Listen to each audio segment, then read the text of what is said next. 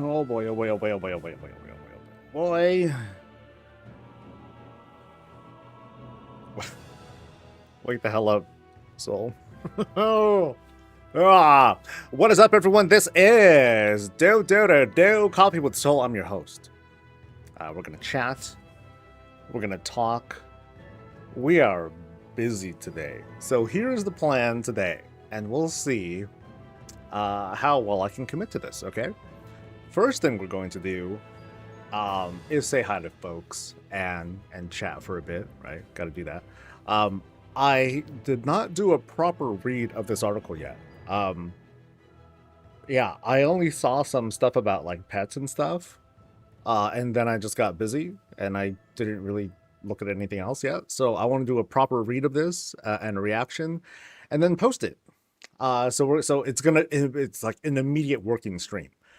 After that, we're going to start visits. Although I'm going to kind of pull privilege, or I'm going to pull the card, and the first visit we're going to do is my place. So this, unlike the other visits that I've done, this is actually going to be a tour. So I'm going to do a tour with commentary and other stuff. And for those of you who've been like here for the entire journey, when watching this whole thing come together, y'all know a lot of what happened.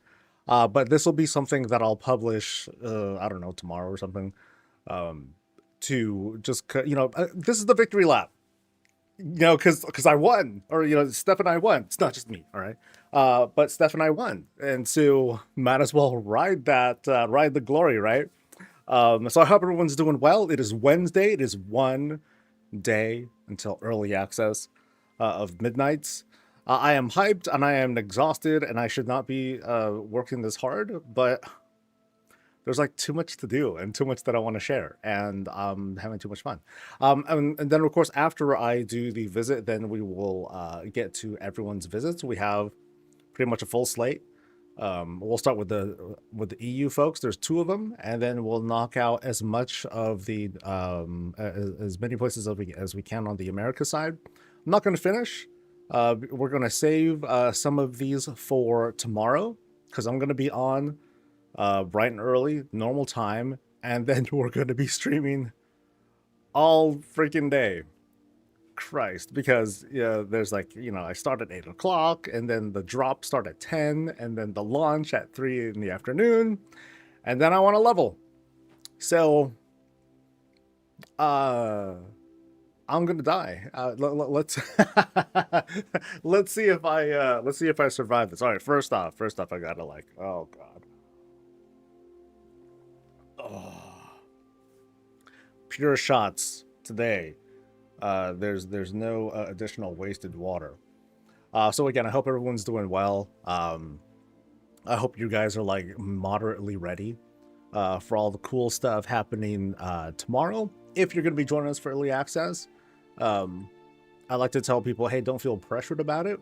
If you don't feel like you don't want to, throw down extra money to do it, or if you don't want to get in all the hubbub with potential problems and issues, because there will be, we're bound to run into like hiccups and all sorts of stuff, and I'll be here for it. I'm gonna be here for it, and we'll seethe together. All right. Let me say hi to people. Starting with, I think someone cheated. Yeah, Dragon, you're the first person to say hi. What's up to Ravens? Hello. What's up to Puddle Jumper and Arcadius? What's up to Darth and Neeb and Talani? Hello to Boomer, to Malvenu and Adversus and True Villain. Hey, what's up, buddy? What's up to Dorian and Lillian and to Mashutski? Hi to Arumis. Hello to so I gotta scroll. What's up to Torch Man Stan? Hello to Deanna. Hello to Deanna. Hi to Siege, to Neverborn Lucky. Hi to Slippin' Hen and Hazelnut. Hi to Wooby the Blanky. I think I got that right. What's up to Vascarn and to Zabrak and to the rest of y'all. The beautiful digital spawn face is going to join us throughout the day. What's up to the lurkers? Hey, feel free to say hi before you never say anything again. It's all good. It's always cool to at least say hi to some new folks, at least for that quick moment before y'all just like listen in or you do your actual stuff. Just a reminder to when tomorrow. Like I said, I am gonna be here for like the start of drops. So hey, if you want to come by and use me to rack up time towards getting your cool little plushies, hey, it's all good. And then you can support a streamer as well, starting at 3 o'clock p.m. Pacific. Support your favorite person. It doesn't have to be me. It can be someone who you're like, hey, dude, I want to help them out. You just give 2 subscriptions to their channel, and then you get a seal pet. What's up to Blasmir? What's up to Kimmy? What's up to the Rock Tumblr Studio? And thank you guys. Thank you a ton. Like, I'm seeing all the congratulations and everything. I'm hearing you. I'm seeing it. I appreciate it. I want to say that, yo, man, it was like so much blood, sweat, and tears. It was just fun the whole way through. It was this whole journey of discovery, and I just had a great time doing the whole thing. And so winning was just a big bonus. Like, I think you might have overheard Steph and I talking about it. We're like, there's a prize. You know, we first thought, we were told that the prize was, hey, you're gonna have your house featured on Zillow in the Zillow microsite. And we're like, that's cool. All right. You know, it's not a big deal. You know, it's a sponsored stream, so we're already winning. You know, we should make that clear. But the fact that they're like doing some giveaways or prizes and stuff, we're like, oh wow. I think I overheard Holly say something about, she's like, oh, I gotta reach into my something and like give them some more stuff. So I think she intends to give more goodies to all the participants, which is awesome. I don't know. So ooh, we'll see. We'll see.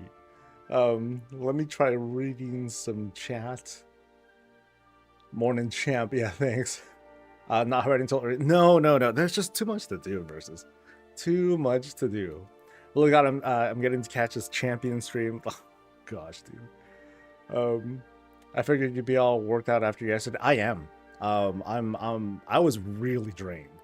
Like, y'all saw me. For those who are watching, my side of this thing, y'all saw me just kind of like shut down and then be like, all right, let's do this. And then I shut down. All right, let's do this. And yeah, I did that over and over again.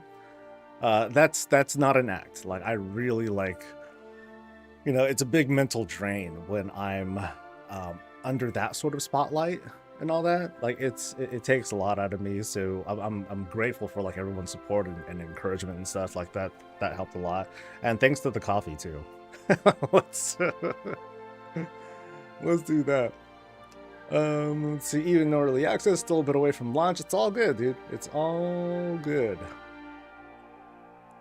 When is the pre-patch ending? I'm confused with early access coming up. So there are, you know, the official launch marks the real end of the War Within. Although there are like little things that I'm not 100% sure about. Like, can we still technically get guaranteed drops off mythic bosses during early access? I don't know. I mean, we can find out. It's not a, you know, it's not a critical test. You know what I mean? Did Blizzard invite me to the next BlizzCon? Basically yes, but I'm still waiting for like some official word on that. After your walkthrough of my house, I completely rebuilt it with the same themes, but I expanded. I won my guild's competition. I can still brag about you choosing me for a walk. No, that's dope, dude. Congrats on winning. Now you can lord it over them. Like, how did I celebrate last night? I did my usual raid with the team. We tried to finish off Mythic Nurubar Palace, and we didn't do it, and I had 1 beer. That was... that was my celebration. Did I have myself a treat? No, I didn't have myself a treat. No, I was asking. I was talking with my wife. She's like, "No, save the treat for like Thursday." You know, because you're gonna be doing like the long stream. Okay, I'll do that. So, almost 15,000 people was listening to you, dude. You got more followers on YouTube that listen to you every. You know, it hits different. Well, it really hits different when it's other people. like I can talk with you guys, like, and it's tons of fun, you know, and I have a great time. I talk with Steph, and she is great company. And then when I'm done, I'm tired. I talk with judges who I've never met, including like Blizzard suits, high end, you know, higher up folks, big time streamers and whatnot. And I'm like, I'm like, oh, that's me, that's me. Like, dude, y'all should have saw me. It was a BlizzCon 2020, oh god, the last one, 23, I think. And after BlizzCon, I attended Taliesin's weekly Reset Live, and I wasn't just there. I was on a panel, and we're just talking about our reactions to War Within announcement and all that stuff. You know, I felt like I did good. I believe in later on we find out that my mic didn't work right, so people could barely hear me, but whatever. But you know, I was there, and I'm in front of you know, a crowd. I'm in front of an audience. You know, I'm with these guests, and there's like other creators and people in front of me. And when we were done, I couldn't really stick around because it's like, yeah, we gotta go. You know, we drive, so we had to drive home. I was just done. I just passed the hell out in the car. I'm like, oh, I can't do this. Free play in a hotel. Yeah, that's that. I'm not gonna get that kind of invite. That's like that's Talius and Nevatel level kinds of invite. You know, that's yeah, that's not me. So anyway, like I said, big day today. I want to do this article stuff. We'll publish it. I have like some stuff ready to go. Like I even have like a pre-thumbnail like ready. That's how semi-prepared I am.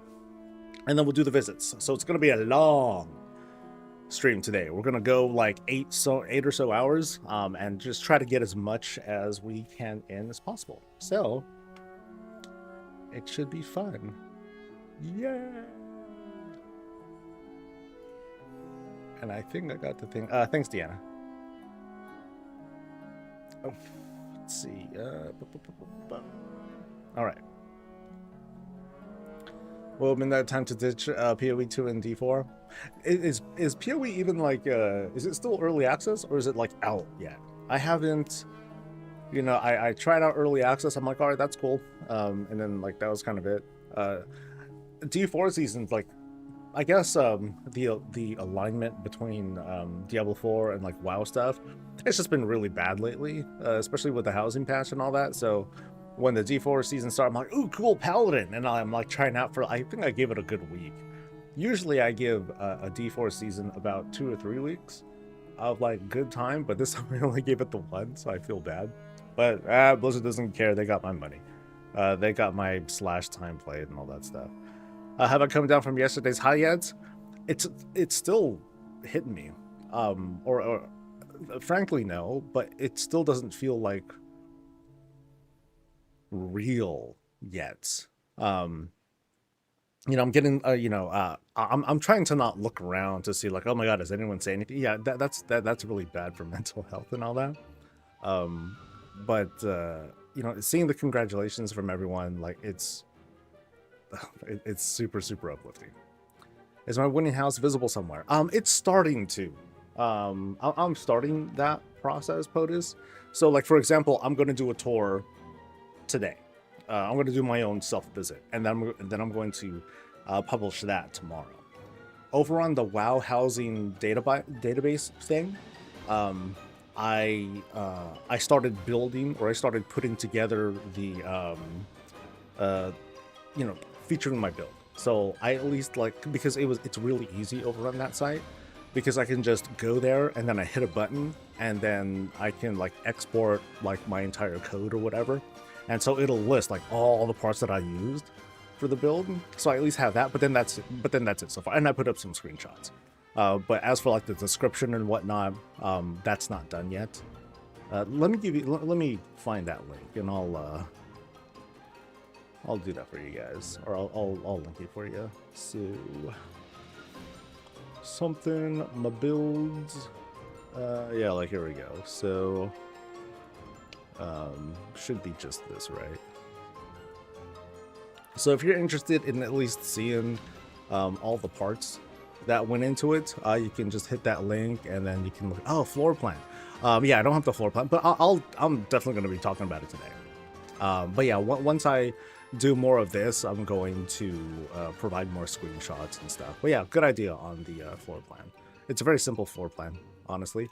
It just doesn't look like it because you don't see the floor. There is no floor in this place. All right, so I'm going to finally start doing stuff.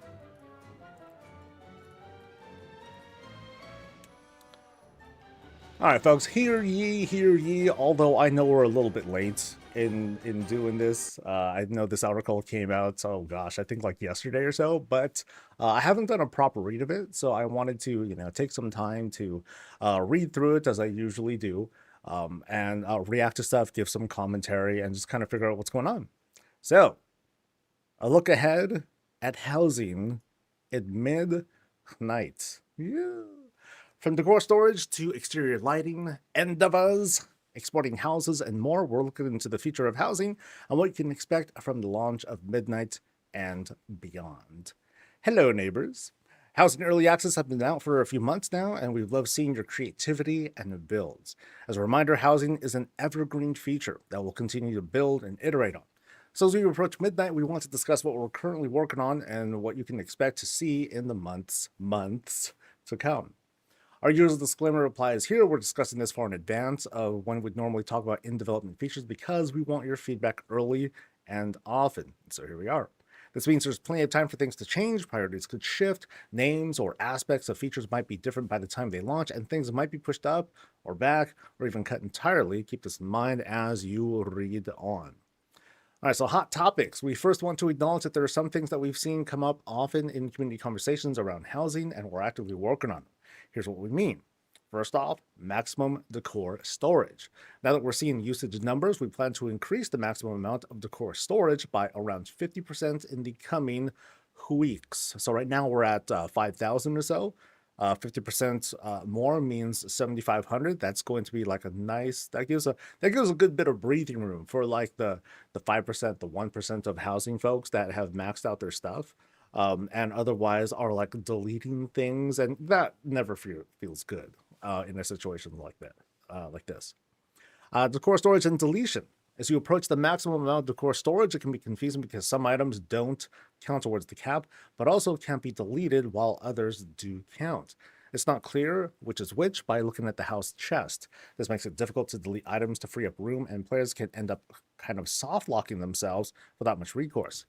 To address this, we'll be changing things to allow these items to be deleted while leaving the original as undeletable since you can't get it again. So if you get an item through an achievement and by too many extras, you can delete the extras without deleting the achievement item. Now, I thought this was already supposed to be a thing. So at least from the read of this, it just sounds like it's kind of buggy and it's not working right. And especially from a front-facing display sort of thing, it just kind of feels confusing to players. So that'll be nice. The weird rotation bug. We're aware of a bug that causes some items to slightly rotate themselves when you re-enter your house. This is caused by certain angles of rotation being saved and reloaded incorrectly.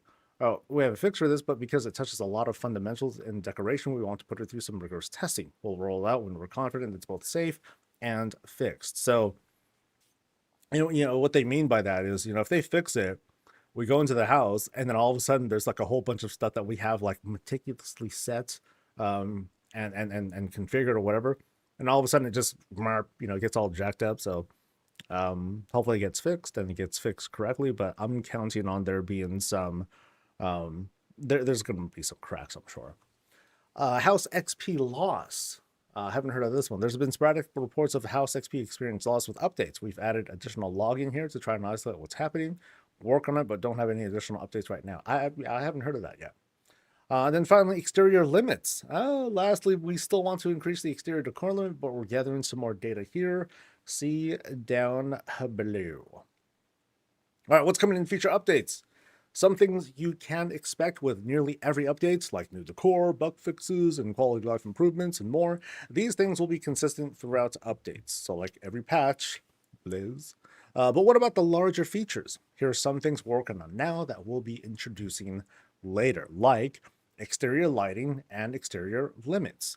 In the alpha, we had to disable exterior lighting due to performance concerns on the client. We're currently working on a way to re-enable this in a way that remains performant, as in like stable.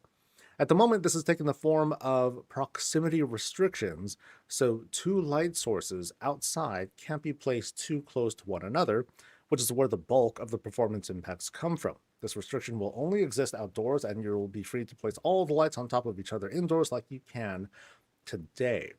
Once it's implemented, we're going to run additional performance tests to see how exterior lights affect performance in a neighborhood with a lot of players and every plot fully decorated.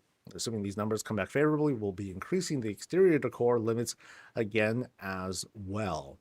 So from the looks of, so they want to proximity restrictions, so two light sources of any sort is what I'm looking at. So if I have like a little baby candle dude and I got a big honking hoodoo-what's-its, they're going to like crash into each other. And one question that I have is, I mean, when we resize stuff, the hitbox or the, I guess, the encroachment, that grows as well. So is that going to cause some sort of thing as well?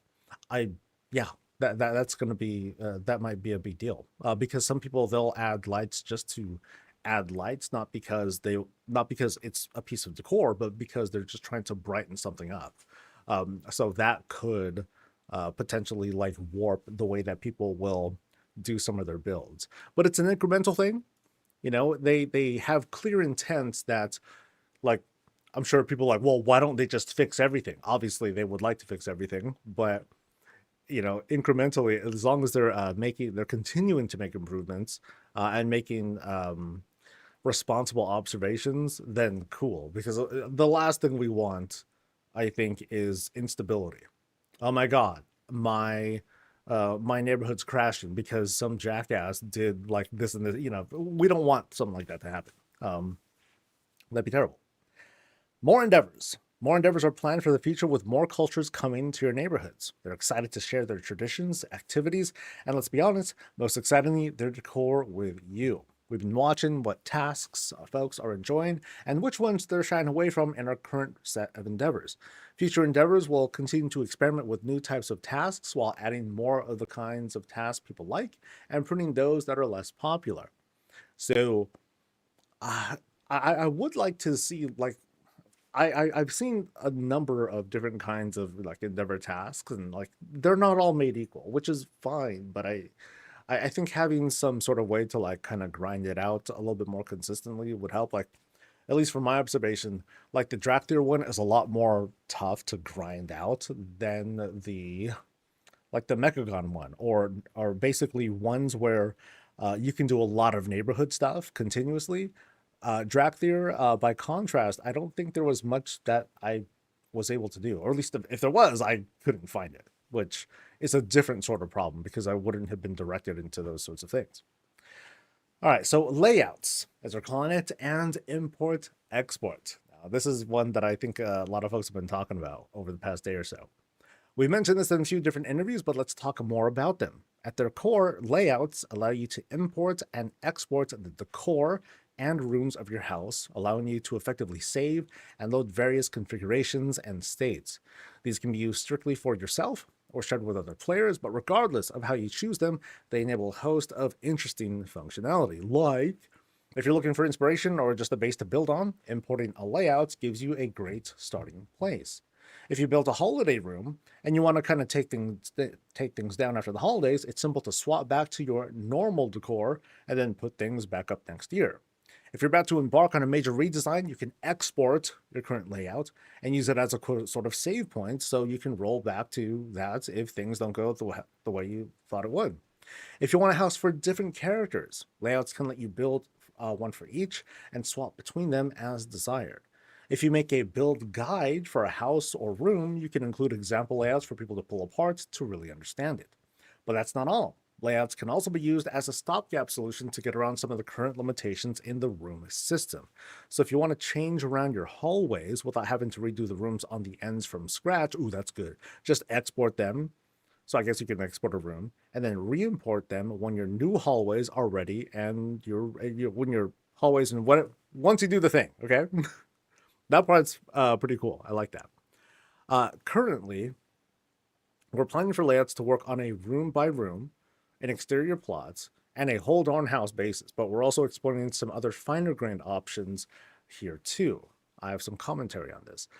It's important to note that the sharing of a layout is an explicit choice and up to the sole discretion of the house owner.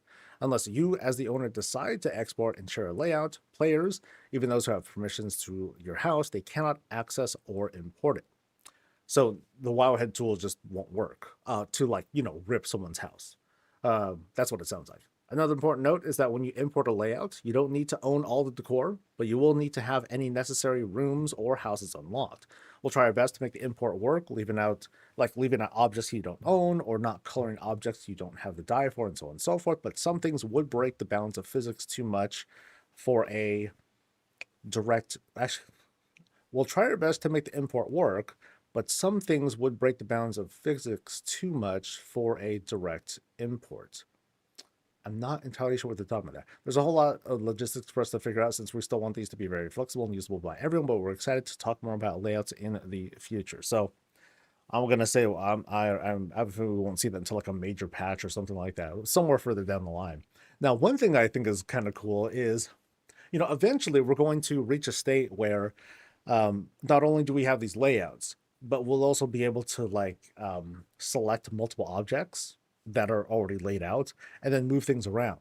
So essentially what some people will be able to do is, hey guys, I'm going to give a code for this room, or I'm going to sell this room full of these objects. So here's a piano, here's a guitar, here's a stove, here's, all these different kit bash things. People can just grab the whole thing and then move things however they like. If that's kind of the vision that I have with a concept like this, but very cool. I'm sure people will continue to have concerns about, not copyright, but, giving credit to a person like, hey, I'm the one that originally made that. And now I'm seeing like a bajillion of these things around because I gave my code out to someone and then they spread it around, or someone just kind of emulated what I did and did a really good job of it, and then now that's being spread around, but I'm not getting credit for it because I was the first one that did it. That's I don't know how to police something like that. That would be, I don't know how to police something like that. That wouldn't become this really, really this overcomplicated thing that would cause this whole system to be significantly delayed. But I won't. Bring your pets home. Now, what's a home without a cute and fluffy or whatever friend to come back to after your adventures? In a future update, you'll be able to place almost any of your collected pets. To do so, you'll place a pet bed decor item or another thematically appropriate piece of decor. And from its customization menu, you'll be able to select a pet as well as whether it should stay still or wander around. It's kind of interesting because I can imagine putting a whole bunch of pet beds just in some tucked away hidden corner. You can't really see them, but it's dude, pets, and just let the flood come in. There are a few limitations on pets, however. When we launch pets as decor, they will be placeable both inside and out, but pathing will only work inside your house. There's more work to be done on exterior pathing, and that'll be enabled further down the line. We'd rather you have placeable pets sooner rather than later. Cool. Pets will not be limited by the amount you own, assuming you have at least one collected. So if you want to go full-on cat person with a bunch of black tabby cats, we won't stop you. That's really cool. Pets will have their own limit on placement separate from decor limits to prevent performance problems with hundreds or thousands of tiny little things wandering around your house. Oh my god, just imagine if someone wanted to do a whole bunch of cockroaches. Just little beetles going around all over the place. That would gross me. We're gonna see it. I'm sorry, guys. Now we're going to see something like that. Lastly, a very small number of pets will not be placeable due to various concerns, some technical and some functional. So probably no Argent Gruntling or Argent Squire or something like that. I'm sure that's going to be like one of those things. No Ethereal Trader per, there's some weird pets out there. And then finally, showcase and visitor codes. One more thing before we go. We're also in the early stages of something we're calling showcases, which gives players a way to submit their houses to either to an either timed or themed showcase, as well as browse and visit houses that have already been submitted. Okay, so this is basically our way of, dude, come visit my place. While visiting a house in a showcase, if you like it, you can leave an up. You can okay, we can vote for stuff. You can leave an upvote. At the end of the showcase, the houses with the most upvotes will earn a small trophy they can show off as decor. Huh. So I'm gonna read this again. While visiting a house in a showcase, if you like it, you can leave an upvote. At the end of the showcase, the houses with the most things. Huh. So I guess Blizzard does the showcase and then we submit to the thing. Okay, well, let me just read on. Our goal is to give players an easy way to check out interesting houses in a central in-game location for inspiration. Going a little further to enable easy sharing of your house, we're also going to implement visitor codes, which let you generate time-limited codes that can be shared to allow other players to visit your house directly. Uh, okay. It's important to note that when you submit to the showcase or a visitor code is generated, we're going to snapshot your house, and that snapshot will be used to spin up a new instance for visitors browsing via the showcase or visiting via the code. This means that one, you're afraid to redecorate without worrying about someone showing up mid remodel and your place being a mess. And two, players aren't entering your space and you won't be bothered by a stream of looky-loos checking things out while you're washing your hair or something. These visitors will be in their own shared instance together rather than in your private one. Your actual house's permissions will still be respected while allowing you to show off your creations. Okay, so it's made to be like this kind of impersonal, show-offy kind of thing, right? As opposed to, hey, you want to come to my place and do like some RP things? But I'm talking about duels and stuff, intimate duels, whatever. So yeah, that seems cool.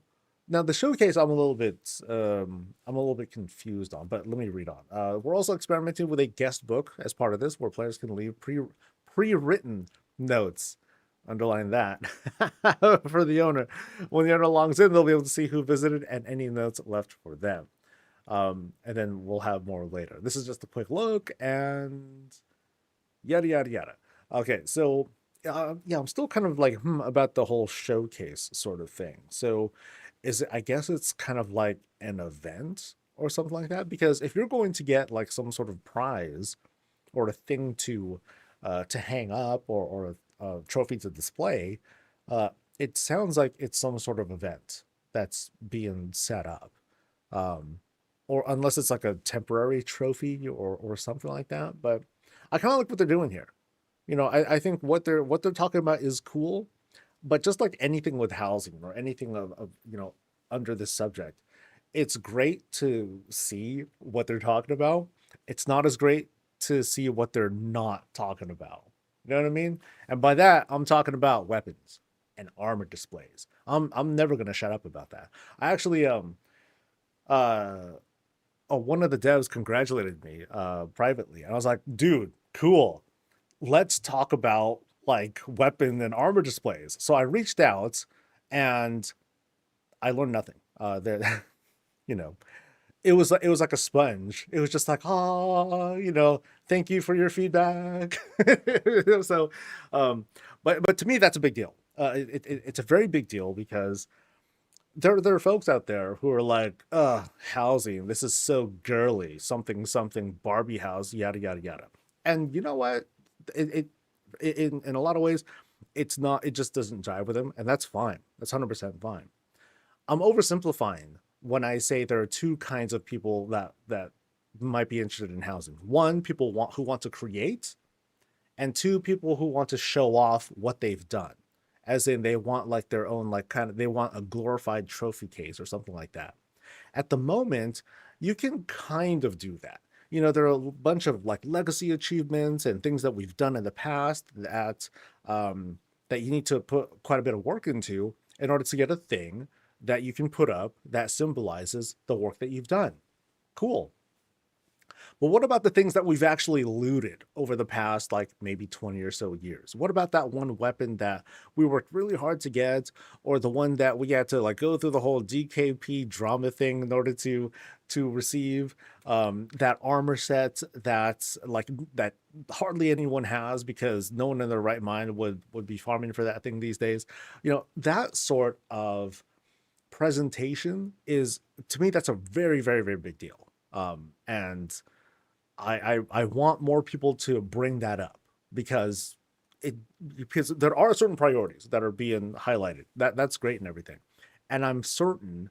And again, I wasn't told anything. I'm certain that they're working on it. It's just fat copium that I'm running off of. But to me, I think it's hugely important to capture more of the audience that right now under the housing umbrella might be underserved because people want to be able to, you know, they don't want to go through the trouble of, oh my God, I'm gonna like do all this work so I can put up a cabinet or something like that, or you know, instead they want to celebrate the things that they have already collected, but they just don't have a visual representation of it other than it appearing on their transmog thingamajig or a +1 on their achievement score. And so I'm going to push for that pretty. I'm going to keep talking about it. I'm not going to shut up about it, even if they are going to be working on it. I just want it to be something that is on people's minds because I think it's a huge deal. You know, we've seen the likes of like order halls and other such places where we see those kinds of things, and it kind of hits that whole nostalgia sort of thing because these aren't like brand new dyeable items we're talking about. These are weapons that we might have like weapons and armor that we might have a personal connection with, that can't just be defined by the amount of gold that we spent on it or the materials that went into it. Sometimes, just that one weapon might have a really cool story behind it that's our own, but we want to just share and celebrate something like that. So that's the read. Like I said, cool stuff. But there could be a lot more cool stuff that I'm going to be looking forward to, of course. And I hope to hear more. I'm glad that they're giving some updates on this, and we hope to hear more soon. So let me know what you guys think. I know this is a long one. Sorry about that. But until then, stay safe, stay healthy, and stay breezy. Boop. So like I said, working stream. Let's go, buddies. There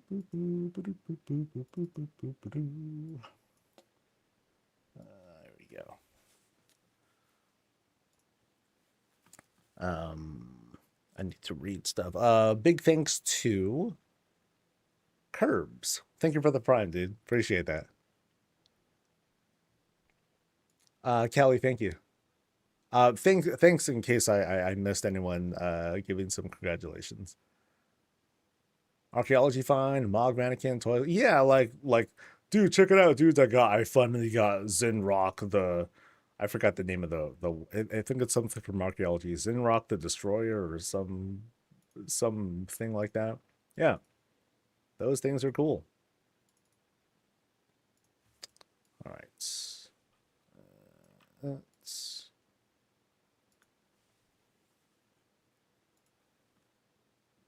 Don't be sorry if it's long. I like having lots of content to listen to. It was a long article, so yeah, it's just long. It was the Destroyer, yeah, and I never got it. Did I record this time? I did, in fact. No, oh shoot, I submitted something. Hold on. Looks great. Cool. All right. So I need to put on a short too. Good God, man. So like I said, busy day. A lot to do.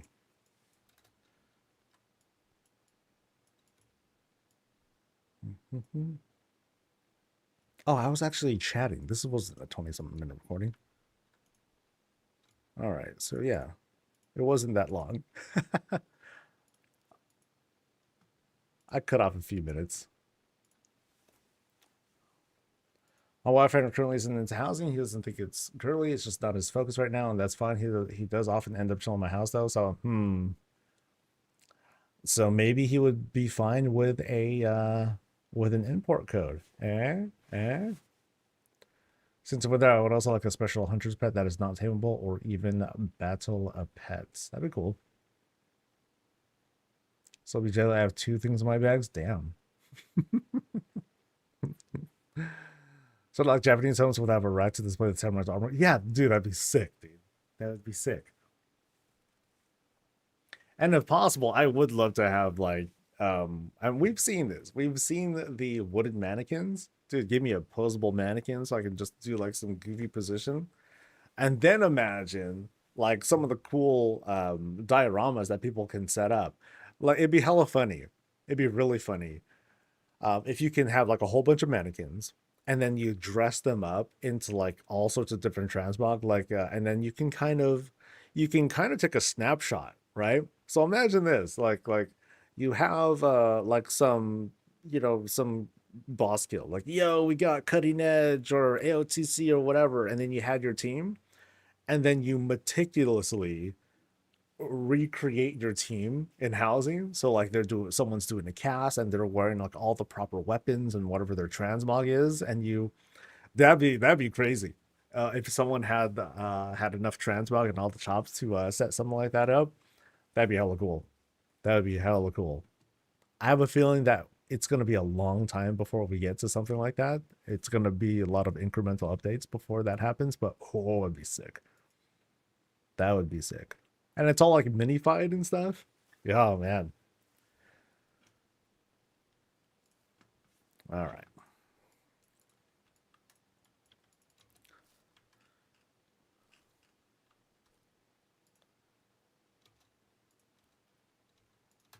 All right.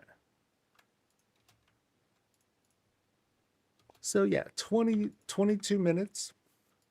At first I was thinking, oh, this is gonna be 25 or something like that. Yeah, not nearly as bad. Now it's fine. Now it's totally fine. Skater, what's up, dude? I've been good. I've been fantastic. How about you, dude? What you been up to?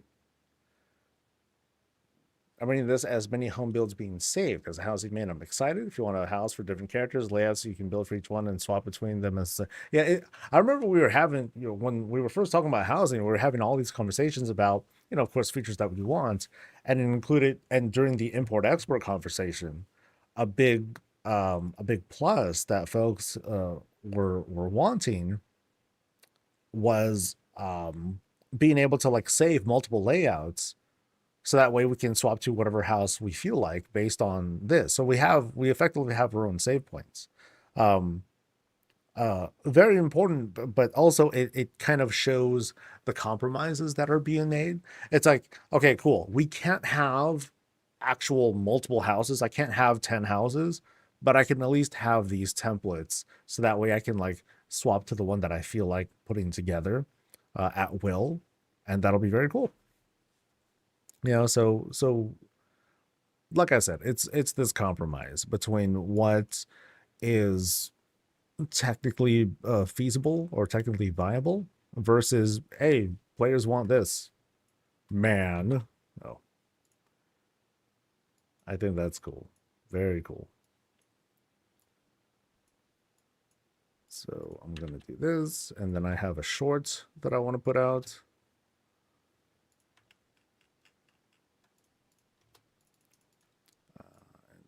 Close this thing out with the use. I still need to. I'm gonna try to do it today. I want to do a new opening screen. So like I've had this screen for like the longest time, ever since obviously Undermine, and I haven't remade the thing for Crash. I at least want to have something new for Midnight, show off like Silver Moon or something like that. But every time I tried to, the last time I tried to do it, I think it was like a month or two ago. Problem was the program that I use, which is called Reshade. It was not working right. So I want to make that thing work.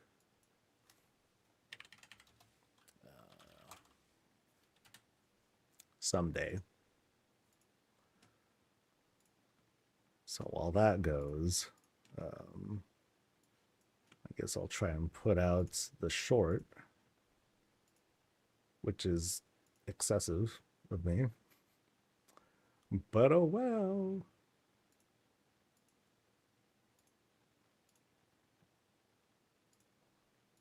Okay, so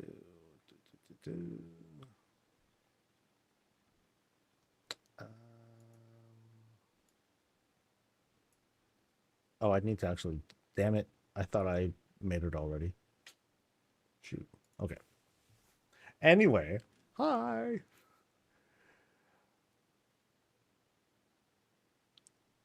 Let's do it with the Wild Logo House. That would be kind of funny. No that I want something with some animations, and there's not enough. I think Silver Moon is a cool universal thing that I can do. What's up, Mouse? How about the Zalatath mug graphic? I want something animated when it comes to something like that because it's a cool effect. Here, let me go back to it. Like this one worked out great because of the lighting and the the moving lights, and you see like the different effects going on, but it's still minimal.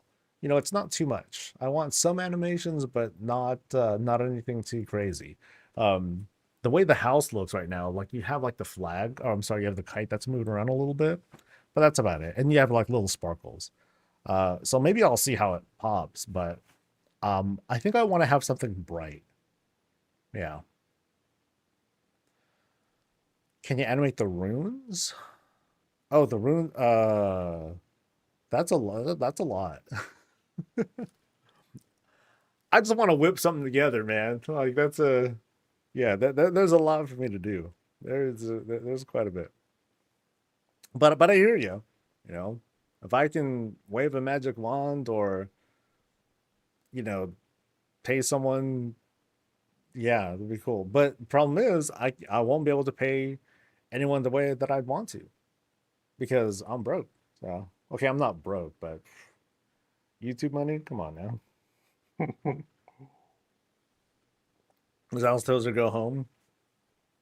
You know, I see the joke, but I don't know. I haven't really been writing it.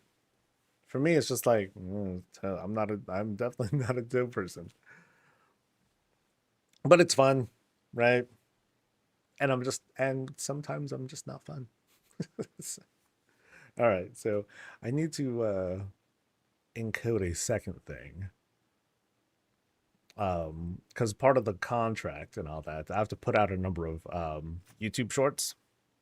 And so this will be the third and final one. To tell you, yeah. You know what? They can own it. They can have it. It's all good, man. I'll keep what I've got. All right. So needs to hurry up.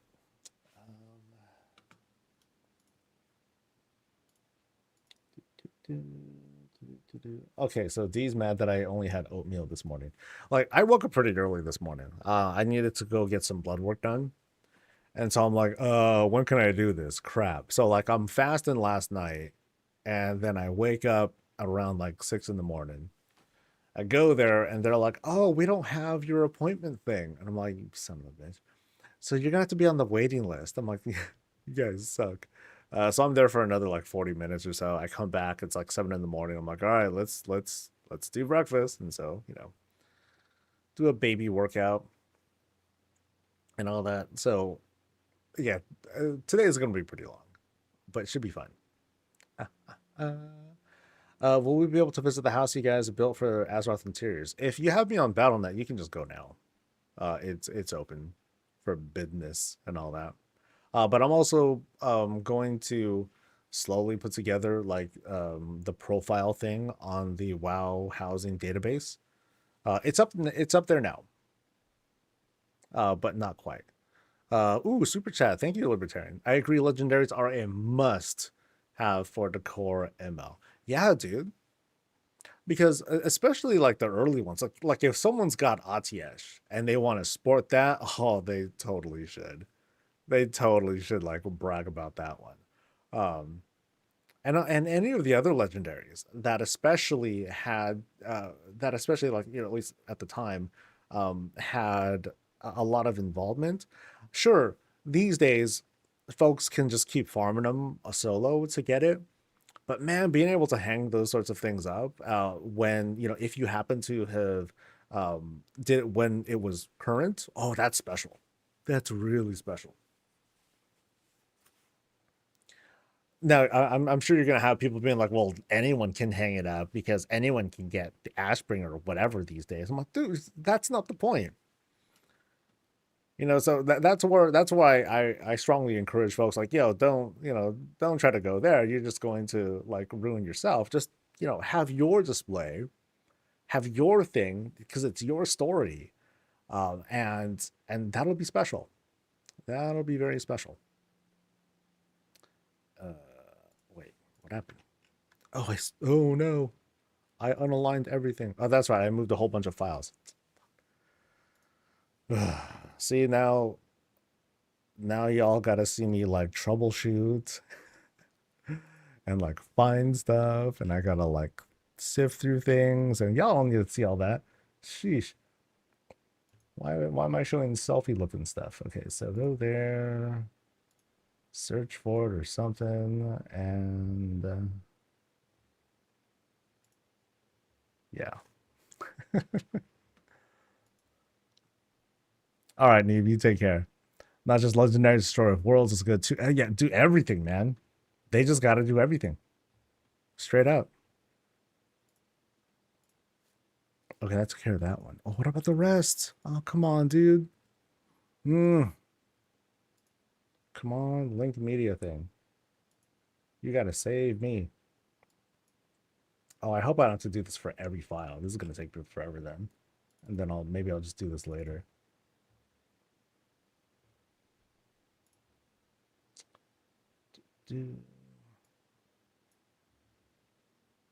Oh my god, it's really like not getting everything. That's annoying. I'll try one more time to like link stuff.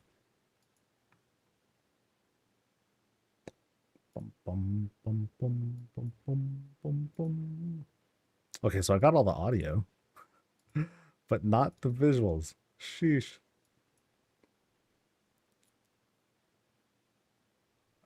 Okay, I think I do. I think I do want to try and get this out right now.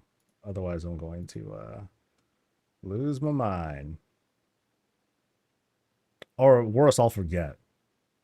And then the sponsor people will get mad at me. Like, oh no. I'm so sorry. So yeah, y'all get to enjoy some more behind the scenes garbage. Can I do that? Can I just select a whole bunch of stuff and then link things? Because, yeah.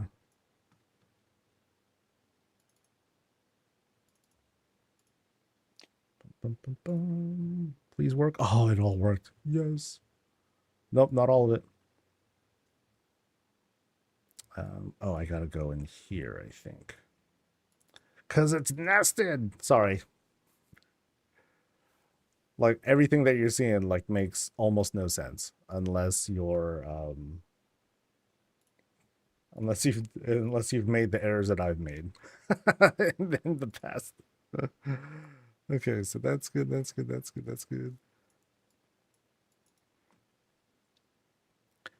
Next time, Soul, you gotta encode these before you move all your files to your archive. Link. There you go. I'm almost done, I promise. So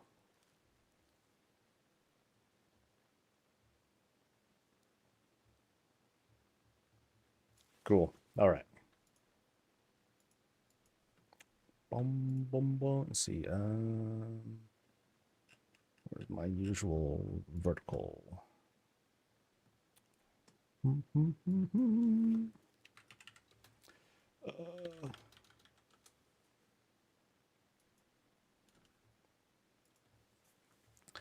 Stan, what's up, dude? Congrats again on yesterday. It's been awesome watching you bring the concept to life. It was fun. It was a ton of fun. Everyone likes to see a housing champion. I did $5 to go towards my next housing level. It's sad It said I got the experience, but it simply didn't happen. I know because I went old school and wrote down the paper on the house level. Oh, really? It didn't go up? Now, you're not capped, are you? You didn't hit your XP cap, or was it just like a ridiculous coincidence that you happened to hit it? That'd be tragic. Okay, that's fine. And then here's like the shorts. Cool. Upload stuff. Woo-woo. I got two things to upload. Ooh, fancy.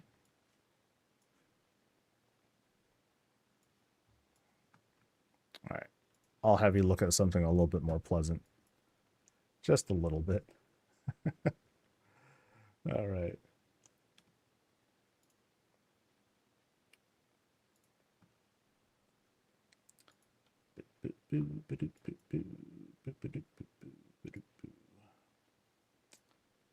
Okay. What should the title of the short be? So this is the third and final short where I just kind of like do the wrap up and I guess I'll just be like who won the Azeroth Interiors Invitational? I think they at one point they referred to it as the Azeroth Interiors Invitational. That's a nice word. So, and they've used it, so I think I'll use it too. I think that works out. That's slightly baity, right? And then what am I going to use? I'm going to use Midnight, WoW Partner, Azeroth Interiors, Warcraft. Oh, it barely fit, baby. That barely fit.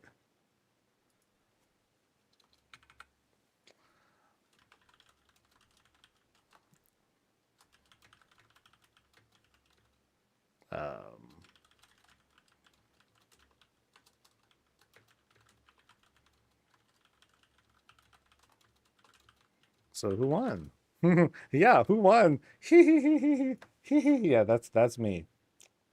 Freaking dork. Um,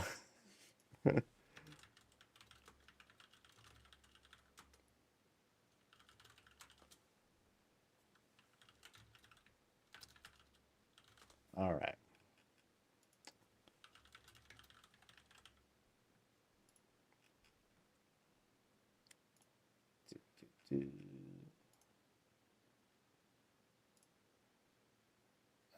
Let me double check that you guys aren't listening to browser stuff. Okay, cool.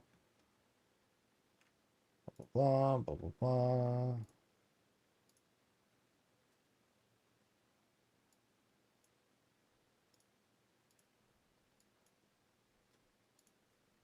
Do a quick look. I can't hear anything. Uh-oh.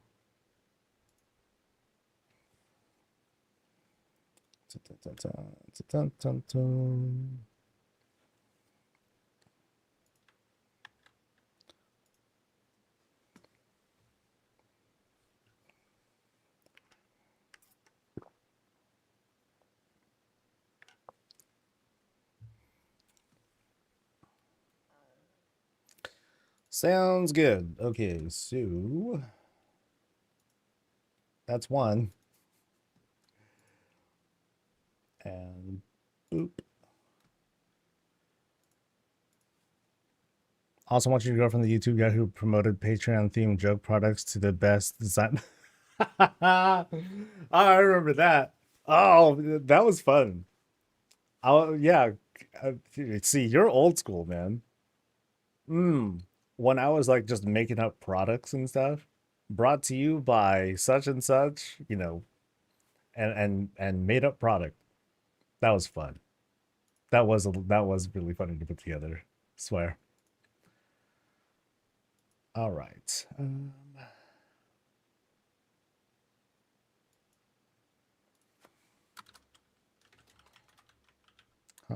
Rachel, thanks. And I'm so stoked over the results.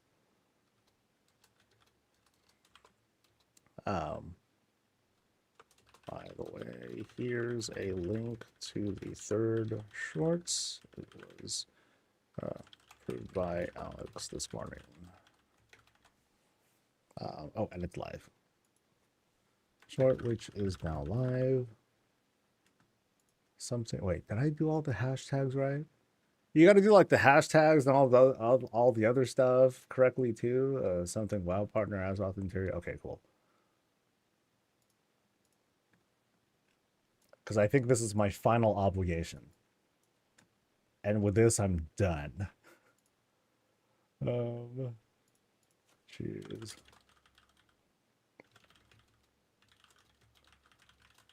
Missing off the requirements.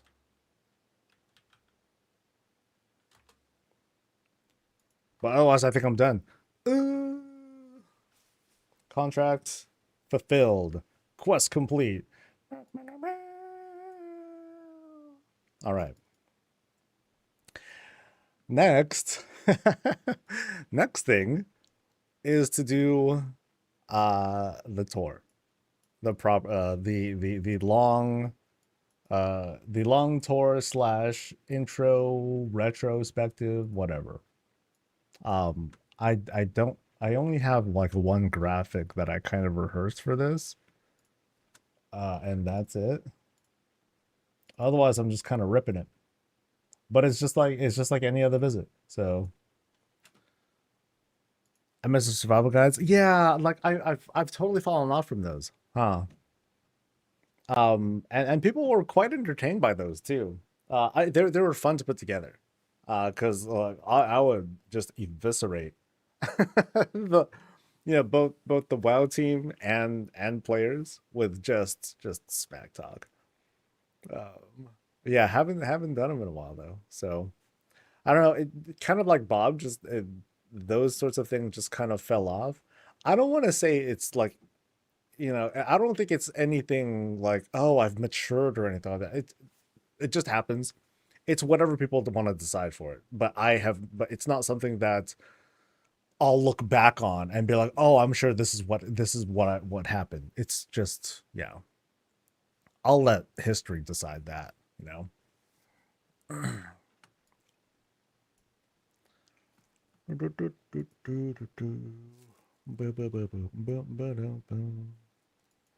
So if you win because the devs love your house, what's the point of the poll? There were 2 votes, Palco. There was the judges vote, and then there was the community vote. That's it. Yeah. Now the judges vote had a prize. The community vote obviously did not. But anyone who paid attention to it, or pays attention to internet votes, knows that those are kind of tainted. They don't really mean much. Like if you were watching the way the numbers shifted and all that, you would see some people would move their votes from one thing to another to kind of like troll. So yeah, and it's like internet votes. I remember seeing when they were starting the votes over on our back channels, I was seeing folks be like, "Hey, so can we do something about like the whole 15-minute rule? Because in order to vote, you need to have followed the Warcraft channel for a while." And some folks were like, "Yo, some of these people like they never followed the channel, or um, they usually follow me, but they can't vote. That's not cool." So there's kind of this, sort of a lack of integrity that's happening there too. Um, but yeah, I think that it was never meant to be that. Like we saw from the get-go, when it was first advertised, oh, this is going to be something that's going to be judged by some WoW devs or some suits, as well as a celebrity designer. I don't think it said anything at the time. It didn't say anything about like the community will vote and decide on a winner. Because otherwise, then it would just be the battle of the biggest and most engaged streamer. that would have been it. So it wouldn't have been a contest. Like Preach and Chunky, they made an amazing place. It was very very good. It very easily could have won too. Um, but but this is kind of weird to say. Um, they could have put out pure garbage, and the numbers from the community vote probably would have been the same. So, you know, and people would have been, they might have been even more motivated to vote for it just because it would be like kind of like a jab at Blizzard. Like, haha, here's how, this is how dumb your thing is. We can vote for this and still let them win. And that kind of kills the fun of it, right? So, that's why they just let themselves like have two separate things, because they were, Preacher was acknowledged. They were winner, chosen by community vote. So it's not like they weren't acknowledged. That's all. Uh, Boop. The premise for, yeah. And I'll talk about that. Yeah, shit. This is gonna be long, huh? What's up, everyone? This is Soul with another video, and we're going to be doing a visit of my place, or I'm sorry, of mine and stuff. No, I don't like that. That already sounded possessive. God damn it, man. What's up, everyone? This is Soul with another video, and we're going to finally do a tour of the house that I created along with Steph Senyati for Azeroth Interiors. It's going to be kind of weird because I make distinctions between what is a tour versus what is a visit. I know that the whole vernacular or the whole terminology, it's kind of a thing that I take seriously on a personal level, although like people just like saying tours, whatever. Um, but this time I am going to do a tour because I know all the ins and outs of this place. I know the history, I know everything that went behind it. Unlike a visit, which is more like this exploration sort of thing, but I'm going to try to come at it with that sort of energy anyway. Please like the video, subscribe for more stuff. I'm kind of ripping this one. I don't really have much of anything rehearsed, so this is going to take a while to go through. So for those folks who are like who really want to nerd out over housing, this is your time. For those who are not,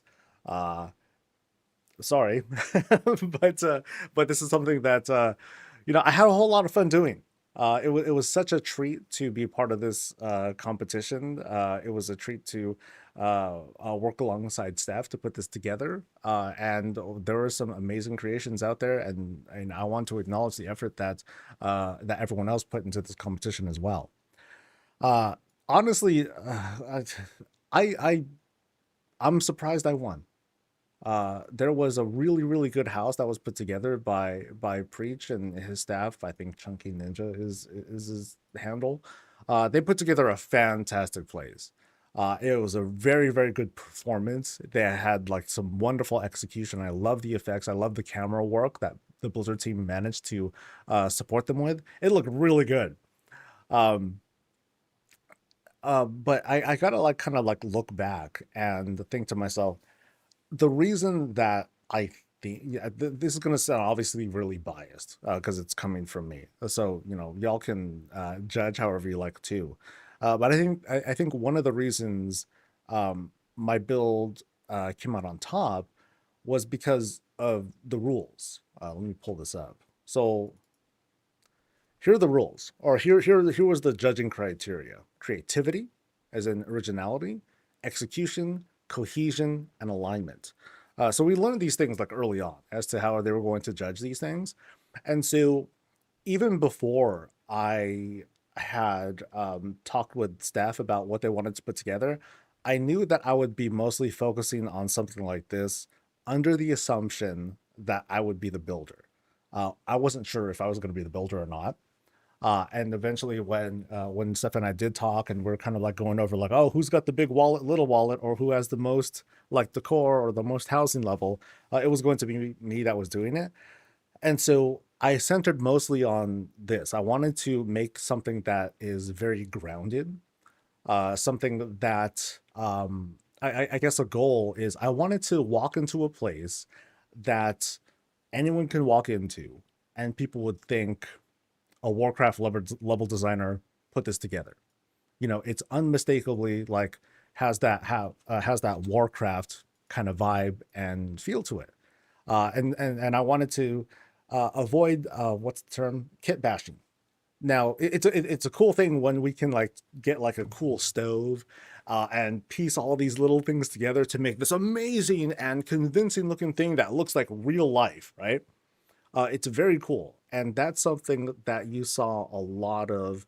Well, you didn't exactly see it in Preach's build, but you saw a lot of like different pieces that were put together to create something that's entirely different and very unique and original, but not necessarily Warcraft. You know, the whole spaceship idea. Like I said, it was really cool with the portals and everything. But I wanted to keep something that felt grounded and something that felt like I had a sense of familiarity when you come in. And so that's why I feel like mostly going around, mostly focusing on alignment is what made the build feel really effective. Other folks went crazy, like Taliesin's build. It was like really cool with like the creativity. He made a freaking treadmill and all that. The performance that came from Breach with the execution, it was awesome, really really good. But the judges had to work with something, and I think that you know, whatever they decided or whatever they you know, whatever decision making that they came from, I think that making something that just felt very Warcraft, it just happened to be what edged things out. So it didn't have to win, or I didn't have to win, and it would have been awesome anyway. But yeah, I guess that's kind of my whole thing, because I still feel really humbled about it. I'm still surprised that we won, because I think it was much closer than anyone would have thought. So we're gonna do the visit, or we're gonna do the tour, and it's going to you know, kind of have this mix of, you know, hey, this whole wonder and exploration sort of vibe, but I'll also be able to speak to like just about everything here. So strap in, buddies. We're in for a trip. So as soon as we walk in, I wanted to have folks. I wanted to have it kind of immediately open up into something that, you know, something wide like this. And the intent here was to create like the sort of interior of a giant tree, or like this giant natural structure of sorts. And the spaces would be carved out. So we would have like these very small rooms, very tight, windy spaces. That's how I was like pitching this to Steph. And all, and what she asked for was just lots of growth, you know, lots of nature. I just want it to spill on all over the place, which helped to fit that vision of trying to again create the sort of like interior of like a tree or a natural space. And so that's why you have like this initial setup here. I should also cut to how the layout actually looks. So here's the floor plan right here. This is the first floor. You can't really see the second floor because it's full of trees, and it's a bit too much. So the configuration of this place is just 4 empty stairwell rooms. Now, the original concept that I had was, okay, let me just, maybe I can have like the center here be like a big tree of sorts. And so I was starting to like smash trees together into the center area in such a way that I'd be able to obscure the walls and everything. And then we would be kind of like doing this large circular climb, not climb around this tree. And so I started doing something like that, you know, starting to build the trees, and you know, I put it up, I put it here, I put one upstairs, and I started to kind of like start shaping things together. And then I ran into like some early difficulties because trees are shaped pretty differently. They of course will bleed into like other parts of the house. They would break through floors and walls and other such things, and they're a little bit hard to kind of like fuse together in like a really clean way. And so not here, but through here. So like here's like a tree here, and I tried to have like, so here's like kind of a remnant of it, where I have like this is like happens to be an upside down tree, and I wanted to again try to make it kind of bleed up. It ended up looking really messy though, and so it was like, okay, let me do like a fusion of this and rocks, so which are much more adaptable. They're smaller to work with, and I can like segment these things together to start like really creating this shape. I was particularly proud of setting up these acacia trees to kind of come together, even if these like larger branches, they're not that large and they don't look like they would adequately support like this entire roof structure. I thought it was a really cool thing to put together to kind of make a semicircular room in this sense. So you have like that sort of roundness that's coming together. Um, you'll notice the floors and the walls, they basically don't exist. There's very few remnants, at least in this room, of there being like doorways. So you have like a little bit here. I added like some supports to like this spot here, added some pillars to kind of like close up space. And to kind of sell the story of, okay, we needed to try to like hobble things together to prevent cave-ins. And so there's like, extra pillars and whatnot that you'll see around here. But for the most part, no floor. I wanted rock to be everywhere. And because of that, there are some difficulties with laying objects down flat and flush because they just didn't. And so that's why throughout the house, you'll see like these boards, these beams or boards of different sizes that help to support and create this foundation. Then I would put furniture and whatnot on top of it. The one of the few exceptions is like is like setting up a wall here. Um, I was just like, I'm not gonna care about this room too much. This room I actually kind of added a bit later in the build, and I kind of discovered for myself, kitchens are hard. I wasn't. I tried to replicate the kitchen that Steph made. She made a really cool kitchen where she had like kind of like this sort of table here, but then instead of like using platforms to make a sort of granite surface, 'cause we see that a lot. She just straight up used rocks, and I was like, "Oh, that looks so good." So I tried to replicate that, and it just turned out terribly. So I'm like, you know what? Let me kind of shake things up a little bit instead. Let me just have this be mostly a pantry and kind of a rinsing area, and then out here we'll have the center area. We'll welcome folks in with like this sort of like standing hot pot sort of dealy. For those who aren't familiar with hot pot, you mostly just stand around a thing. You have your bowl, you grab food, you dip it into the soup, you grab it, put it in your bowl, and you nosh. So it's a very social kind of setup. And so there's like space for two, like the chairs that would normally be here. I just kind of have them tucked into the side to kind of like tell that very subtle story of, okay, it's hot pot night. We're just going to have that. Let's tuck the chairs aside, and then we'll enjoy some foods. And then there's just like whatever I happen to have on hand that worked as bottles. I'm like, okay, cool. Here's like the hot pot ingredients. So whatever works. Um, Again, really, really big on the nature. And this doing this because this happened to be like the first actual house that I built. I had to learn really fast because Steph was like, I want greens. I'm like, cool, you got greens. So I'm like experimenting with like lots of different kinds of plants.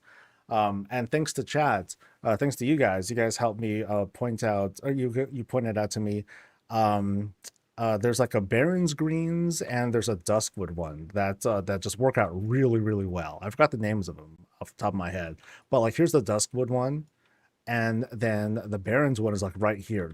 It's like very flowery, very bright, and they clip really well. You can just kind of plop them anywhere, and it just takes a little bit of movement to create like this very flush looking spot. And I use this to fill out like just about every crack that I had seen in the rocks. Very few exceptions on that. So just kept filling stuff up. Every now and then I would put like a little bit of color here and elsewhere, uh, and just had fun with it. And as the days went by, I just kept kind of filling stuff in, more greens, more greens, more greens, just kept filling up the space until I like ran out of stuff. Um, I wanted to make the house feel realistic, in the sense that I didn't want to have a lot of stuff, like not too much furniture, nothing that felt excessive. Everything felt like it had like this sort of purpose to it. So I didn't, I would see a lot of builds where I would see like, oh, here's a reading nook, cool, and then there's another one, and here's another one, and here's like another one. So it's cool that we had this restriction of 35 for our room budget. That way the layout would only look it would only look so big. And because of that, because of the whole nature of this house being basically a big cave, I can only carve out so much space because there's so much that's being taken up by trees and rocks and low roofs and things like that. So it helped to uh, kind of prevent myself from feeling overloaded with, oh man, I need to fill out all these rooms, because that would have been way too much. And I definitely enjoy having like these much tighter spaces to work with. So that way, one, I don't have to put in a lot of stuff, and two, visually, it just fills up a lot more space. Yeah, I could just have a lot more here. So the chapel room was something that I also worked on a little bit later in the build too. Like I had it kind of closed off because I was like, okay, I'm gonna work with Steph on doing this. I'll get her input and see what she thinks about like how extensive, like how how grand do I want this chapel to be set up. So when I was talking with her, like I didn't have like the light set up. I had like the beams coming in, and I had this roof set up that I was trying to throw something together, and then I just kind of like, let's see what she thinks. um, the input that I got from her was like, okay, this looks cool. Just put in more greens. You know, if it looks ruined right now, and there's all this like tree stuff that's coming in, and we can't really remove it, let's just kind of lean into it, and have this whole kind of like salvaged sort of ruined chapel. And so I have like one janky old bench right there for people to sit. She encouraged me to put in like kind of places to sit and kind of relax in here if people just wanted to like sort of vibe but not feel like so rigid on top of a chair. This platform I originally put in, and I just was like, maybe I could just build around it, and so I did. Yeah, just kind of dressing things up with like dirt here, leaves, and then of course the greens. But I really liked playing with the lights here. I wanted to make sure that stuff stayed angled, but I also wanted to emphasize that like the yellow light is only going to exist in this spot because because it it's currently night inside this house. We go into the nighttime skybox room later on, but I had to keep with that consistency. But I really wanted to bring in this yellow light too. So I'm like, okay, I'll keep it confined in the chapel, and then we'll just pretend, hey, it's the holy light that's coming in, sure, whatever, and that's fine. I really liked setting this up though. It's very subtle because I think I need to set this thing to the right lighting. I built this thing with unnatural dark in mind, and I left it like that, by the way. So when I'm like setting up like the lights and candles and what have you, it had that in mind. So I had mostly like I have like some sconces that are going on the side, but then also like later on you'll see some very liberal use of Borealis bottle lamps, which helped out a lot. And there's a visitor, cool. So the lighting here is something that I wanted to emphasize like really strongly, but I wanted to put some particular focus on these plants here. Notice that these like they look a little bit bigger than normal for like two reasons. One, I wanted to kind of emphasize, okay, the light's shining down here, the light, it fosters life and growth and all sorts of fuzziness. But also I needed to have like a big light so I can put a Borealis lamp like right in here. So there's like, it's like chilling right over there. And it brightens up the spot. So it helps to sell the illusion of the light shining down from the cracks here in the roof, and it brightens up the spot, because without it, then, well, it wouldn't be nearly as bright. So I wanted to emphasize that. It's pretty subtle though, because you have like this, you have like this kind of glass, this window structure, it's just kind of like blasting the eyes. But I think it really pulled off a good contrast with the unnatural dark. Because like here's the shot, you have like this darker frame right down here that helps to kind of cup the brighter shot here, and then you have like this other darkness here that again helps to frame it and put it together. So like, boop, and that's the kind of shot that I wanted to achieve here. And then an altar, whatever. Yeah. I think when I set these candles down, I just did it really quick, and I'm like, okay, let's see what I can do with this later, and I just never changed it. So sometimes it just kind of worked out, and then I just added things to kind of fill out the space. Again, heavy, heavy, heavy greens all over the place. Some candles there that are pretty much unnoticeable. Some stuff to fill out space. Greens, greens, greens, more and more and more greens. So That's that spot. And then throughout here, there's like small little details that are put in. Again, I wanted to be very conservative about things that are being laid out, but still make it feel like this natural space. Like, hey, open book over there, piles of stuff, things that aren't really touched. They just happen to be stored up there a bit more properly. Like, I'm cool with that. And very, very basic pantry. Barrels, some boxes or whatnot, one coffee maker, bunch of sacks of coffee because, you know, this is me we're talking about. Um, and then I wanted to have like decently sized fruits. Okay, maybe they're big, but decently sized fruits. So I took that market, this market bin, shoved it in. You can kind of see like there's one market bin there, and then there's one on that side too. But I have like just things that are obscuring it because I only want to show like a couple things in there. Can I explain the front door? Yeah, absolutely. So the front door is comprised of a couple pieces. So we have some sturdy, two sturdy shelves. So this is one of the few times where you're going to see non-rugged things. Two sturdy shelves that are kind of like pieced together. And then I have five. One, two, three, four, five rounded elven tables. I painted those, or I dyed them like one of the dark golds, and like that was it. You know, so I wanted to keep that kind of like that dark spot. Dressed around it is the Niffin arch, right on the side, and then from there I just kind of like filled it up with a bit more greens and what have you, and it's kind of phased down into the rock, right down there.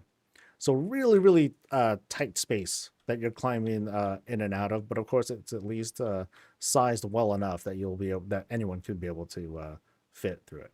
Yeah, yeah. I someone mentioned Hobbit stuff. I'm like, all right, let's take a look at that. And then I was like, you know what? I like what's going on here. I tried a couple of different designs. Some were a bit over designed. I'm like, okay, this is a bit much. Let's just keep like a nice, simple set of planks for the door, and like that'll be it. You know, I could have tried to be a little bit more stylish and, you know, take this and kind of like twist it, make a diagonal sort of shape, but that's this worked out. I thought about that and I just never came back to it. So I'm like, oh, you know, maybe it just wasn't that important. So not a huge deal. Um, I think that covers just about everything for like this set. But I also want to kind of emphasize once we go around to the rest of the place, um, rugged furniture for the most part. So I stuck with very orcish stuff. Steph plays as a Maghar orc. I play as a blood elf, but it just fit better. I didn't want to add anything that was like, okay, let me try to insert like this other kind of culture in here. That might be cool. So I kept things as is. With going like the rugged routes, I didn't dye anything.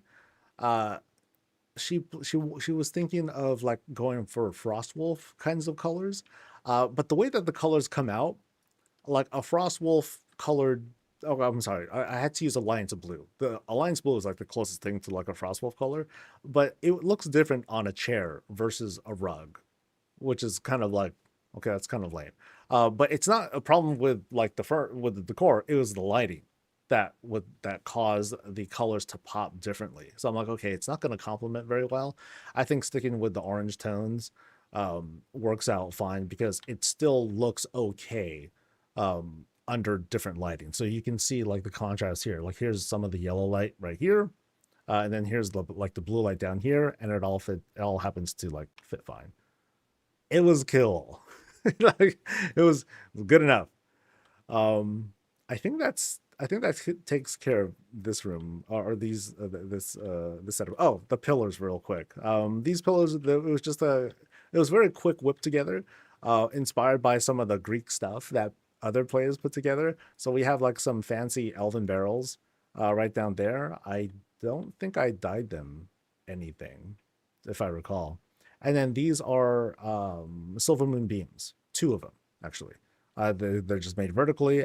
They're in a crisscross, and like that's it. So it makes for a really clean shape. And I didn't want anything too complicated, so that worked out really well.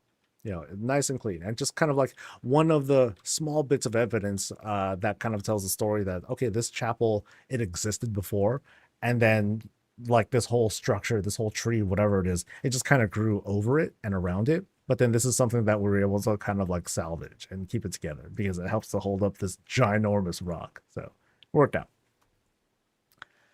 Um, as we go through this shroud here, we officially go into the next room. So right now we just entered um the second, the second stairwell room, and we immediately start to climb. That was the intent. Climb, climb, climb. As we and you'll see here, like we're going around, and we'll backtrack in a bit. So you see how we're climbing, we're climbing, we're climbing, we're climbing. And now around this point, actually, it's around here that we reach the top, sort of. And I think it's around here. Actually, I think I can just pull up the map here. I'll go down to this floor here. Yeah, you can't see my character, but then you can see like once we get to this top here, it is here that we cross from one room to another. Yeah. So ahead of me is one room, behind me is another stairwell room. So yeah, it kind of worked out because we have like this. Okay, and here's like a pillar that I saw from before that's downstairs. From here you have like this climb here. It's not exactly intention. It's not exactly intentional. I'm actually just trying to obscure more trees because below me is like more of the like here's like some tree stuff. Here was more tree stuff that just happened to just kind of like bleed and clip through things, and I needed to cover it up somehow. And so that's how I did it. I just made more rocks, and I was like, okay, let me just figure out like what I'm gonna do here. Originally, though, I wanted to make this sort of path that sort of wound around the room before we cross into like the other stairwell rooms.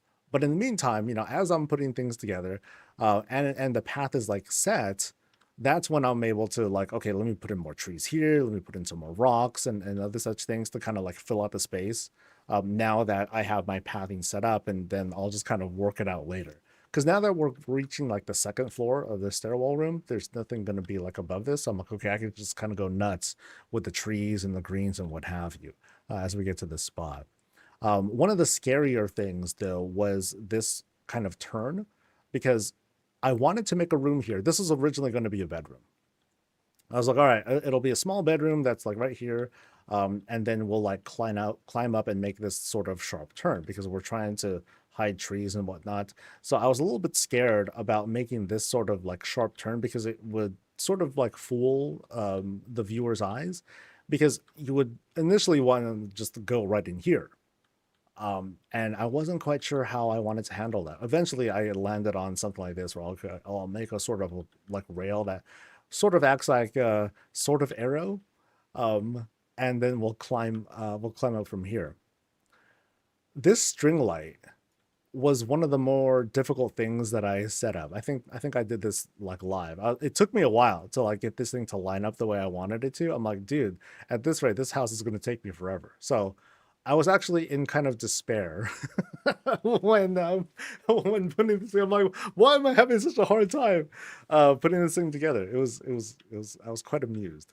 Um, so anyway, uh, I ca- I ended up changing my mind because I'm like, okay, this place is a bit too small for a for as a bedroom. It's just a little bit too cramped and narrow and long at the same time. So I'm like, okay, this I don't think this will work. Maybe I can like do a bathroom or something like that. Um, but instead, I'll make it into the treasure room. Originally, the original plan was for this corner here to be the treasure room. So the idea originally was, okay, I'm gonna walk in and then I'm just gonna have all this stuff and I'm just gonna dump it in there. Like as in like here's like it would have been like a trellis, a rugged trellis that was here. And then I would give the kind of vibe of, okay, we're just dumping stuff in here. And then on the side here would be like a door where there'd be like a shelf and there would be like more stuff there. Um, I didn't like how it turned out though. It ended up like taking up too much space and cramping things up. So I'm like, okay, let me abandon that idea. I'll return to like a treasure room later. But then it ended up being this spot here. And in hindsight, I loved how it turned out. I really liked. Okay, it's not dark anymore. What happened? I like how it turned out a lot because I was able to recreate that sense of depth, and then with the lighting, it felt a lot better. Like it was able to come out much better than I thought.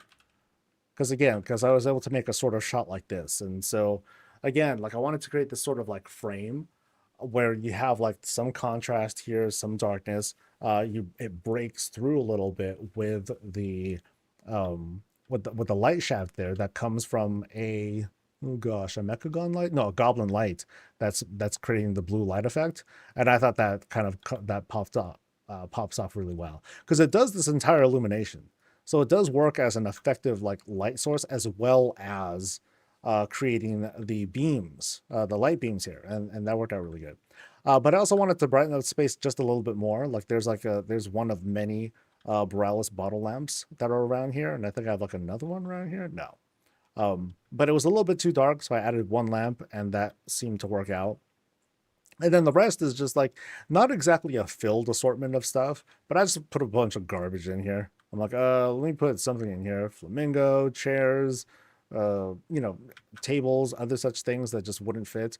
And I wanted to tell that story of how normally we have banks, champions of Azeroth use banks to like store stuff, but then now that they have a house, it's like, okay, now they need to store their stuff. And it's like they're not doing a very good job of it, and they don't have a staff of goblins or whoever to do that for them. So this is kind of like the results. So this is like true adventuring. But then they're kind of noobs when it comes to organization and stuff. Um, the paintings I wanted to set aside, I didn't really want to put any emphasis on them, but I did want to acknowledge their existence. Um, one thing that I don't know why I did this, but under there is a sentinel owl.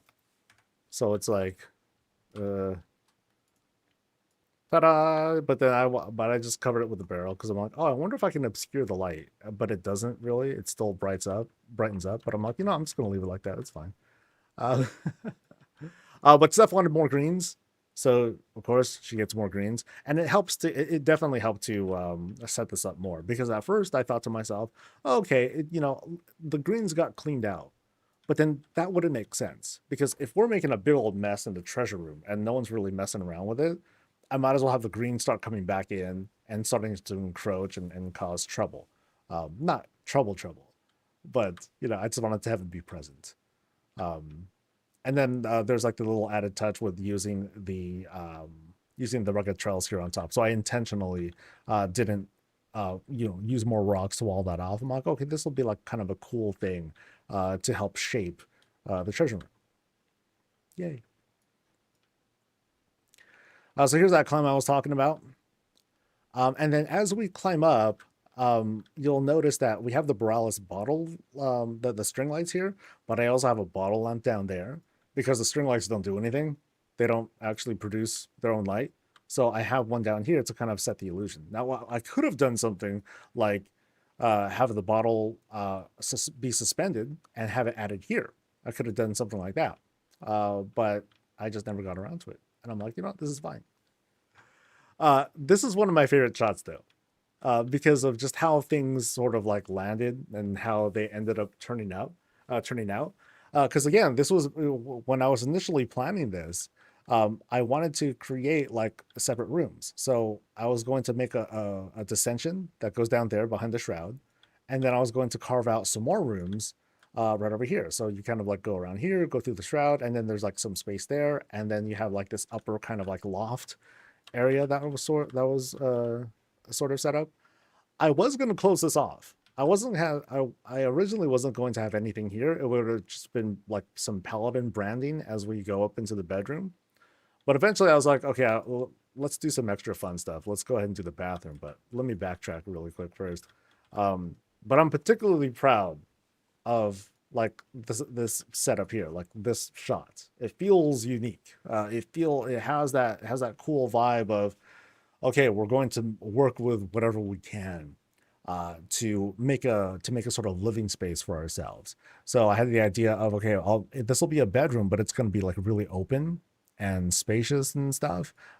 Fewer greens, but they're still around because hey, maybe I wanted to like keep things a little bit more tidy, so I didn't want too much there. But also Steph was like, dude, more greens. I'm like, okay, sure, I'll do more greens. I mean, because it doesn't hurt. Um, and then like some little random bits of decor, like the effigy over there. I wanted to like add that, as well as like some of my favorite flowers. I really like this white bluish flower and the way that it pops off. It's a cool contrast. And then finally having the blue light that kind of comes down here. I wanted to have one for it to come down, but two to have me try to break it, or my character try to break it by adding like some of these brighter lights to the space here. So back to the bathroom. Um, I wanted to make a ridiculous toilet, but I wasn't sure if I'd be able to like manage it, or I wasn't sure if I would have time. I did in fact have time, so I'm like, all right, cool, toilet, let's go. And I've seen many toilets, and I finally had to like do my own take on one. So went through the trouble of going through like some of the questing because I never did it because I wanted to get the arcane toilet paper, of course. And then everything was just kind of like the weird mishmash of different engineering things. But I still wanted to make it feel very Warcraft. So it wasn't going to be, I wanted to make like a mechanical toilet, but I wanted to keep it in the Warcraft style. So here we go, just kind of like smashing like these kinds of things together, but not trying to warp the meaning of it into something else. Like, oh, here's the lever, here's the plumbing and all that. It wasn't going to be that realistic. It was going to be strictly like landing on the whole fantasy of things. And the same sort of thought process went into the shower that's not really a shower because I'm a lazy butt. I just kind of like stand there. There's the drain, water comes down, cool, good to go. And I just kind of obscured some of the lighting with like other engineering parts. And then I just had like one mirror, and this happens to be one of the spotlights again. I'm like, okay, here's my sink. It's just like, oh, I don't know why it does that. There's no story behind that. It's just, magic, electronic water, something like that.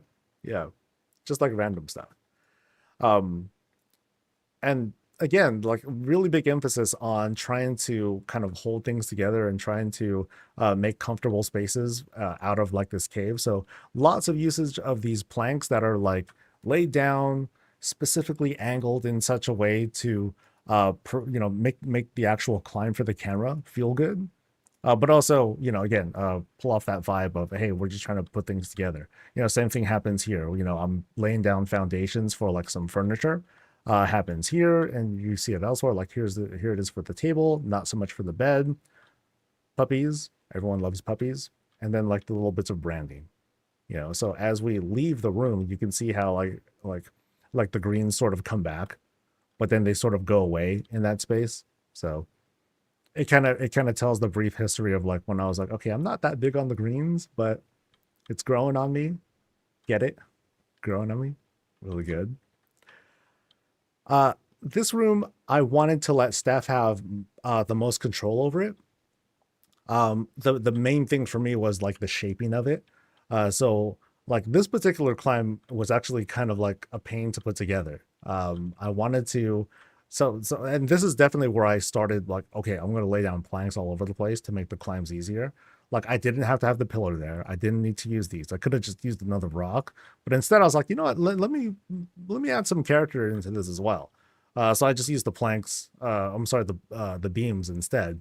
Again, they're angled they're angled very slightly to make the climb look a little bit smoother and not make it feel too bouncy. And I wanted to prevent people from being obscure. So that's why this pillar is here, because otherwise there's like some sort of like barrier or something invisible there that's kind of like messing with people. So instead I just put a barrier there instead. So you can see it's still kind of there, but it's mostly gone. Mostly gone. I'll say over in Steph's room, and now we're climbing down again. Again, with the whole level furniture sort of thing, this wall has been problematic. Like that's the bug that we were talking that Blizzard referred to before, where you go into the room and then things kind of shift around. This wall was one of them, so I just embraced it. I'm like, I'll just let it be like that, and I'll adjust this foundation to be like something more realistic. or to be something that like kind of makes sense. Um, so inside the little bedroom right here, this was tough because I wanted to have like a decent space to serve as a bedroom, but there just wasn't enough. I couldn't really carve. I was trying to. I couldn't really carve out the kind of space that I wanted, but the room itself is very spacious. You know, we have like a whole thing for a vanity, and this worked out fantastic because I'm like, okay, she's a big makeup person. I'll go ahead and set this up, and then we'll get her input later. She gave her input, more greens, products, things like that. So we had that stuff added on top of the foundation furniture here. But I also lowered it. You can kind of see here how it clips because I wanted to make the size look semi-realistic or something that felt plausible. Because that's something that you'll see me do a lot when I do the visits. I'll be like, okay, how do I look on the size here? Which isn't a really big deal, but I wanted it to be a big deal here because this is this is our stuff. Here I got lazy with the bathroom. I just did the outhouse instead, but I did want to create like a nice peaceful and cozy space that was sort of out of the way. So that's why the bathtub here is finally here at the bottom with the greens to set up that vibe. Uh, the plumbing here, this was inspired by another build that I looked at where they had like the Samfish as well as the Borealis totem, no, Tide Sage totem, act as like, okay, here's like this sort of like falling waterfall kind of thing. I have that over in the engineering bathroom as well, but this one a lot more natural. And then Steph had it dressed up a little bit more, flowers in the water, candle going, chalice to enjoy some drinks. And then right back, once she's dressed, get dressed and all that stuff, check out how awesome she looks, and then get right to like the makeup and all that stuff over there. This is where Steph kind of threw down. She's like, "Yo, I really want to have like this here." I'm like, "Okay, so let's do it." So she bought it, and as well as a bunch of those chandeliers. There's like, I think there's like 7 of them, kind of like crammed together. I think I forget how many. And this is kind of a pain to rotate and piece together in such a way that it created like this whole singular but really big chandelier piece. And thankfully, it doesn't like do too much to brighten the space. I was kind of worried that it was going to um, kind of like take over with the lighting. And you can see like everything down here is like this whole shade of purple against the rough orange colors here. But I also wanted to point out, okay, it's not just the holy light that produces life. It's also like this kind of stuff too. So I just add a whole bunch of greens on top of all of this. Um, yeah, yeah, doing all that was fun. Boop, boop, boop. Yeah, this here, it used to be a curtain. So it was kind of going to have like one entrance there, one entrance there. But then once Steph had recommended like something like this, I'm like, okay, I'll put it here, and then I'll just close this off. So it's kind of walled off now. Yeah. So we climb up, yada yada yada, and then we proceed this way. So I had like cute little signage that was put up. It's not perfect. Like this actually rotated a little bit since yesterday, but oh well. And here now we enter again what I consider another one of the more weaker rooms. In As I was putting it together, I was having a pretty hard time with deciding like what I want to do with that space, because I want it to be kind of minimal. Again, I didn't want to have like a whole bunch of like reading spaces, things like that. Just kind of like necessary stuff. So like you'll notice like the kinds of bookshelves here are all unique. There isn't like one of the same thing. Um, I didn't even add a whole lot of like extra books because I was starting to run out. And I'm like, what, it's not a big deal. But I did want to give some life to it. So there are like some books lying around here and there to kind of show like, okay, they were like, it looks lived in. There were people who were hanging out. Um, and then greens, of course.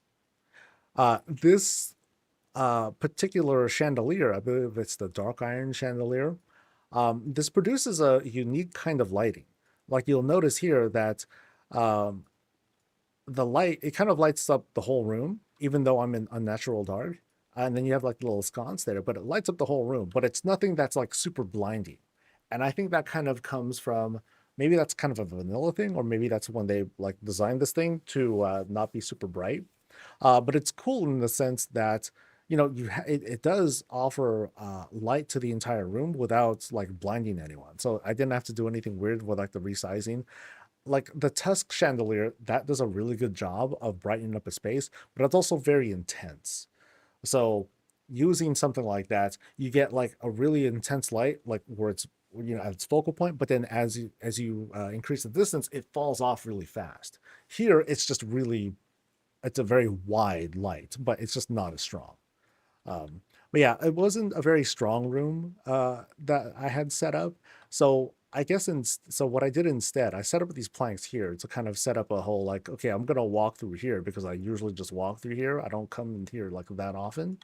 But when I do, I'll like sit and read. And then again, you see like this emphasis on like foundations that are being set up to hold up all the furniture, because then otherwise it would be all awkward and it would sit all funny. And you know, again, just emphasizing here like rocks everywhere, rocks here, rocks there, trees, and what have you. And then we start to be let outside, and this took a lot to put together too, because I wanted to maintain the illusion of like what happens when we go outside. So I'm like, okay, cool, I'm gonna go big on the trees, but I also need to go kind of big on these like kind of supporting foundations. So at one point I had big acacia trees that were skinning like this part here too. But then it started to feel a little bit too tight, a little bit more cramped than I wanted it to be. And this is supposed to be like this kind of like this airy sort of like transition as we go. So I I created the staircase because I wanted to have this immediate elevation as we go outside, because I wanted to set up the illusion of, okay, we're high up now.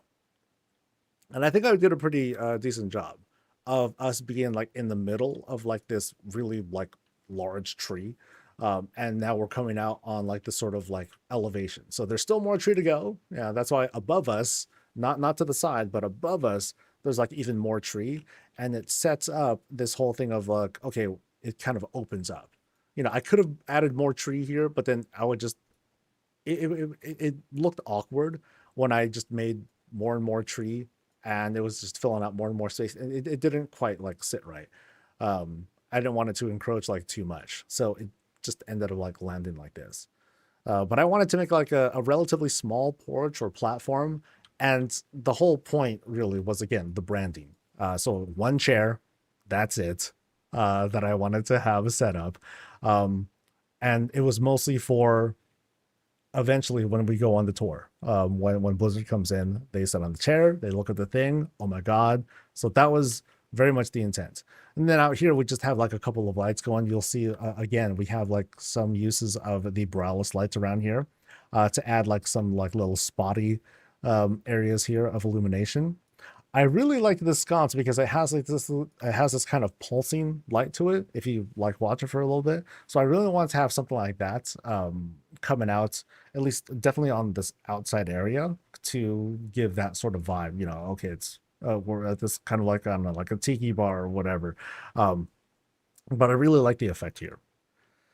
I felt I provided like some barriers here to just kind of direct visitors to be like, okay, again, the focal point is to just like come out here, but limit the space by a lot. And then use the rest as like just kind of dressing for the illusion. And then finally, the brandy. So this was set up, and I guess I know I explained this a bunch, but yeah, I guess this is for the sake of the recording. The way this is set up is by using a kind of stencil. And I don't think I have the stencil stuff set up. Is it here? Nope, that's different. Actually, I think I need to change this up here. Sorry, I'm gonna make that go away. So I set up a stencil like this. I just took the WoW logo, made the sort of transparency. I don't think this character is able to do it, but the way you do this is, you know, you sit, so you have a single point. You zoom the camera all the way inside, and then you just kind of line up, you know, where you want the shape to be, and then you fill up the space. So in this case, I'm using filigree lights. They only cost 10 Dragon Isles resources, so they're fairly cheap. And I just took about 300 of these things and I slowly put them together. So outside, I'm going to leave the logo there. Sorry. Outside here, I had put, oh, shucks, you can't even see my mouse cursor. Oh, no, that's terrible of me. Hold on. Let me make sure that thing shows up because I think, yeah, that'll help direct folks. So outside here, I just laid out a whole bunch of the filigree lights within a certain radius and range. That's basically accompanies like this whole space here. Laid them all down, and then I sit down, put up the stencil, and then I just use advanced mode. And I just drag them back up, one at a time, each and every one. Um, Let me see if this is set up correctly. No, it's not. So I used a different character for this, and what you do is you program a certain camera angle. And you can do that through the option, go to options, go to key bindings, and camera. There we go. So here you can set, and you can save the view, which is what I did, and then you just set it by hitting the number again, whatever you want your keybind to be. So that way, if your camera happens to reset, if you step away, whatever, you'll be able to bring the stencil right back here again. And so I just did that. And I just kept doing that until it came together. So you have like the spread look like this when you're not sitting in that position. And then once you do, again, you have to move your camera all the way inside. That's how you get the branding. Now, the conditions here, again, they're very specific. It's not just placing the object. It's not just having the chair. It's the kind of chair. That matters too. So like a different chair will sit differently. If I were to move this chair, one grid level thing to like the next, that's going to mess it up too. If I use a different character, so if I use a goblin or a Vulpera, that's not going to work. It's going to make the illusion look entirely different. A Drain Eye will sit just fine, and it'll show up perfectly. A Lightforged Drain Eye will not show up correctly. So it's very picky. And so when I was setting this up and telling Blizzard, I'm like, hey, can you make sure that you use like these kinds of races? Like, don't use this, don't use this, don't use this. And so when the time came when we were doing, and their production team was doing all the camera work, they were on human characters, male human characters, and that worked out. So yeah, that's a lot of it, or that's most of it. Just kind of emphasis, like again, like we really wanted to stay on theme.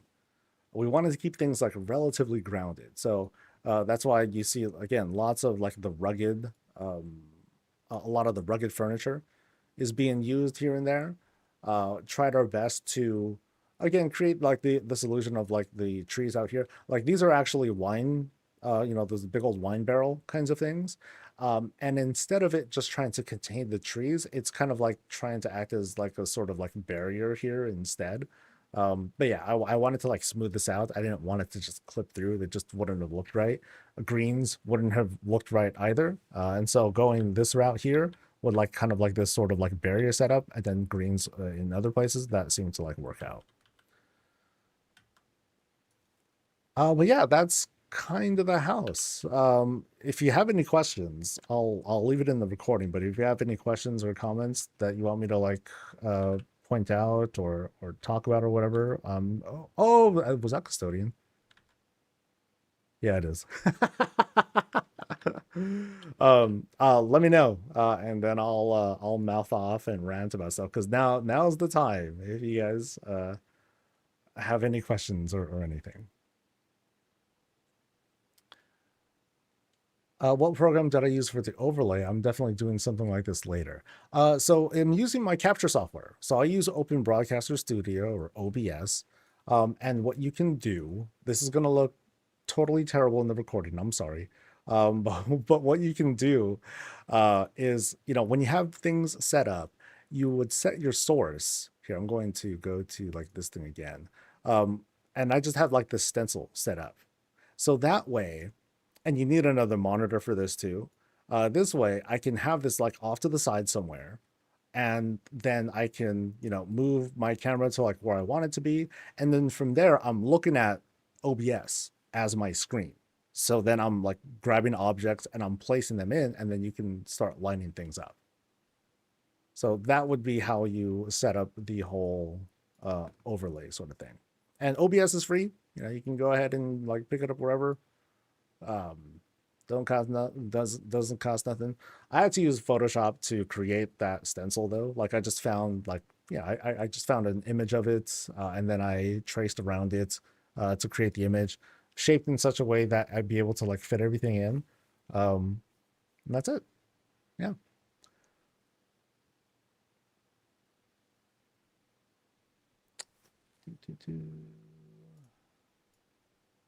Wow. Did I seriously take almost an hour? What the hell? Um, sheesh. Um, thank you, thank you. Yeah.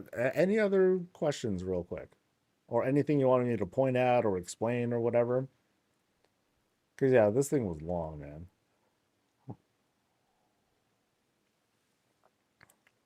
And yeah, I'm not gonna. I might cut. You know, actually, in hindsight, I might cut out the stuff where I talk about why I won. That feels way too. Yeah, that feels distasteful. We're just here to talk about the build. Who cares? Who cares that I won? Um, yeah, so that'll shave a few minutes. Oh, right now, house next to whole island, later a planet. We care that you won. It's not. I'm gonna stop the recording.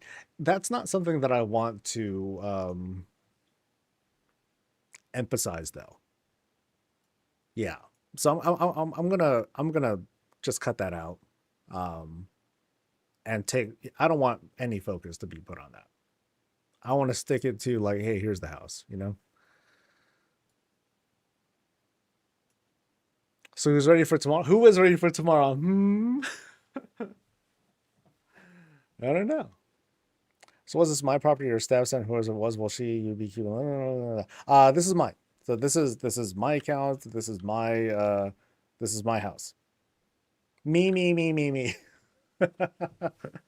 um, a lot of gold went into this, and by that I mean a lot of gold went into leveling, bringing the house to level 8, which I'm glad that I did. I still had I had budget to spare. Um, I'm at 2997 out of 3500. So if I so a level 7 house would have been fine. It just kind of worked out like that. And it's kind of funny, like most of the budget is being taken up by greens and rocks. Greens and rocks. You know, there are notable things that I'm missing here.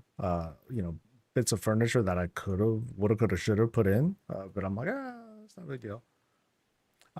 I'd say like uh I would say um most of the care was put into the shaping. I think the shaping is what really like set the stage. And I don't know if that's a good tip for folks, but if you get your layout done first more than anything, that's going to help dictate everything else. Because then you'll be able to decide, okay, this room is going to be here, this is going to be here, and yada yada yada. It was it was a unique experience doing it with this build because I didn't work with traditional rooms. You know, we only had um, the four stairwell things to work with, but I felt like that gave me the most flexibility to, okay, cool, I have a lot of space to work with, but also I can carve it however I like because I really only have, sorry, I really only have uh like this barrier here in the middle to worry about, you know, and I just need to make it so I can carve my way down into like another part of the house. Or I'm sorry, I need to just make sure that I can path my way through doorways, you know, at the top and bottom of these different stairwell rooms. So the only space that I didn't really like actually take up um is actually no. I took up every room. But I would say like the space here in the house that feels the most encroached upon is this spot right here. So like all this stuff here is like trees. Like here, let me show you guys. So Like, see that? And so here again, I'll just like a little bit off, and then you can start seeing the trees start to like appear out of that. So kind of gnarly. At first I thought of, okay, if I go around here, then I'll be able to actually like overlook the room below me. But I'm like, no, that feels that the flow wouldn't feel right. And part of this visit, I very much intended to have like a certain path. So, you start here, and then there's like one divergent path, but for the most part, there's only one other direction to go, which is up. And then you make a stop here. And then you sort of make a stop here, and then you have like lots of options. Here's where the most options were. But then you're directed here. And then finally you're directed outside. So there's kind of like this intended order of operation to go in.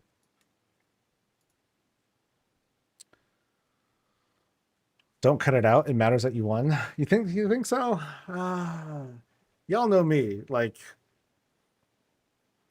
yeah, I'll think about it.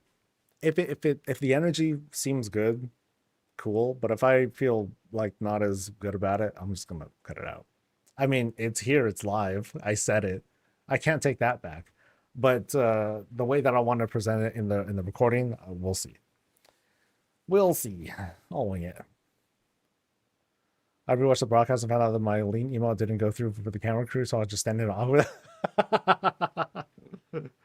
Well, no, I appreciate the folks that like showed up to act as like the ambience, to kind of give some life to it. Midnight EAs was so well timed for the weekend. Then in EU it starts on Thursday midnight. Entire day of pretending I'm remotely at work. Brilliant, brilliant.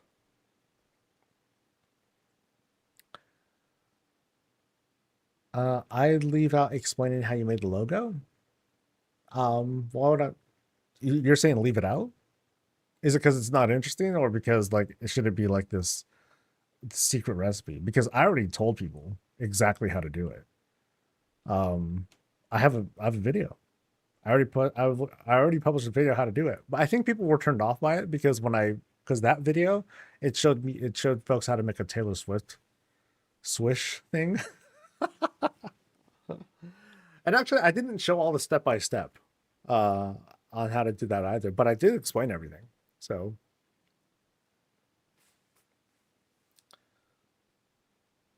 I did the whole thing. Thank you. Oh, thank you, dudes. Thank you, buddies. That was a long freaking visit. And then I'm just gonna start ripping through other folks' places in like 10 minutes, 15 minutes. That's crazy. Like houses are just getting bigger and bigger. Budget wise, room budget and all that stuff. Like yeah. I'm gonna see how to incorporate that. That logo is seriously one major point to keep it on branding, as they said they wanted. I think it was the nail in the coffin for the event. I was I was dead set on doing it, but I did have concerns about it being something that sort of like takes the immersion out a little bit, because it would. Dude, I thought about putting a big puppy on there too. I'm like, okay, no puppy. Um, and I don't know if I still have footage of it. Actually, I do, but it's like elsewhere. I did do some recording of me doing the assembly of the 3D sculpture. I first tried doing it with the world. Yeah, I tried doing like World of Warcraft Midnight. I was like, ooh, I wonder if I could do that, and it was just way too. It looked gross as I was putting it together, and I would have needed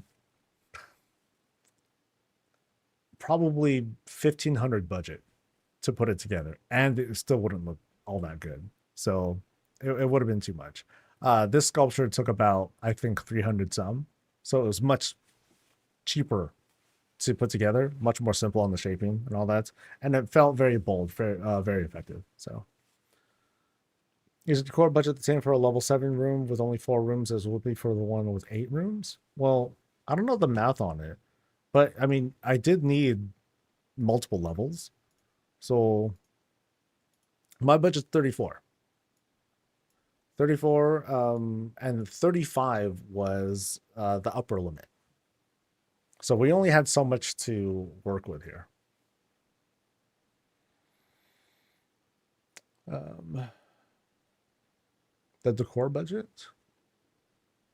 Is the decor budget the same for a level 7 room with only 4 rooms as it would be for... I guess I don't quite know what you're talking about with the room difference, but the core budget for a level 7 is, I think, 31 something. I forget exactly. Actually, dude, you can pull it up. It's like right here. So a level 7 place is yeah, 3180 for a level 7. Oh, is that what they mean? Oh, okay. Yeah, yeah, yeah. The budget is budget, regardless of how many rooms that you create. Yeah. Your cafe needs a solo room, but instead of a WoW logo, it should be a logo for the guild tablet. Oh, my guild tablet is so boring though. I'm gonna do a big puppy. I decided on here. Where's my phone? Where's my damn phone? Where is...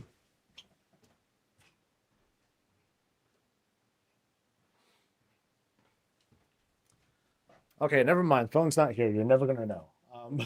There was a, it's a, I'm a big softie. So true story.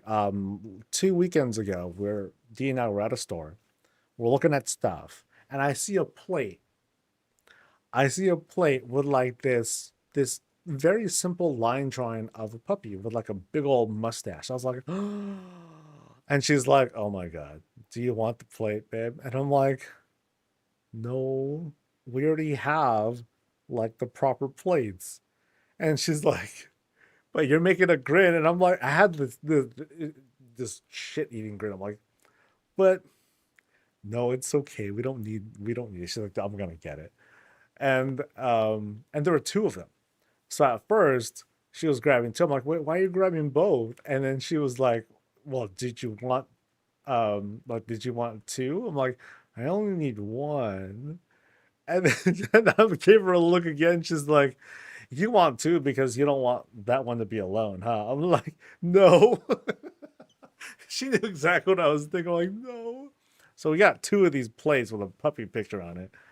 But as we grabbed both, there was one left. And I was like, I didn't say anything. She's like, "Wait, there's one left." And I'm like, "We don't need three." And I still made that face. She's like, "Dude, they probably have more in the back." I'm like, "Okay." Okay. She's like, "Just tell yourself they have more in the back." I'm like, "All right, all right." So now we have two of these plates. I'm going to get the plate. Hold on.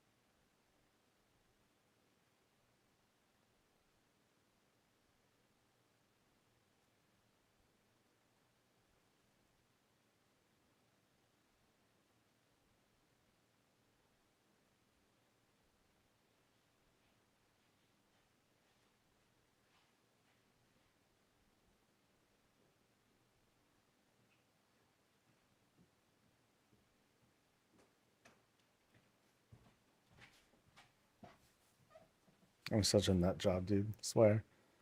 So here's the plate. All right. Just that. Just a plate with puppy with big old floppy ears and all that. And I was like, "Oh my God. Oh my God." And so downstairs in our cabinet, um I was putting away the dishes. I was putting away the dishes. And so I stacked the plates into the cabinet and like I put it in. A minute or so later, Dee's putting away some dishes and she's like, "Oh my God." I'm like, what? She's like, did you just leave the two plates alone by themselves and not put anything on top of it?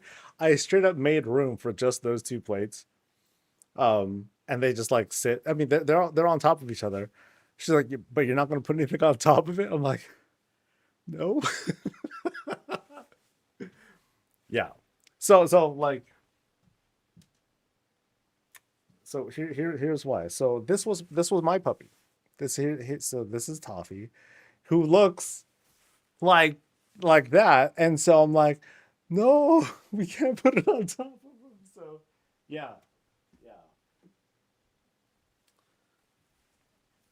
I'm a big goddamn softy when it comes to that sort of stuff. So anyway, that's that is going to be somewhere. I will make that. It's gonna have like the big filled out ears and stuff. It's gonna look so cool, man. Ah, your little guy is like a white version of my little guy. Oh, that's cool. That's cool. But yeah, I miss that dude so much. Yeah. All right.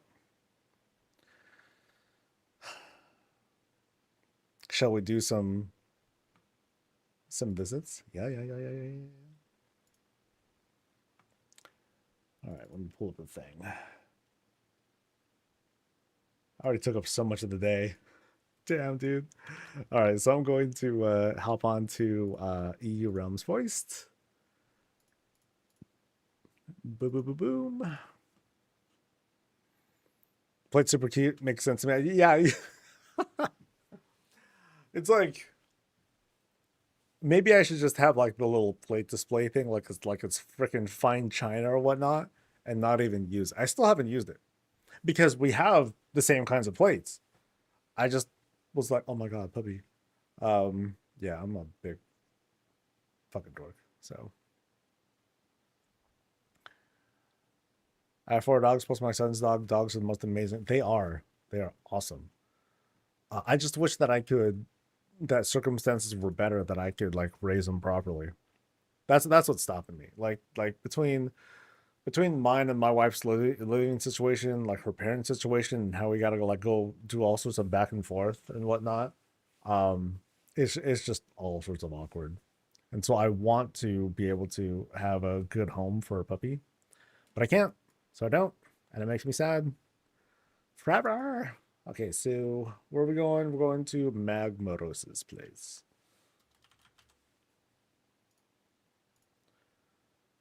Do, do, do.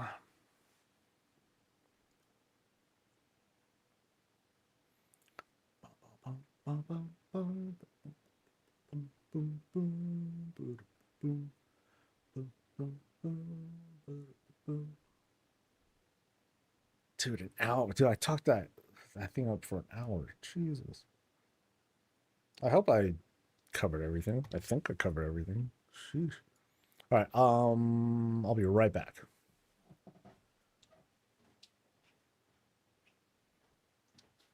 I should put this away too. I don't want to lose it.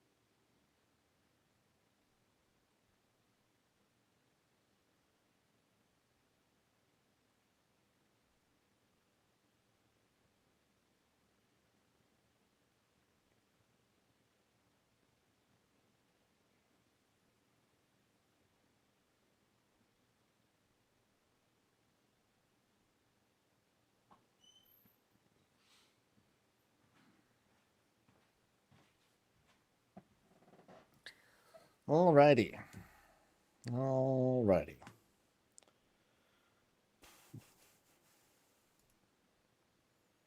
Plenty of space. Plenty of space. I'm lucky able to have my babies and to foster pups for local rescues, but I can't always do that. Someday you'll provide the most amazing home for a pup when you're ready. Oh God, I don't think I would not be able to mentally handle being a foster dude. Oh, dude, cause saying goodbye, that's the worst. Just thinking about that makes me emotional. So I'll shut up. Being in conflict also restricts me from getting a dog or cat because of fees and general quality of life. Since I work so much, yeah, it sucks. But I'd rather not. I'd rather not have one than to risk giving them like a bad home. Belgian Malinois or Malinois. Oh, I never heard of that breed. Yeah, yeah, that's some stuff. I mean, there's a certain pride in being like, okay, cool. I gave them like a good, I'm giving these puppies a good experience before they find a forever home. But I wouldn't want to be a stop. No way. It's like a big German Shepherd. Oh wow, okay, that's a lot. Poodles are my jam, dude. Because they are hypoallergenic. That's the big one for me. Okay, we have oh, holy crap, we have quite a few places to look at. Starting with this one. Great googly moogly. Every time Magros with the wagons. Crazy.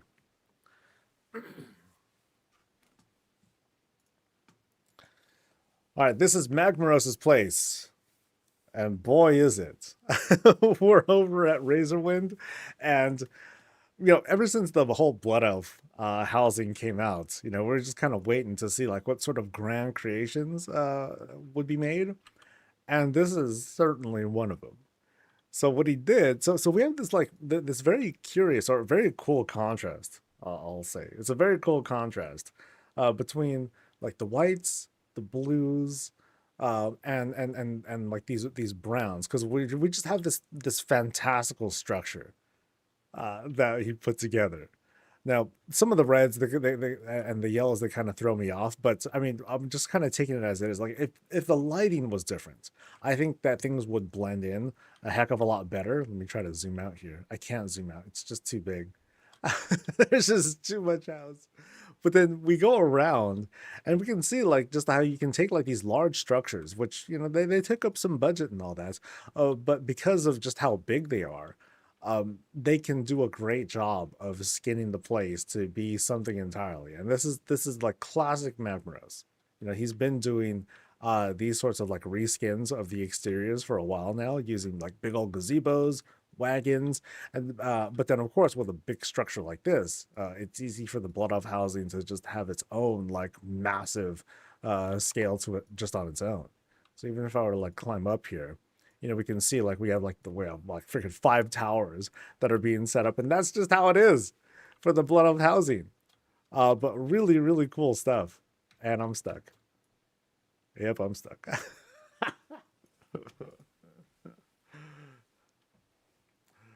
Well, see what he did? It's a trap house. It's a trap house. What has he done? Terrorist stuff. Oh wait, okay, now I can't get in at all. Uh-oh. Uh, that's not good. That I didn't expect that, dude. Oh, I gotta close and reopen. Oh, that's odd. Okay, I will close and reopen. What are the blue windows? I'll take a closer look and double check what we got. Thanks for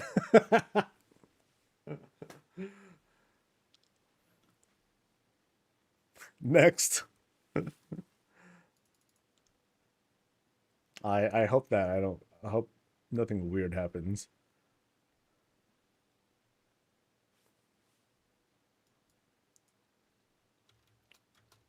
Okay, cool. So,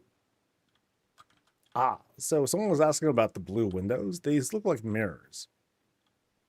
Yeah, I think these are, oh, okay, I don't know what kind of mirrors. I forget, but they definitely look like mirrors or rugs, actually.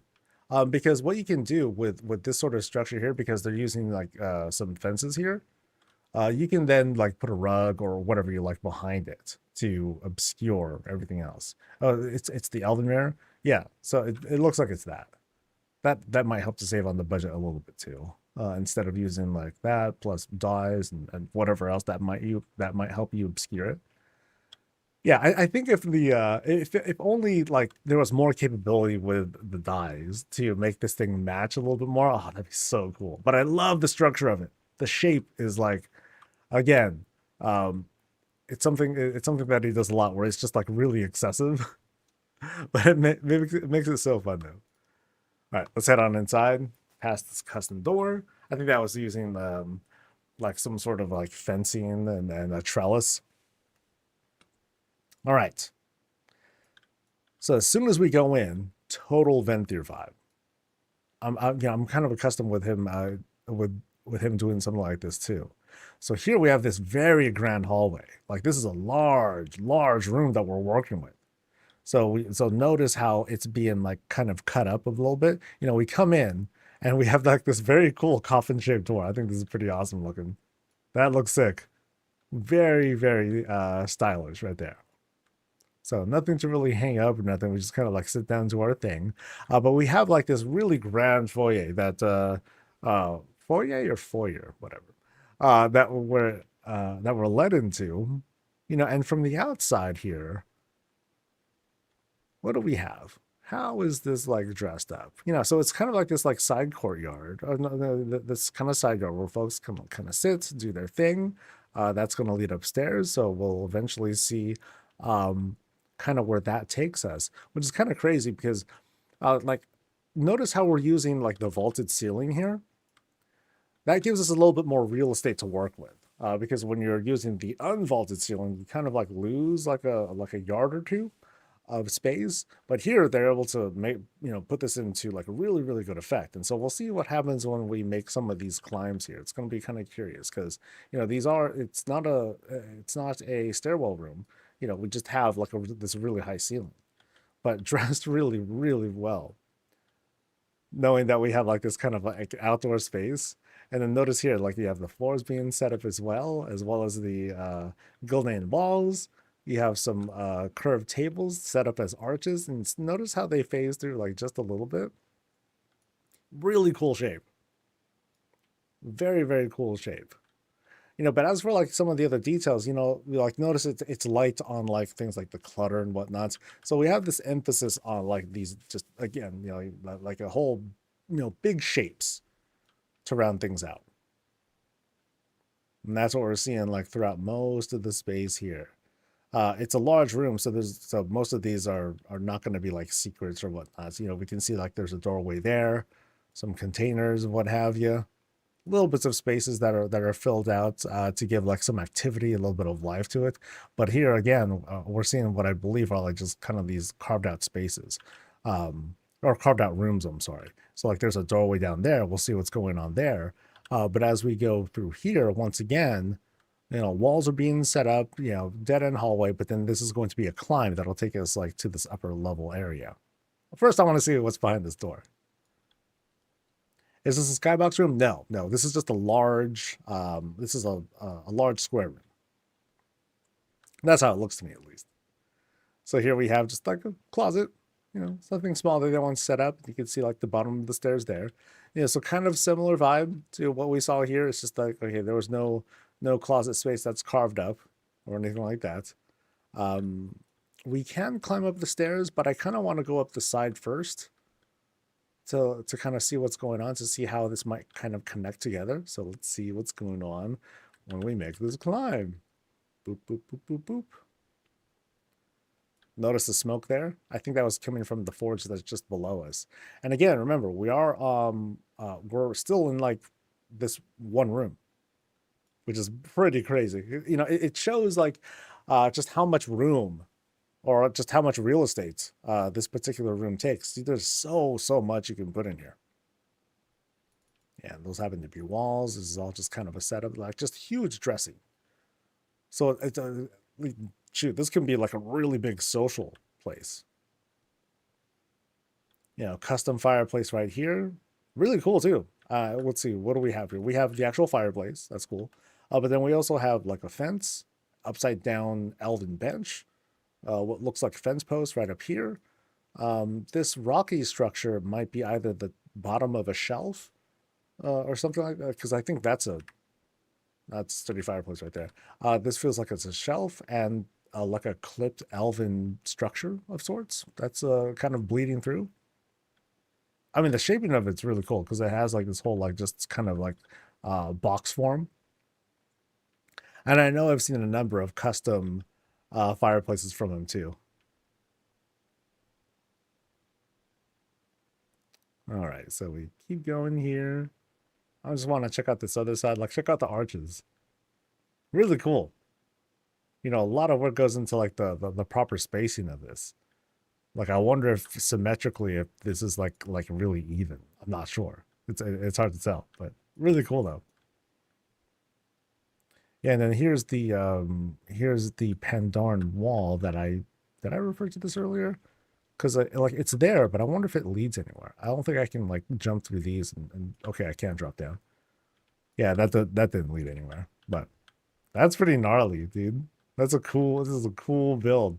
And we're just looking at this one room so far because there's just so much that goes into it. I'm going to climb back up again. Actually, now we're going up this climb. Notice here that we have like kind of like a 40-degree angle as opposed to a 45. And the way it's shaped is they just use the wall. So like here you can see the diagonal of the, oh no, this is a shelf actually. Yeah, this is the really big shelf, I think. That's pretty good. I almost thought it was a wall. So you can see like the studs for the shelf here. And that works out really good. Really smooth. Like check out the shaping of this right here. And then right up here, like here again are like different studs from a different structure that help to round it out. Oh, that's really inventive. Yeah, and then you're pointing out the gilded walls to use as kind of like the top of this straight edge here. Yeah, that's really good. I notice here too, like the drapes here, that's actually the bed. The bed is just kind of like fused and or kind of like shoved down there. And then you have like this the top of the structure here being kind of sticking out as like cool dressing. And it works as like a kind of a flower pot too. That's pretty cool. Very creative use of the available features of that decor. But now there's only one way to go. Actually, let me double check that. So there's that room. Okay, there's another room here. And then let me see if, and I think there was nothing on this side. I'll do one more check. These rooms are huge, so I gotta like jog. I'm actually gonna go to the right first. We'll see where that takes us. Boop. Ooh, so new hallway. So once again, vaulted ceiling. They created their own framing up top here, which looks really, really smooth. I'm trying to find where the break is. And I'm not seeing it. Actually, is this vaulted? Yeah, it's hard to tell now. I think this might be like, no, because it looks straight. Yeah. So I think this is like built in. So that's really cool though. I'm gonna backtrack a little bit. So, boop. Yeah, so here we are there. And we just got a lot to explore. Damn. Well, let's explore. All right, so what room is this? This is Miss Merkel's room. With this is classic Magmaros. I'm familiar with the style. Like he loves to do like these really crazy custom beds.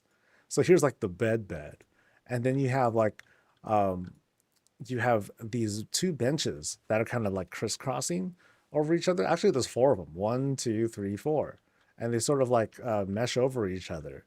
to create like this really grand effect on top of it. Beams, it looks like, for the to kind of round out the bed frame. Um, Actually, no, it's two. So here's like one of them, right? So here's the example, and then there's another one, and then there's another one. Yeah, so you have like a couple of those working out. Really cool. Really cool use of the space. And I think I think this right here is a bench, maybe. This thing right here, and there's like another one right back there. So, cool way of like again, Kit bashing or smashing things together to make this really grand structure. Notice that the wall dressing, no, the wall trim in here is pretty high, but it's using a whole table to do it. They just want, it looks like they just wanted to preserve the shaping of that little crystal thing right there to preserve the effect. But otherwise, small details, you're not seeing a lot of those. There's Miss Murgle over there. You have some lighting, small things here and there. But again, we're mostly working on a style where we have like these really big pieces that are being, manipulated to create like new objects. So it's a different style of detail that we're achieving with this particular build.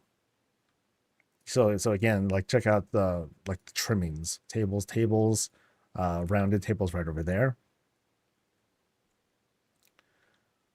Over in this bedroom, we kind of like divert away from the kind of like the darker Venthyr vibe to something definitely more night elven. But again, check out the custom fireplaces. You're gonna see a lot of these from this dude. Yeah, so I think that those might be beams that'll kind of like fuse through. You have some of the fireplace. Um, I don't know if you can call it a shelf, but you have that kind of like sticking out. And this looks like an elven dresser that's being used to kind of dress like the top of it. It's kind of neat. That's neat. Well, the picture in the hallway is slightly tilted. Oh, is it? Oh, it is. Now I'm tilted. Yeah, so there are some details that you'll find around here that's like, oh, that are easy to miss. So here we return to the Venthyr vibe. Again, custom fireplace. And then here's like the same style of bed. So this is definitely one of those situations where it's like, okay, if you see something like this and you manage to like copy paste it, then you can like blast these like all over the house. That's cool. Right here, the culture vibe sort of changes. Now we have like some Draenei looking devices, things like that. Plans being made. Different sort of custom fireplace, this time with the bigger grill. And a lot of little things that are put together here. So I think you see like some one or two benches. Actually, I think it's just one large bench that are right here. The bottoms of shelves and walls. Again, here with the what looks like the bench. Very cool. Let's see. And then we got like the double doors. Like double doors look really good. I like that it's thanks to the edge of the room here that you're able to obscure like some of the clipping that would otherwise be here. But then they filled that out, rounded tables here, one flat table right there, more tables, more tables. I'm not quite sure what that structure is behind those fences there. Actually, maybe I do. I think that's a trellis, and that's a trellis, just kind of like, marp off to the side, fuse through. And I think those might be mirrors, actually. Yeah, those are mirrors. So yeah, a lot of pieces that go into like this this wall section. Funny enough, you can see the shelf studs like kind of sticking out there. So as we go into this room, okay, we got a similar bed, but this one happens to have like the draping over it. That's cute. I never quite know if like any of these are secrets, but I think none of them are. Huge trellis. Oh, check out the size of this thing. Oh, you can hang all sorts of stuff on top of that. One more custom fireplace. And very liberal use of the dies as well. Hiding equipment on the other sides of things is the worst. Yeah, it's tough. Like sometimes coincidentally things might work out. Most of the time though, it's really tough.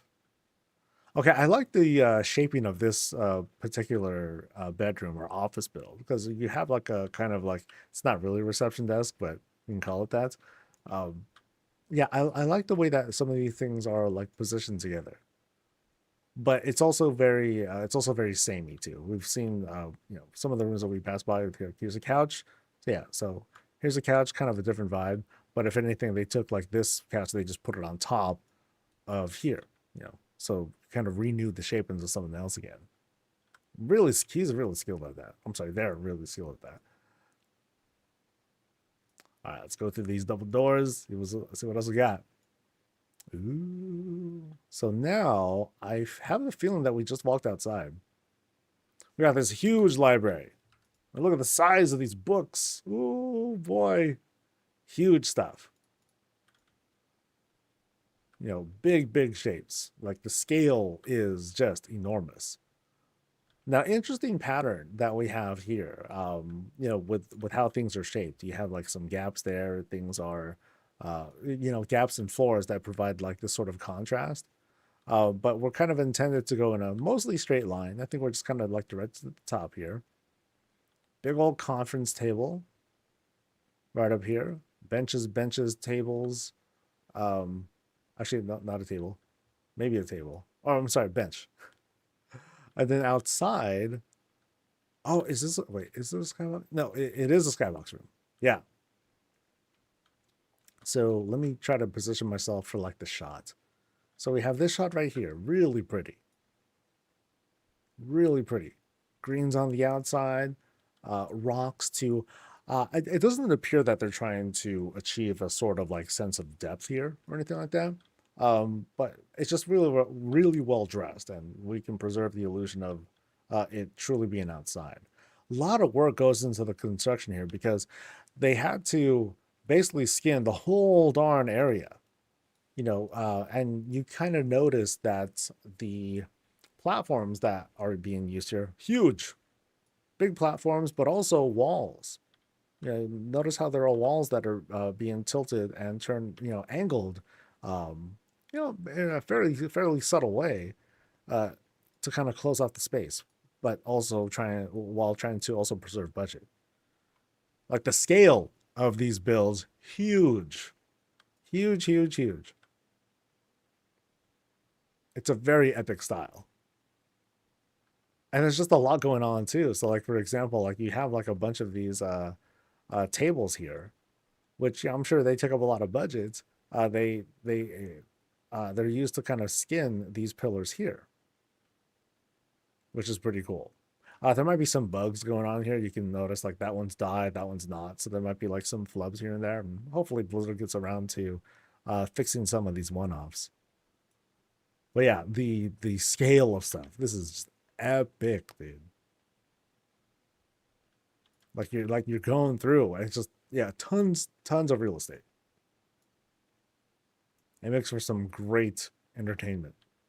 So you can have like a whole guild that's living in here. That's pretty wild. But now we're going to kind of backtrack a little bit. So now we're going, I believe, this way, and we'll see what else there is to explore. So now we have got another hallway. This one is vibed a little bit differently. So like here's something interesting. We have like this door here, which I think is just dead end. Yeah, just the dead end. But we do have, ooh, this is a very cozy office. Like the ceiling is it's not vaulted this time, it looks like. We're just seeing like the sides of it. Yeah, no secrets there. That's just, I think, something that we'll see on the other side of that door or wall. Yeah. Again, yeah, again with the custom everything, dude. Like I said, the die game is like intense here. And I think we're running into kind of dead ends or works in progress or whatnot. So now we have like one more kind of like office room, or no, I'm sorry, it's one more bedroom. So check it out again. You know, we have this bed right here with the frame, different kinds of benches that are used to kind of skin the spot. Big mirror. Yeah, just like big pieces to fill out these spaces. Huge. Pretty sure it's a Daibo. Yeah. I'm sure we're seeing that. Kind of a shame. Yeah, the scale on these is freaking crazy, dude. I really like this setup here. this is the back of something. I'm not quite sure exactly what that structure is. And let me double check.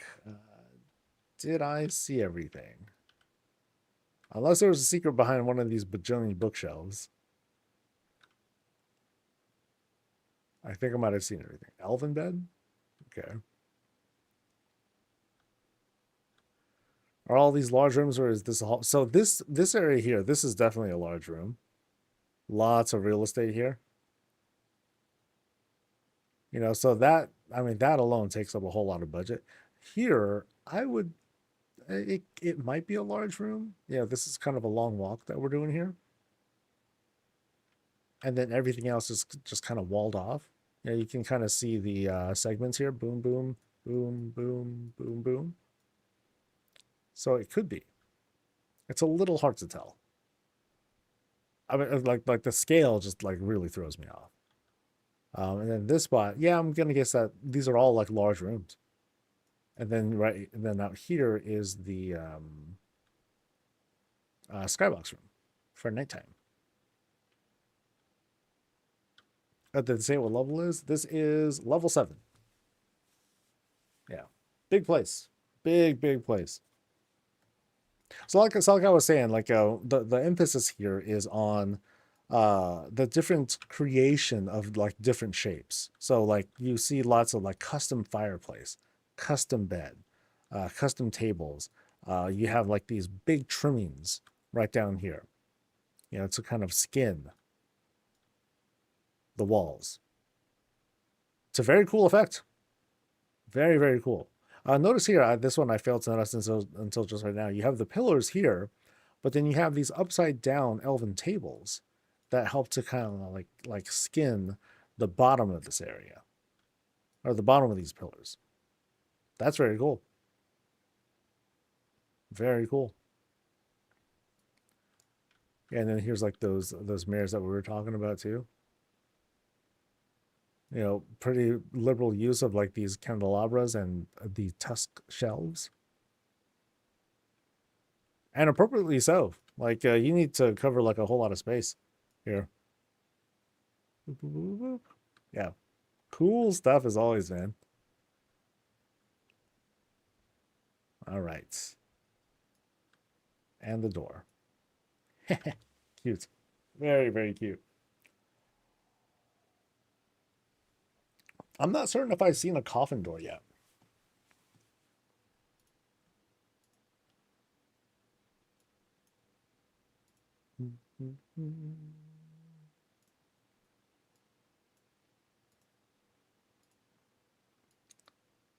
Let's see. Elsinore.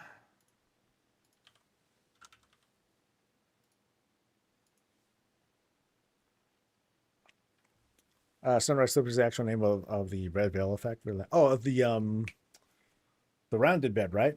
Yeah. I think I only picked up like 1 or 2 of those. Like those are expensive, man. But I have yet to I've yet to find a good use of them so far. My patio chairs outside the whorehouse keep resetting the colors too. Oh, that sucks. Boo. I mean, that's a waste of dye, man. It's not like you're gonna get that back either. So shoot.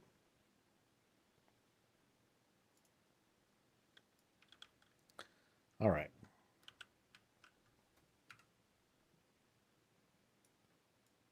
All right, folks, welcome to Elsinore's Place. It is raining pretty hard over here at Founders. We'll try to get to some shelter very soon. Let's go under the Caldrai Arch and let ourselves be led in to this spot here. But we'll take a look around the house too. You know, nice spot. It looks like a really big filled out space. I mean, it looks like a medium-sized house. And sure enough, yes, it is a level 8 house with a level 7 budget. So it's not that bad. It's not too crazy. I really like the dressing here. Because it's pretty subtle. Not everyone utilizes the lighting that comes from the Sentinel Owl, but in this case it works really well, especially when we're contrasting this with like the crummy weather and the fact that it's nighttime right now.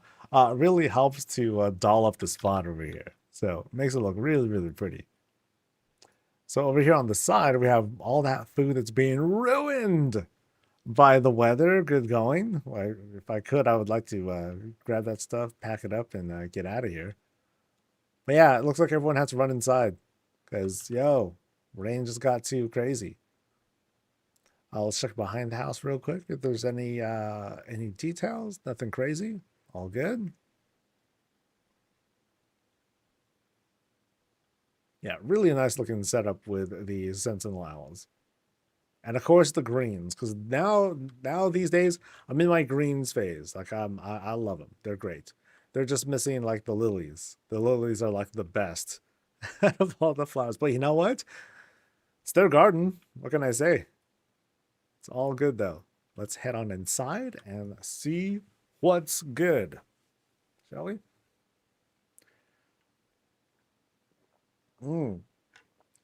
Okay. So as soon as we go in, we're still kind of like navigating through all these greens. So we're portaled in. In this case, we're kind of like we're sort of like just kind of like stepping through, making sure that we're watching our step as we walk in. You know, we have this flat paved spot here and several directions to go. Some deeper than the other, but like check it out. Just greens were just dripping all over the place, dude. I really like this shot. Really bright. You know, with the framing of the greens right here to really set the tone. Looks really good. So, as soon as we go, oh, there's my favorite flower. Hell yeah.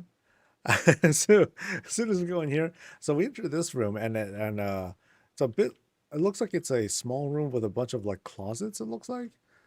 Because we have the separator here and then we have like space outside where they created the illusion of outdoor spaces.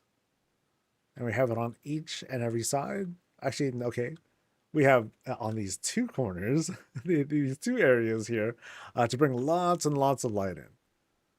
So really pretty. The place glows, right? I'll go with that. The place just glows with life. You know, here, the boss or whoever, they sat down, you know, they finished their book, wrap things up for now, you know, and then they're heading off doing their own thing while Snuffles is doing their thing too, having an adventure, looking for snacks and all that. Yeah, very pretty. Lots of placement of like tons and tons of greens. So back to the main room.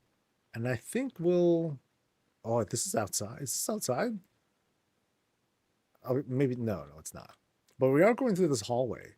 And, okay, what is this? Is this like a wall? I'm not all that, okay, I'm not familiar with the shape here. Oh no, it's the automatic drippy thing. Yeah. Okay, I was like losing my mind for a moment. Yeah, I know what this is. Yeah, this is the watering thing. That's cool. Very cool. But it's all filled out. You know, there's been a lot of work that's been done. We're seeing the fruits of their labor, almost literally. Flowering, but no fruit. Actually, yeah, there is. Blueberries. Woo. So very cool setup right there. And then the center here, okay, we got these long hallways. Holy moly. I feel like it's like, did we walk into a house or did we walk into another forest where they just have like these walls set up? That's how it feels like. You know, big fountain right here on the side, and check out this window. We've seen variations of this. This is a very pretty rendition of having like these I don't know what the style is called. Hecka cool style. How about that?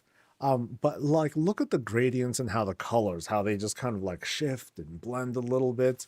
I really like that. Part of it, I think, is with the help of. I'm gonna kind of like go closer. Hopefully, it won't dispel the illusion too much.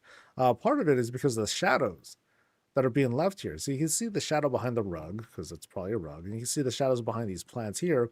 But notice just how it ends up like blending the colors a little bit to give a bit more depth. That's really neat. Really, really cool. And then outside you have like some rough grass going. And then there's some additional lighting too that comes from like this structure here. I'm not quite familiar with that. Oh, it's like some sort of drainage structure. That's neat. I really like the whole color blending thing. I think that's hugely effective. It's really pretty. And then we back up and like here's the shot. There's a little baby sentinel owl there. But yeah, the shot's like right here. I almost want to say that this framing here, the cottage wizard window, I I want to say almost I don't think I even need this. I think we just have this thing open up. I want to see the moon. I want to see like the colors like dance and all that because it looks really good on its own. I almost feel like this is obstructing it. But it could be helping to preserve a different sort of illusion that I don't fully understand myself. Oh, this is a swing. I was like wondering, oh, is this floating? No. Boom. Here we are, and I think we can sit. Oops. Yes. Okay, that's cute. Very, very cute. Oh, but I want to go to the other side. I want to see what's outside. I guess this is pretty too, but I think I'd rather be facing this way when we do it. That's cool. Well done. All right, so we came from there. We started here, and then now I feel like this is the. Now is this outside? It's hard to tell, dude. Yes, it is. Oh, check it out.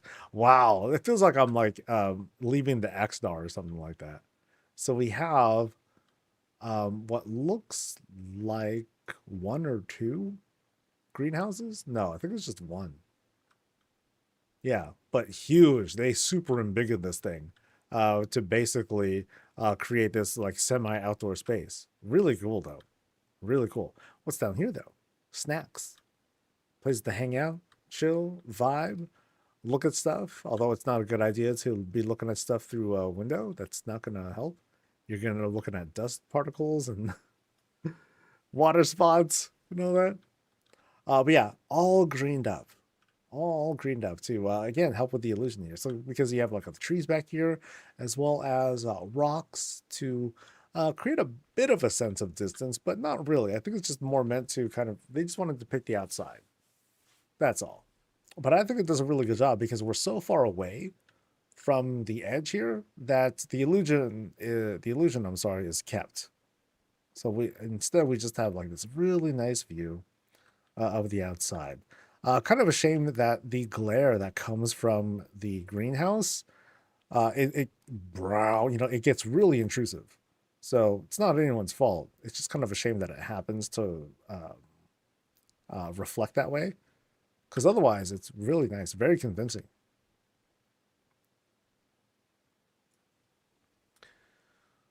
Chat, do you know where to get that greenhouse? I know it's like a drain eye sort of thing, but I'm not entirely sure.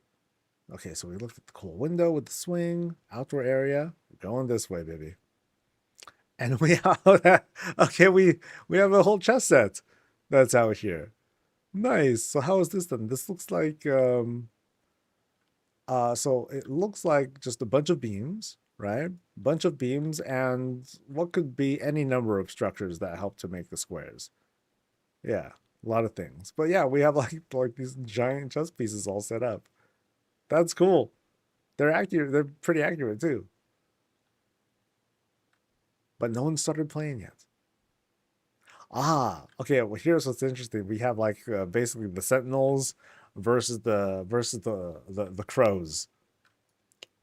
Will that work? Sentinels versus crows. Owls versus crows. How about that?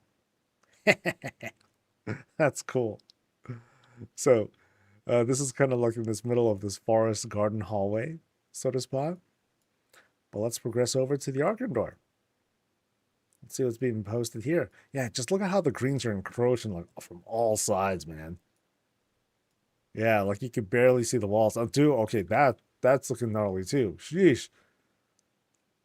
Yeah, lots of so this right here, impressive as it is, it's just kind of this like this kind of transition that opens up like what's going on over there as well as here. But let's go here first. We have another skybox room? Ooh, dude. Okay, this is really great. Oh wow. Yeah, cool vibe. So, we're outside. We can kind of chill, relax under a bit of cover and enjoy. Oh, yeah, that's really good. I think they just use like the tent, right? Um, yeah. When you mostly see sorry, I'm gonna backtrack a little bit. It's like here's like the other part of the tent on this side. You can still sort of see that. That's really good. Really good shaping right here. Greens all around, just busting through like the floorboards and everything. And then right back here, it's a really nice spot. Waterfalls are going, the water's going crazy. Well, even up top, multiple waterfalls are just like dripping down here. And then we have the cherry tree statue that's helping to round things out. It seems kind of funny. I didn't realize that the cherry tree was like kind of floating like that. Just noticed that now. Yeah, really cool stuff. Yeah, very good use of like all of these like flat rocks and then opening it up and throwing fountains in there to create this effect. Super cool. The area out here, we just have like a number of platforms being set up. Simple fences and all that. Yeah, really cool river vibe. That's really good. Let's like backtrack a little bit. And I think now we're going into like this really extensive green. Dude, this thing is just, yeah, I feel like I'm gonna be incinerated walking through this. So huge flower boxes and then some. As we walk through like this particular space here, like I'm starting to like, this is like a lot. But like the colors just pop really hard. It's almost like they're kind of fighting against the really strong blue light coming in from all these windows. But it's doing a good job. It's resisting, you know. And then we go to another skybox.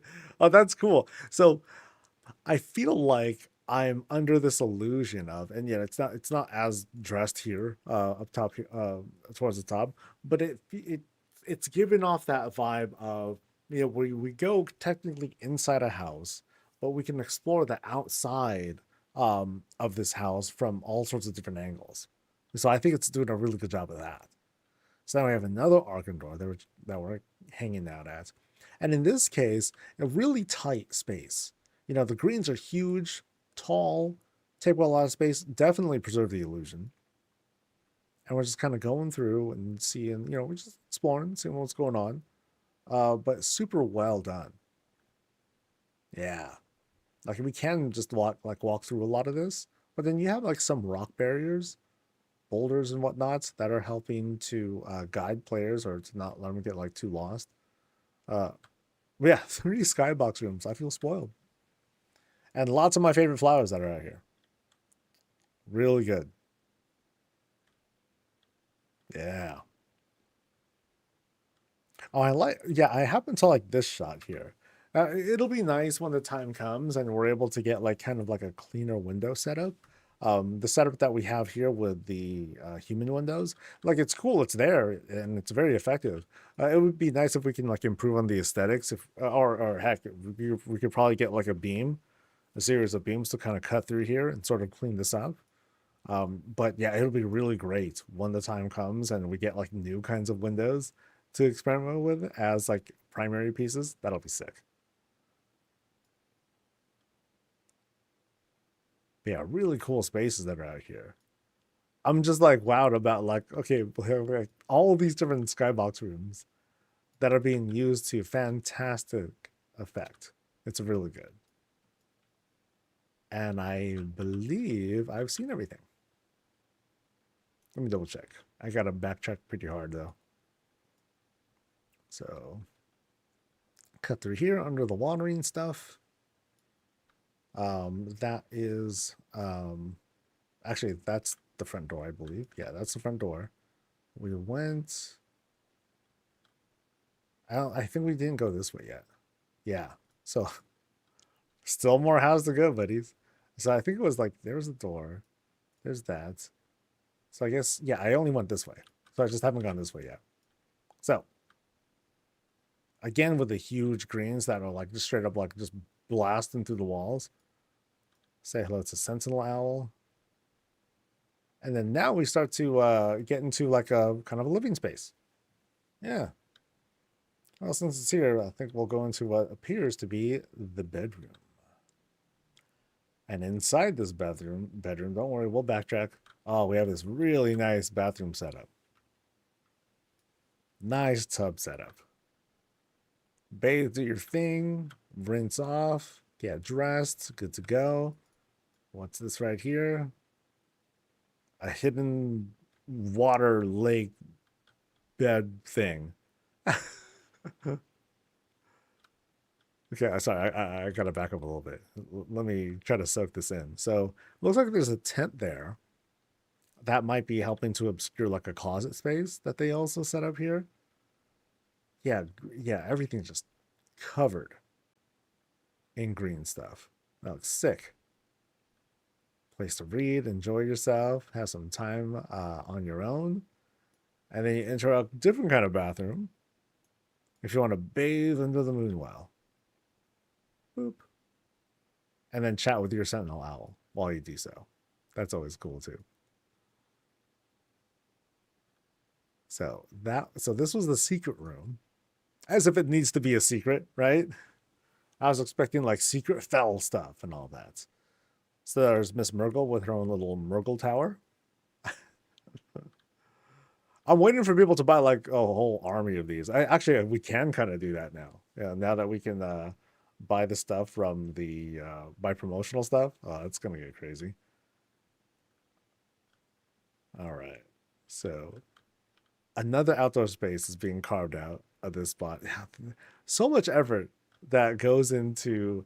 I mean, I want to say it's not. It doesn't take too long to do, but I'm sure it does because you want to get like the shaping and everything right. But just folks that do like multiples of these, oh man, that's just a lot to put together.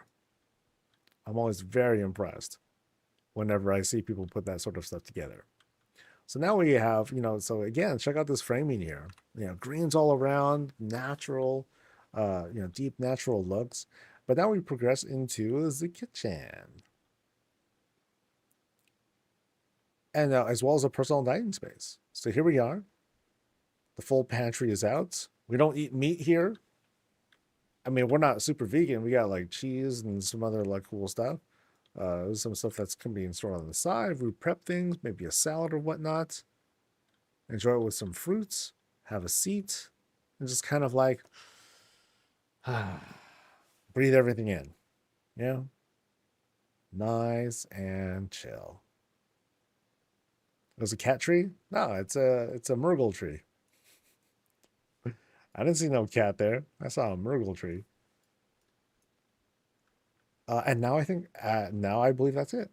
So kind of interesting because we saw like the place for the most part is just this very grand space for like all these greens, all these plants and growth and life and all that. And then you have like this kind of like carved out spot, just around this area for like an actual living space. So we can tell where the emphasis and the focus is being put on. These things right here. Okay, I'd hate to imagine just how much of it's being used. That's a lot. No, it's some great colors. It's great colors, and I feel like part of what makes the greens popular is that it fills up space. If you don't have these, if you don't have all this, then you don't have all of it. It's like, what do you do instead? And I think that's one reason why people, a lot of folks, they can opt for lowering the ceiling. They'll straight up like just put stuff in, so that way they can restrict their space into like something else. So they don't need to use greens to fill it up. They can have it for like other things. But it's also a question of like, what do you want to fill your house up with? Some folks want to do with like lots of furniture and like creating all these new things. other folks, they want to have like greens all over the place because they just love that whole feeling of walking through and enjoying nature every step of the way. So really cool. Really cool spot. Thanks for letting us visit. Oh, pre stuff right up there. All right.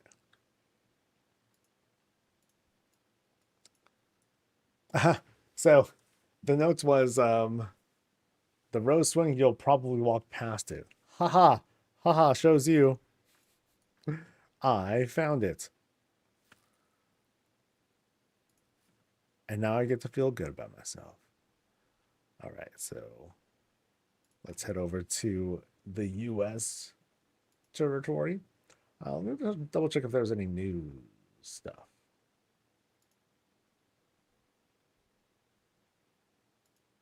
Oh, I didn't finish the upload either. Oh, crap. Oh, no. Good going, Soul. Yeah, let me do that now. Before I continue. So stop recording and do this thing. Yeah, that's my bad. I meant to do that like hours ago. Ah, crap. Okay, so we're doing big housing news. What's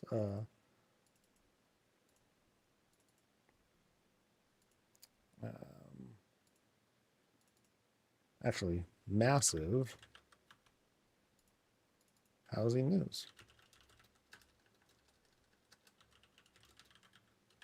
Exclamation points.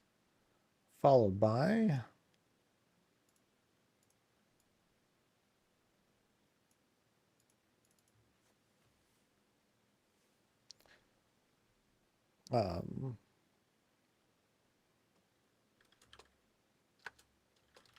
what's coming soon? Soon, comma, and soon. I'm gonna be kind of cheeky with that. So,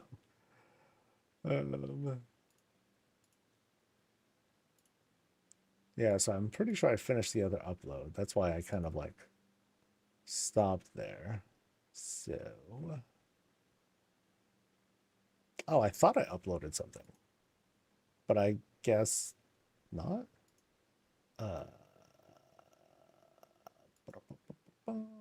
Nope, there it is. Hey. All right, so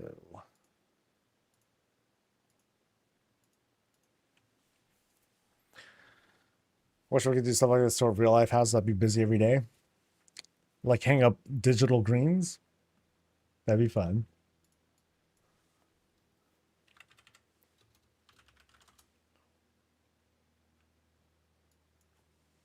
All right.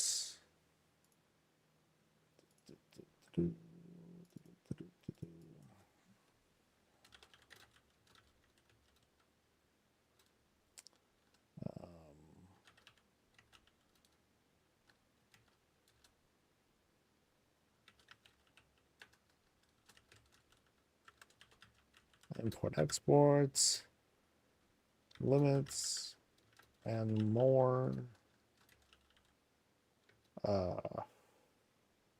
improvements on the way.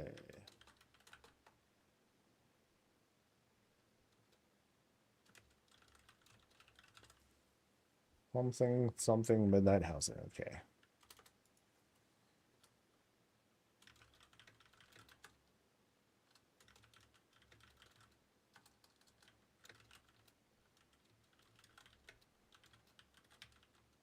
Recent news regarding some of the most important housing topics so far. Exclamation points.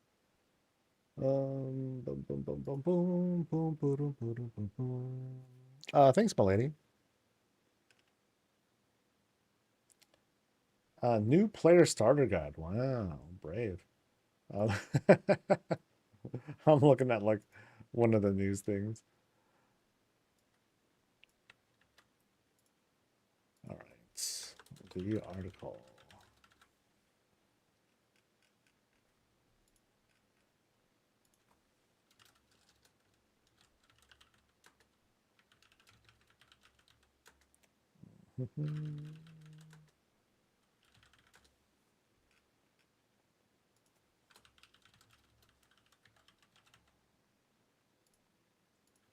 I'm a little sad that this is just my opinion, okay? I'm a little sad that pets are coming before weapons and armor.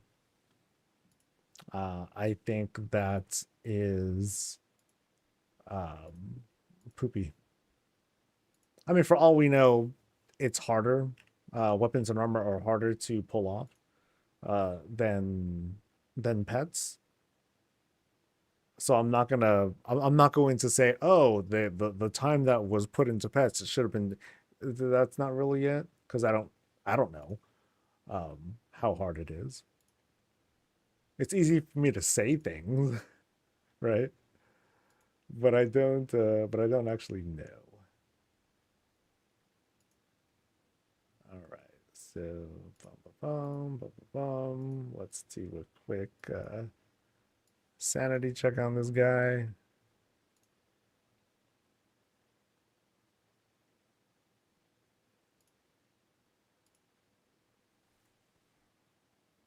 And we're good. Cool. Yay.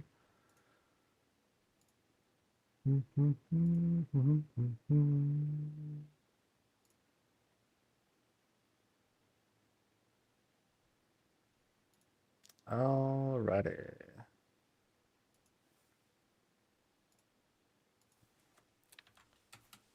So there it is. If you don't mind helping the traffic a little bit, click it, like it, let the whole thing play through, watch another video right after it, and then close the window. That helps a little bit. It may simply be that pets have their own in-game models, but weapons are an extension of the character skeleton. It could be. I don't know.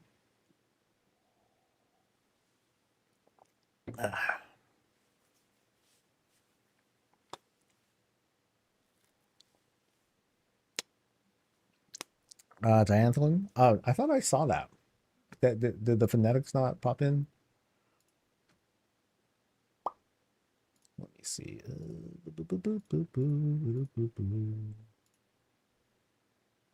No, you put it in. Dianthalon.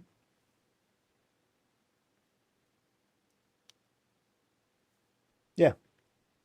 Actually, you listed the phonetics a little differently, but oh well, whatever. It's all good. Um, I'm going to do.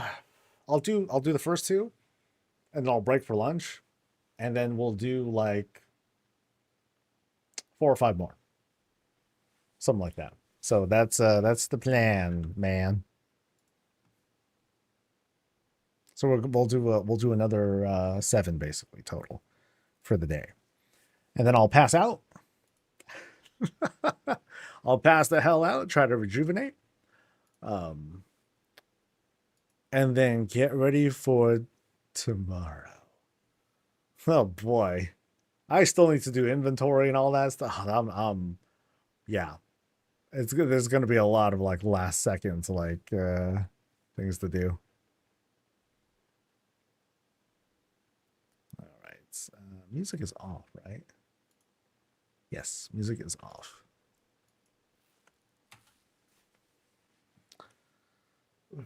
Where do you see the list? I posted on the Discord channel when it's time to go, or when I officially queue people up. It's on the Discord channel. So I'm human troll.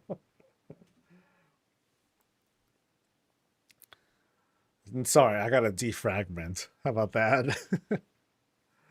All right.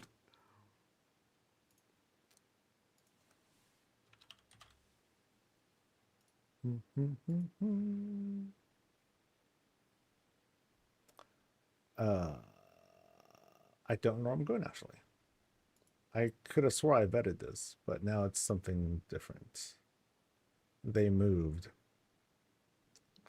Great. Uh, and it's the same address. Damn it. Let's try this one.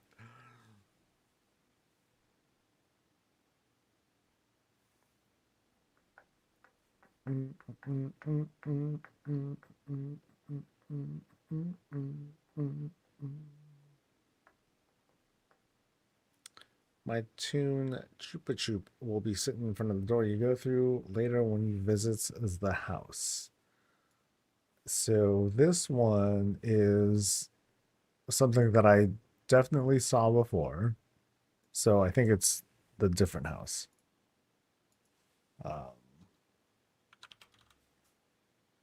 Maybe.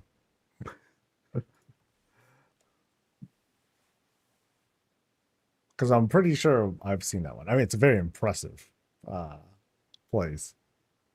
And I think I think it was this person that messaged me saying, "Hey, I'm sorry that I booked my other house like really soon." But I'm like, "Oh well, I'll live, I'll survive." Um, so I don't think I even vetted this place yet.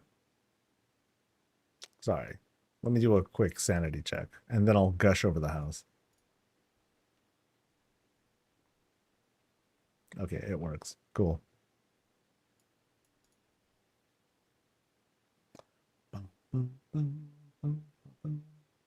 Now, what's for lunch? Salad. I have a big ass salad for lunch. That's the plan.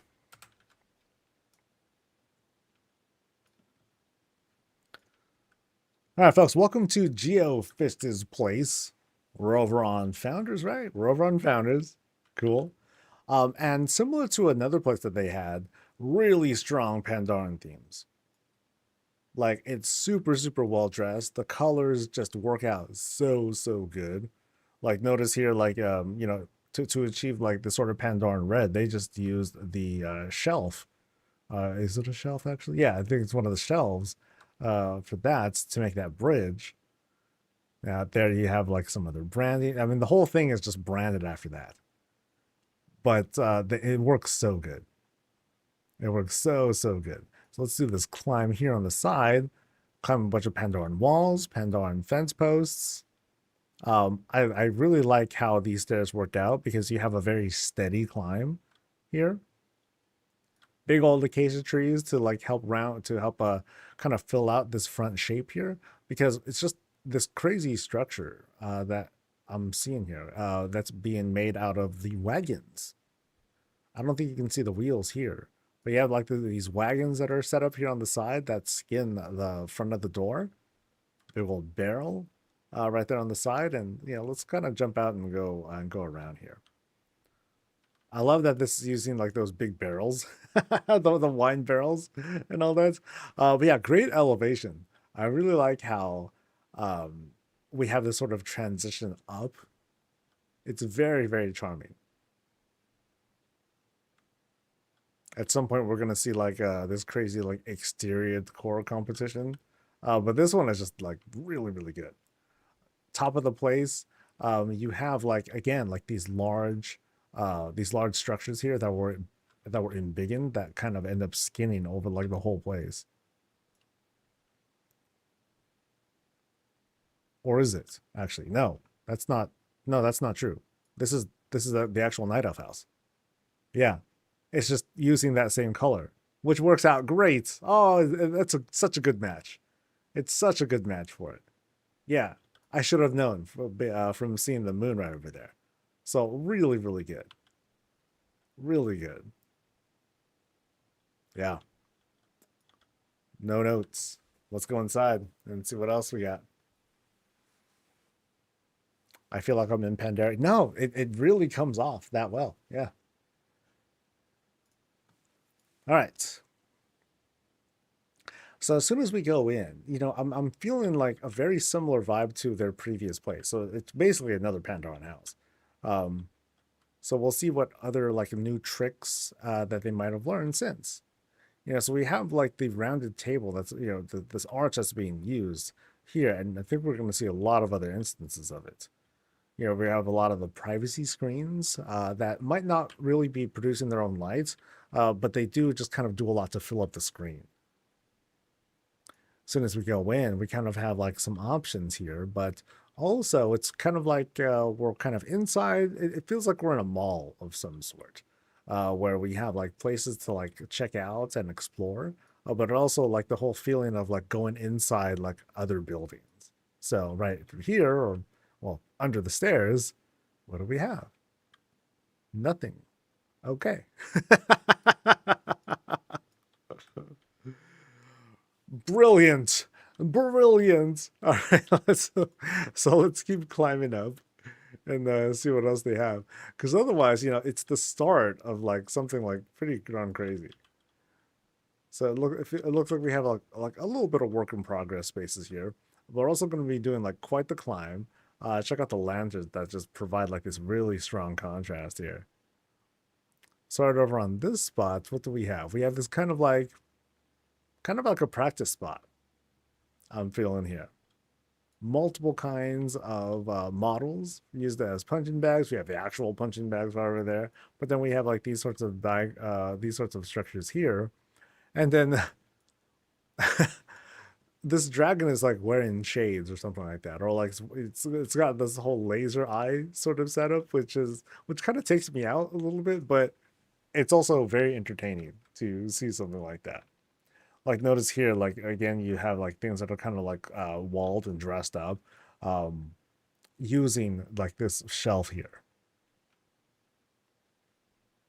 Thanks, Mythical, for becoming a member. Appreciate it. So we climb down a bit, and then we'll enjoy like some like kind of a reading spots, and check it out again. Like we have like these this shelf that's being repurposed as a a way to kind of round out a whole kind of fountain, sort of. That's very clever, very very clever. See, what's cool is that with the Pandaren shapes, they have like these very like strong structures, but you can easily like repurpose them into other things. Very, very cool.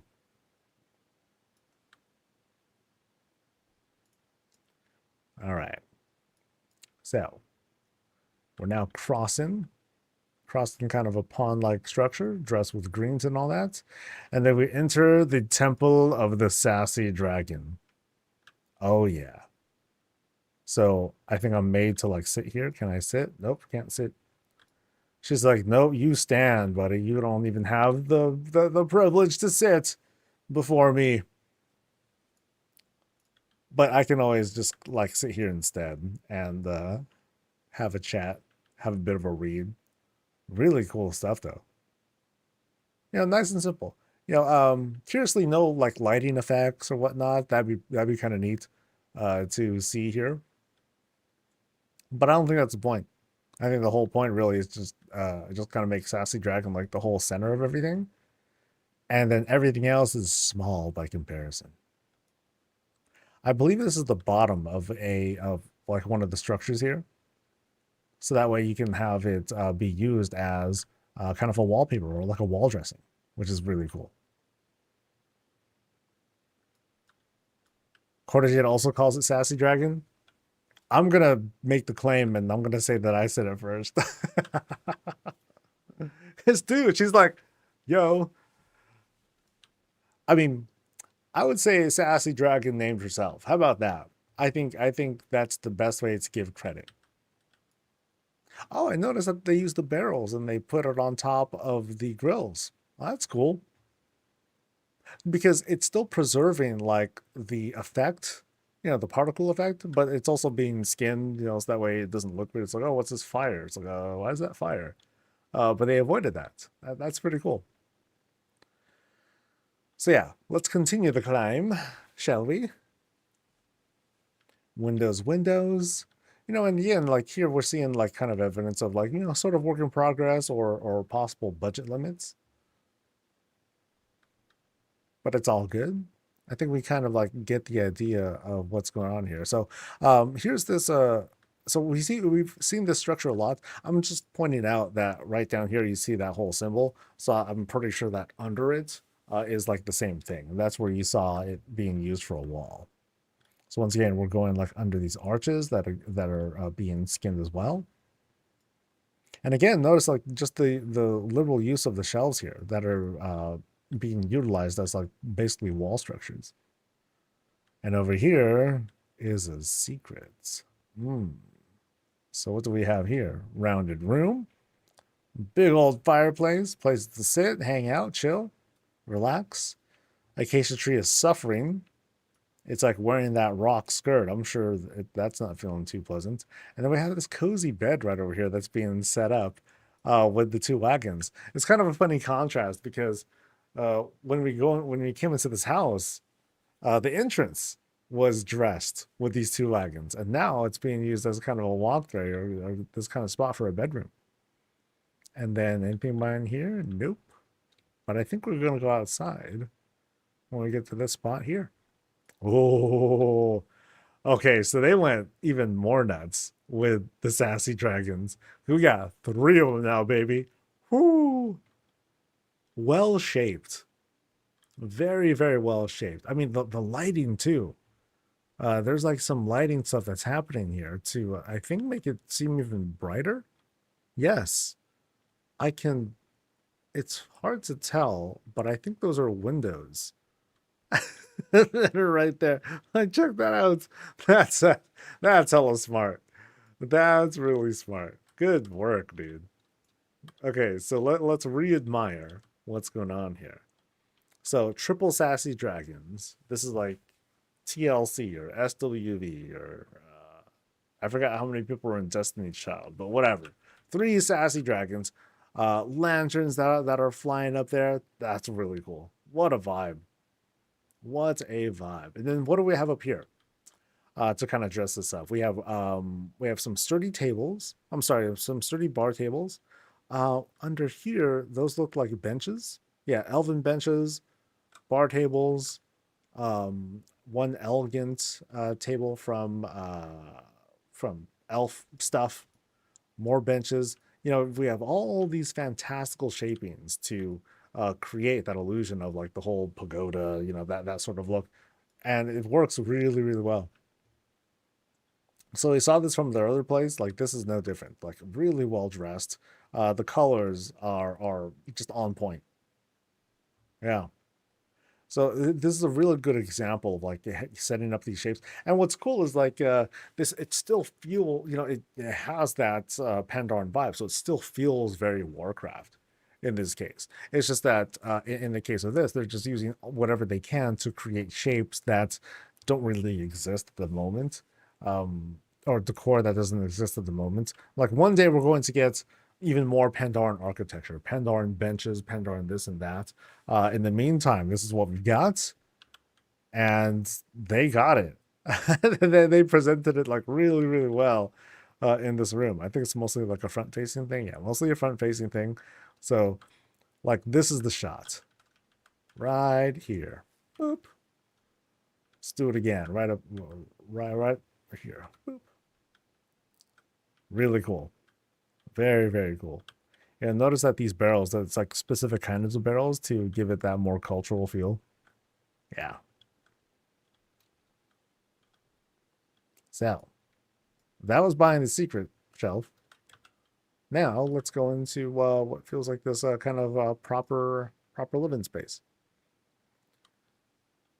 So the kitchen, it feels it feels like it has a bit more clutter to it, although it's actually not so much. You know, we have food out and everything. Food's out, grills are going, places to sit. You got a lot of life going on with the animations here. And over here in the pantry and kitchen area, stuff is going. Things are placed out. Notice how these are like kind of like set. You know, they're shaped. I'm sorry, they're positioned a little bit differently so that they feel like they're proper hanging bins and all that. Even though they're like kind of sitting at this kind of diagonal angle, you know, it feels reasonable or it feels normal. Yeah. Very well done. All right, so let me see if I missed anything. I climbed all the way to the top. I have no choice but to climb all the way to the bottom. Almost. Actually, did I go through here yet? Yeah. This was the other outdoor, not outdoor, but this is like the whole temple thing. Cool. Oh, dumbbells. Nice. So we'll keep climbing down. I just want to make sure that I've seen all the spots. And I think I have, because this is the front door. Cool. So another very like this is definitely some of the best Pandoran architecture that I've seen among all my visits. So really nice. Well done.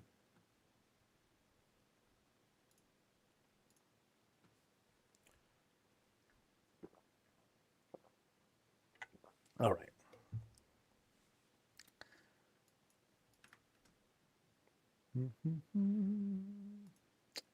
Now we'll go to diantholins. Uh, boom, boom, boom, boom, boom.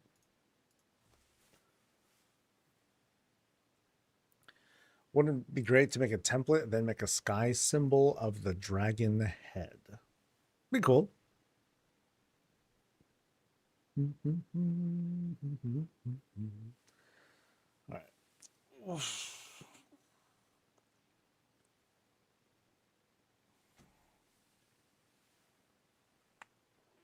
Oh man. I'm trying to think. Like I don't think I have any other videos planned, right? Oh yeah, I do. It's that whole housing thing. And I think that's it gonna I think that's gonna be it for me today. Like once I'm done with once I meet my visit goals today, cut off stream, cut that video, and then just try to rest, man. Yeah. I'm burning myself out the day before an expansion launch. Great plan. Great plan. Let me double check communications real quick. Just want to make sure all my emails are done for now. Because once I dive in, oh, gameplay, baby. Straight gameplay. Did I pay my power bills? Yes, I did, Betty.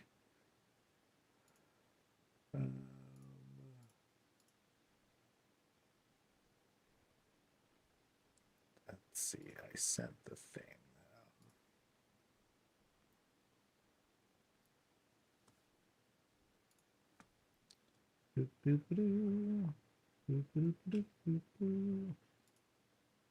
All right. No news is good news. Woo! I think I might be in the clear. Wonder how long servers will be down? I don't think we're going to expect any downtime. Yeah, because it's before an expansion launch, like they're just up. So uh, that's kind of the plan. By the way, thanks to Just EV and thanks to Trauma 77U. Thank you very much. Appreciate it. All right. Make sure I got my stuff visible. All right. This is the Antholin's place over at Razorwind, and this looks like a boss climb, sort of. It's like we're adventuring. We've defeated all the generals of the Hoodawatits, and then it's finally time to confront the boss. As do do do. So we're gonna climb up like this whole citadel of death, but I don't know what the vibe is actually supposed to be. I mean, there's like a little like kind of a void rocket fuel thing over there. Could be that, but let's see what's going on up here. Ooh, a target symbol. Boop. So we got a proper landing. Thank goodness. So we're fine there. Oh wow, that's precarious. That's brave. Like they just got laundry just like chilling there. It's like, oh yeah, can you get my pants? No, dude. You get the pants. And all that. Yeah, so running some risks getting everything there. But yeah, very darling having the landing the line. I wonder how far can I see that away from. Let me see. All right, so fairly far. Fairly good. So about here. Yeah. And then I get the rest. Boop. So let's head on inside, shall we? Very fun. All right. So as soon as we head inside, and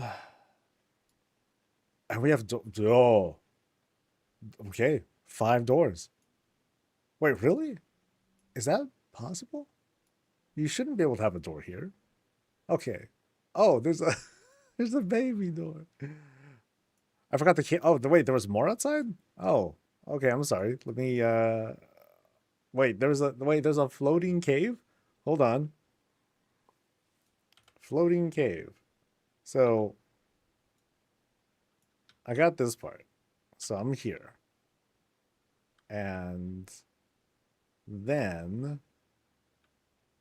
I am here. So, oh boy. Um, I don't think there's anything that kind of like leads me there, is it? So, like we're here. And then, yeah, here's like the underside of things, and I'm stuck. Let's see. So we're here. Oh, whoa, no. Or do I access it from below, from the sky? Oh boy. Okay, that's really tough. Okay. Okay, so the little baby cave running. Oh, that's very creative. So we climb up. We're climbing up its skirt, kind of. Oh, and then we have like this nice little place to chill. Boop. Yay. And treasure. Heck yeah, dude. That's charming. I like that. Yeah, I would not have I totally missed that. I would not have noticed that. Very subtle. Like because where was I? I was like here. I did the approach. I saw the greens, but I just saw like the little rocket thing coming from there. I'm like, okay, cool. Interesting. All right, so let's head on in. Round two. Let's see how this works out. So I saw that to my right was like the little baby door. So I guess that's kind of where I came in from. Go ahead and close that guy. And then there shouldn't be anything through here. Ah, a banner. Okay. But now we're presented with 3 choices. And as far as I know, this is not a... Oh boy, this is a lot to read. It's a literal labyrinth, complete with a dead minotaur in an oblate and a pit of death. uh, okay, this is a lot.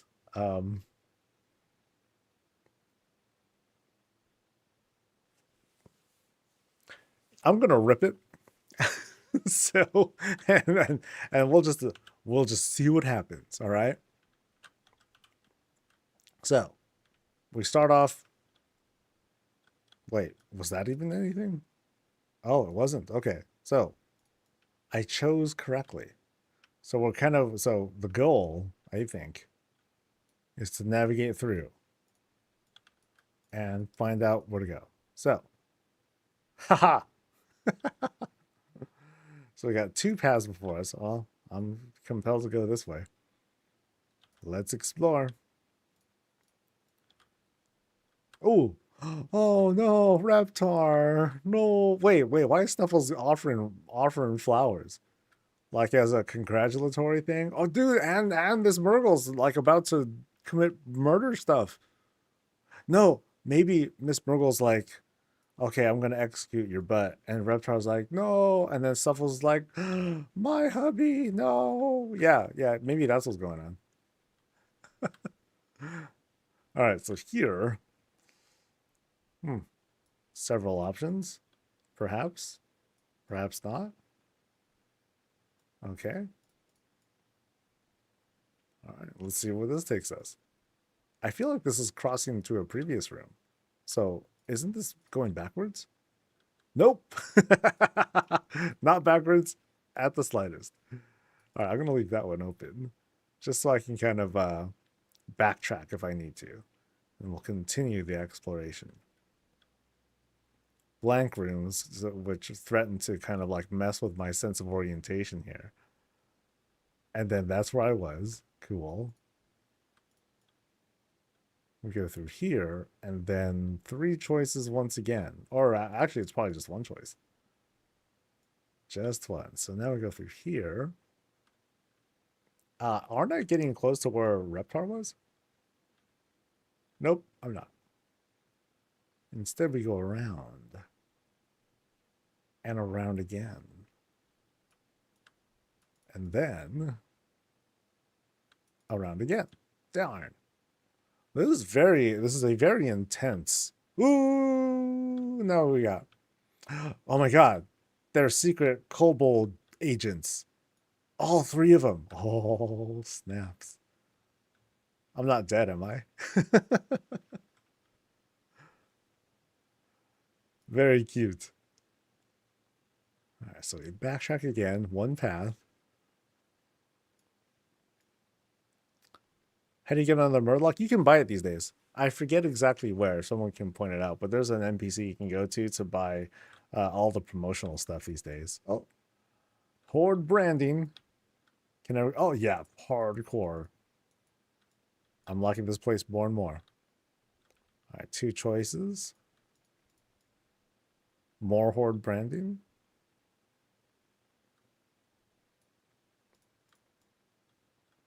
And more Horde branding.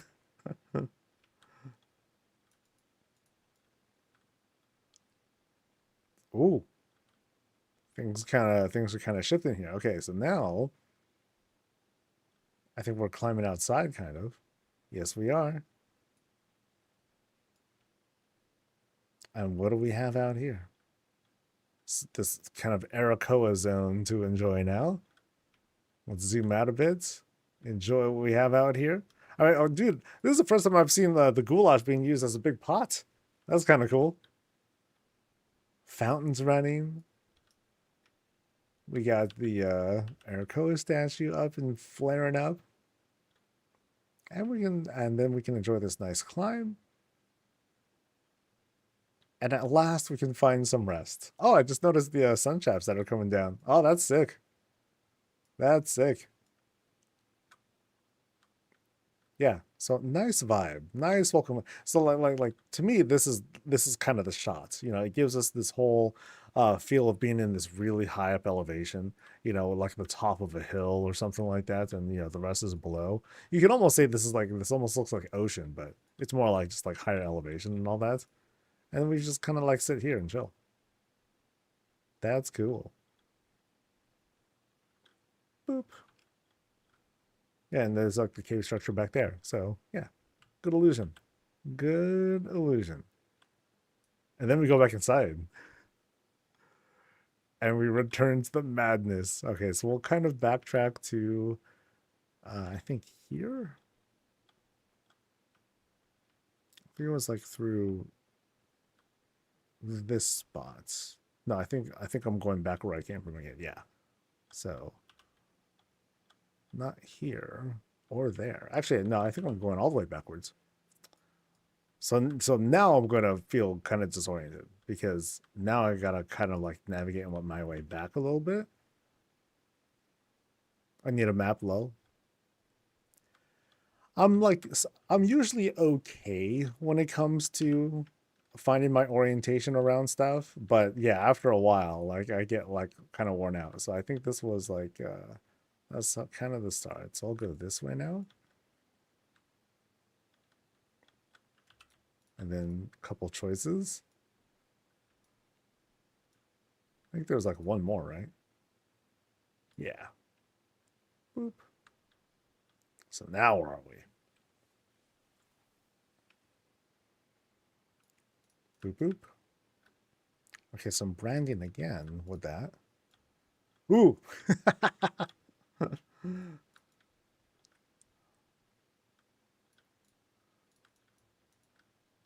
right, now where? So it's like whenever I run into the banner, does that mean like bad or good? To me, it feels good. Find all the dark ladies and win a prize. Yeah. Oh, I think we're going outside again. Yes, we are. We're kind of like squeezing through here under the tent and the greens, and then blang, nicely opens up. So before we were looking at like some Arakoa stuff. Now we're going all in with like Kaldorei stuff. Huge glows that were coming from like these multiple like braziers. I forgot if they're braziers or not. Um, but big dress in here. So it's almost like I don't know, it feels kind of tribal with the way the fires are going. Like I feel like I'm in a big old night off barbecue. And by that I mean no weird reference to Teldrassil, like God. You know, just a barbecue, okay? Just a normal barbecue. But very festive in its nature. So I think we have like some room to kind of like climb up here and enjoy some stuff. And then climb. Love the waterfalls. And then climb and then climb and then climb some more. And then we get to like the big lilies and the crystal, and then we have like this kind of like below shot here. Yeah, I like how simply it's dressed, because it's just I mean from this upper angle here, it kind of like pulls me out, but then when I'm down here, you know, just the three big old rocks and a tent, that's all you need. And then that helps to like make the illusion. Yeah. All right, let's progress back inside. So I'm going back here, back here, back here, back here. And was that anything, or was that the fire thing? Yeah, that's the fire thing, so I'm not going there. I'm going backwards. And then these were the three choices, so I'm going to go back again, I believe.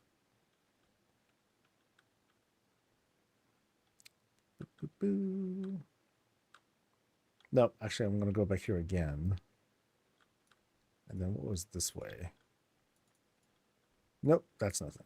Okay, so so there's supposed to be one more spot, right? Or one more skybox, I think you said.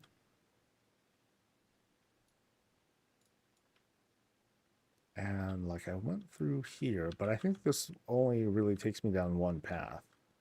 Yeah, it's only there and then this way. All right. Let's try to find it.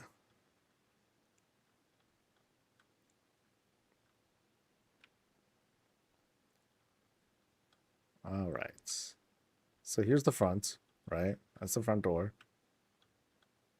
So I guess I'm going to try going this way. And I think I haven't gone through here yet. I think. Oh yeah, that's new. Oh, look at that. They're all having a nice barbecue, and it's really hot in there because it's all indoors. So cute. Ugh. Okay, no, don't go that way. Two choices. Dark Lady? Of course I'll choose the Dark Lady. Who wouldn't? And then, oh, I feel like I clicked stuff. I'll click too many things. But then what? What was this? Oh no! Poor Reptar. Why's it got to be Reptar? What did he do wrong? Reptar is cool, man. All right, now this way we have a suspicious altar plus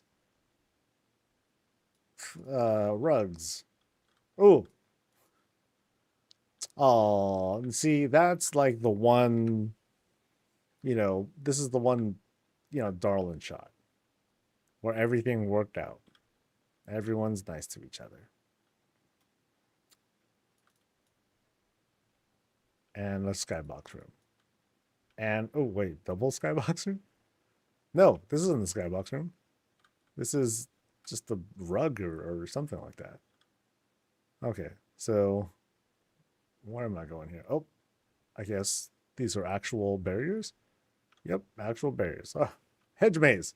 There we go. And it got spooky. Okay. fresh meat. You know, that's kind of what I'm waiting for right now. Okay, so little map. This will take me right back outside, and then I'll go forward here. Maps, maps, maps, and then we're just kind of winding around and around. It's kind of cool because this has the whole vibe of you know, feeling like we're outside when we're not.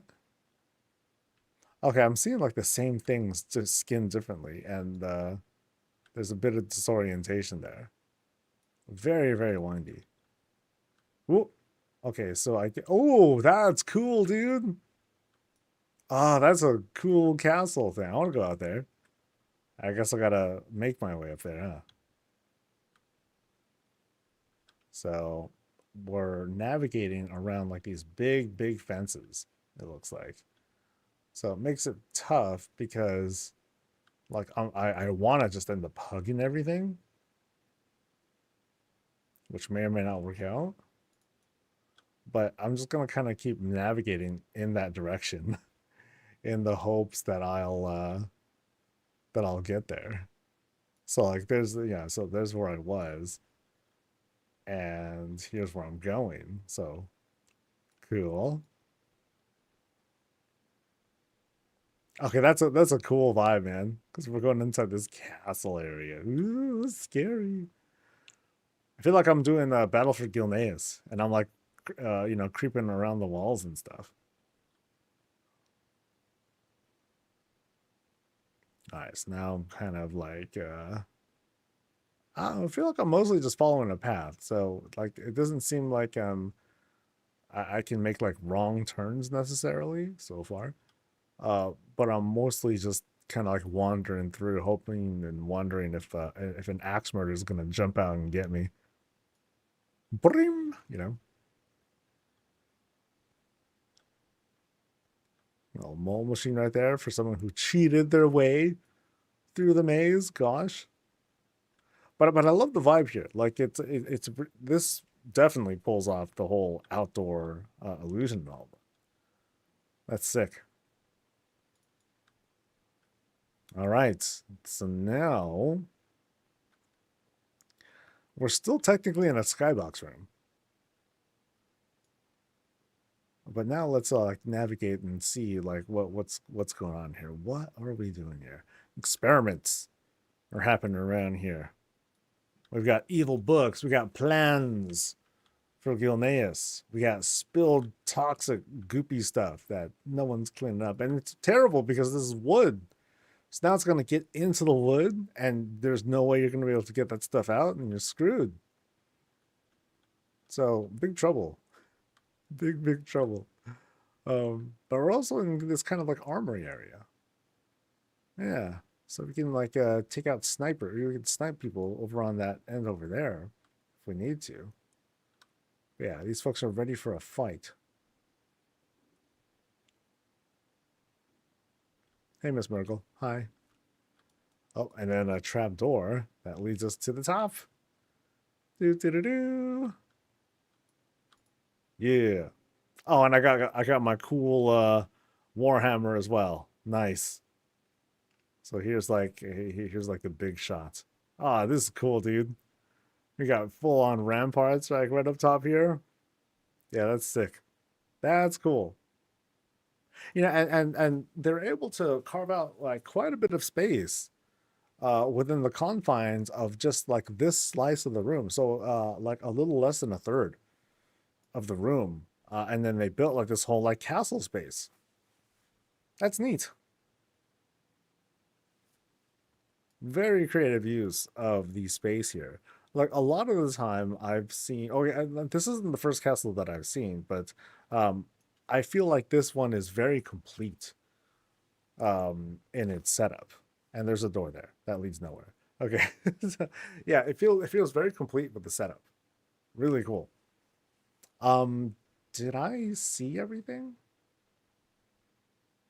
Oh, uh there's a thing that we can fall through. I can climb to the top of the tower. Okay. So how do I climb to the top of the tower? Um, uh, is there, wait, oh, do I go? No, not from down here. Go through the wall by the door? Okay, I would not have seen this. Yeah. So up we go.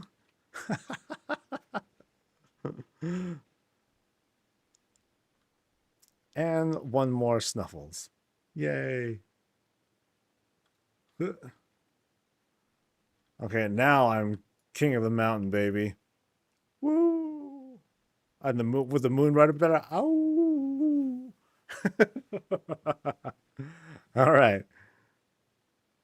That's cool, dude. I think there was one other place where I remember someone made this whole structure inside. But I'd say this one is like very, very fleshed out. Lots of details went into this particular went into the structure to make it look very convincing. You had tables, you had fixins and all that, barracks, stairs to climb and all that. It was very cool. Wait, one more room? Uh, shoot, where? But we're not done yet. Yeah, so I don't know where to go then. Unless it's nearby. That's gonna be some pretty gnarly backtracking. So yeah, I think I'll need some help there. Unless that's part of the game, then I'll try to explore. I have a feeling it's going to take a bit though. Go back. All right. Oh boy. I guess the easiest. Okay, I can really see my orientation here, so I'm gonna go that way. Boop. So here I am kind of going back. Oh, I gotta go all the way across. Oh boy. So I think this wasn't so bad. I think I just kind of like went through here. I can meet you. Okay. Oh, hello. Okay, so there was another thing. Oh. Yeah, I was wondering about the carpets that I saw. Wait, that's very sus. I'm yeah. That carpet that sometimes tends to be a trap. So I don't know which one to really go through. I don't trust the carpets here. This carpet I think I trust. This other one though, I don't know. I'm just gonna, be paranoid and jump over everyone that I see for now. Never trust the carpets. Yeah, I don't know what to trust. What's in there?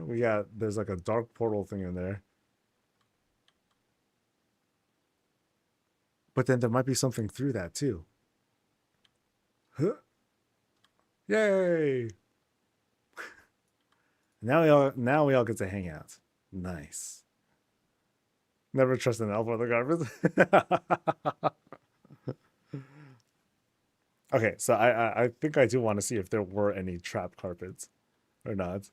I want to see if I was like clever or if I was just paranoid. Ah! Haha! So I was not wrong. And then what happens if I go through here? Ah! Ooh!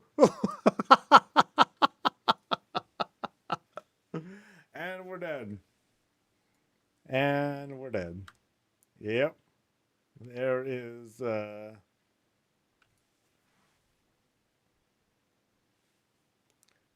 without a sound. Not even a sound. Well,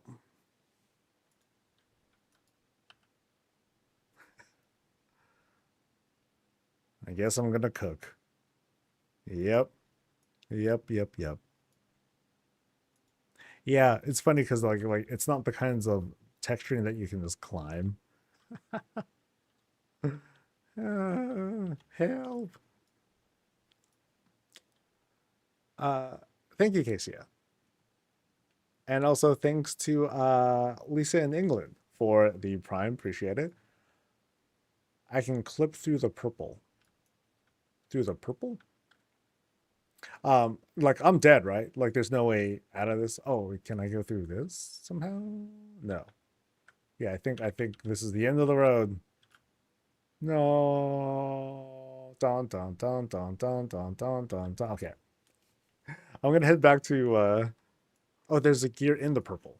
Oh, is there? Oh, there is. Okay. And what is it? It's just a oh, it's a stool. Aha. Haha. Look at that. I'm free. Ah.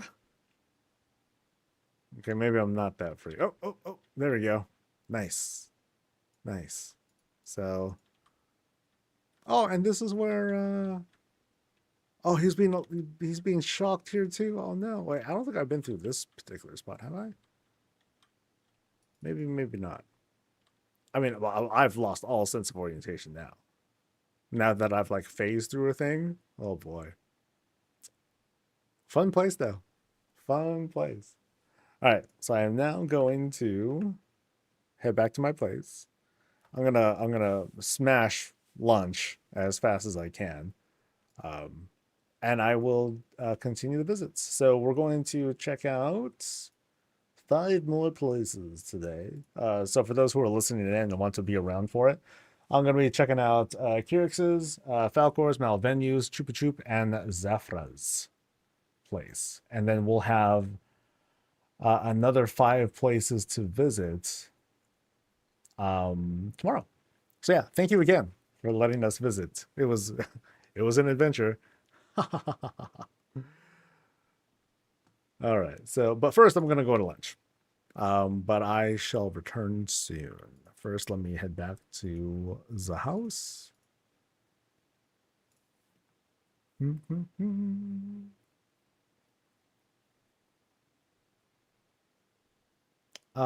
If you want, if since we're on BattleNet, you can just send me a quick BattleNet thing and then let me know. That's cool. And one of these places is a guildmates, so that'll be interesting. This will be the third, I think, guildmates place that I've seen. So let me head in.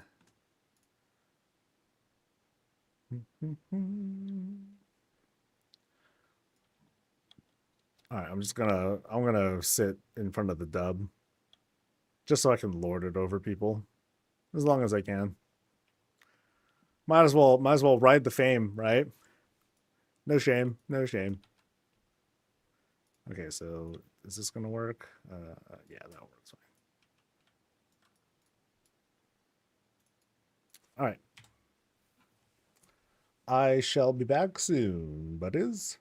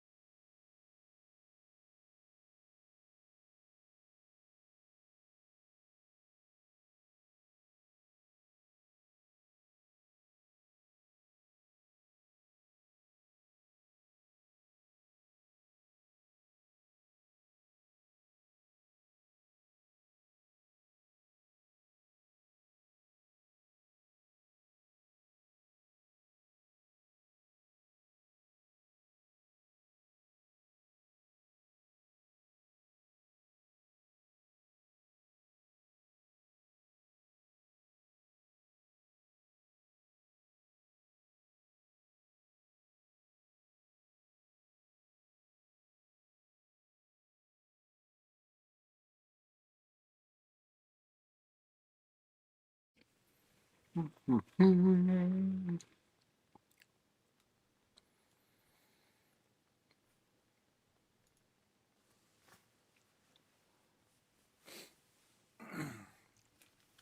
have one more of this little bean paste treat that I got from a couple weeks ago. Oh, they're so good.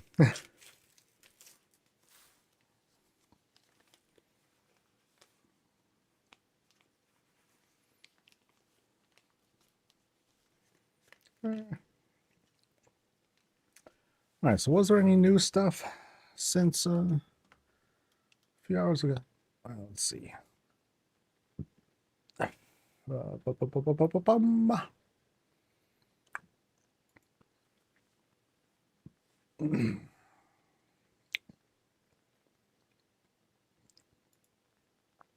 Okay, what is this really? So, returning player's guide. So, wait. I thought it was supposed to be, wait. I thought it said new player's guide. Hold on. Okay. So there are two things. So there is a starter guide. Okay. Cute.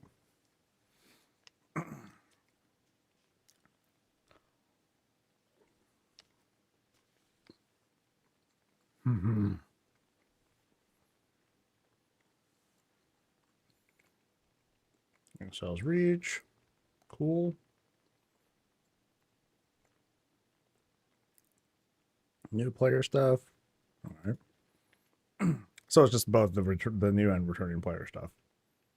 It is kind of neat how that all works out. Oh, and reminders for the one button. Nice.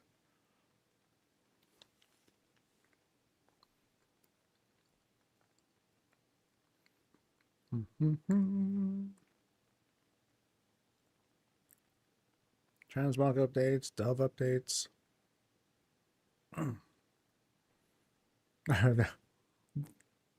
You know, now that I'm looking at the whole spread, this is a lot. Yeah.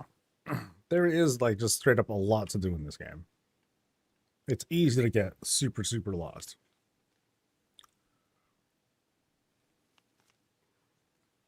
All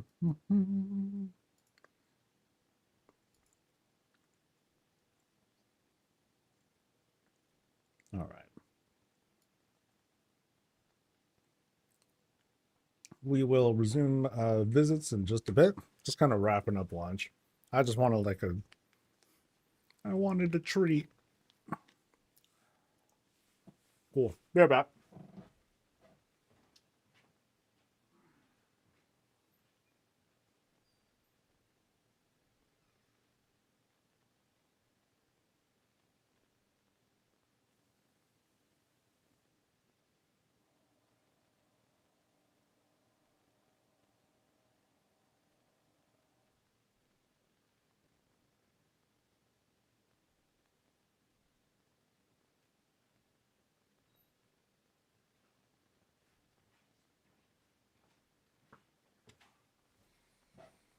All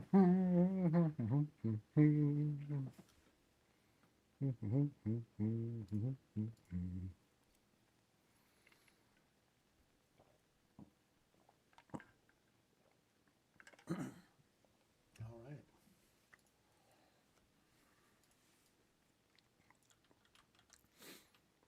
That was a nice little rest.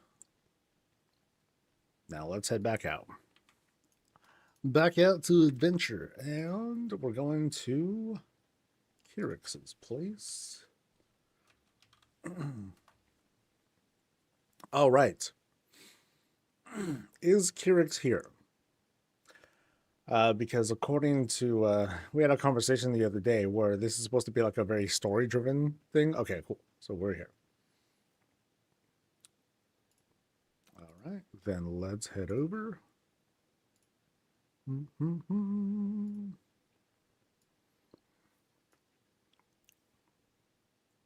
PC crash. Oh no. So I'll Let me see if I can turn speech bubbles back on. I forgot how to turn it off and on. Just so folks can follow along if you wanted to say stuff. So, bubble? Yeah. Chat bubbles.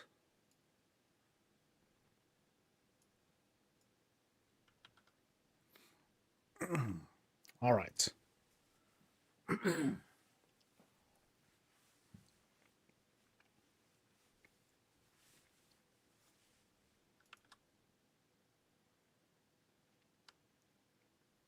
Oh, it is. Wait. Huh?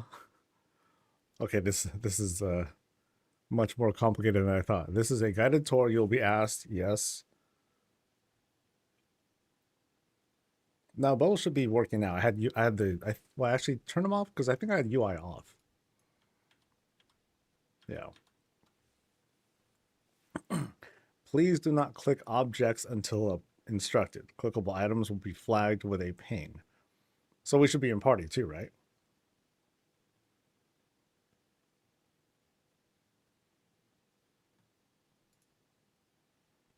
Can you do a text bubble check again, please?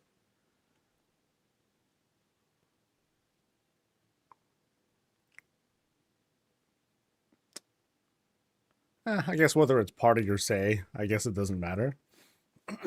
All right. So, interactive tour. Although first, I just want to take a quick look at what's going on here.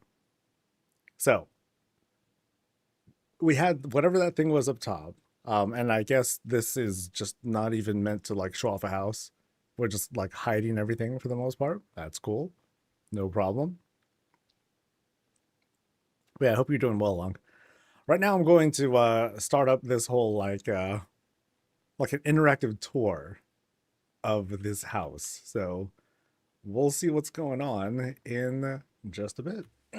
But yeah, Mech, it's your show, and I will now just follow you.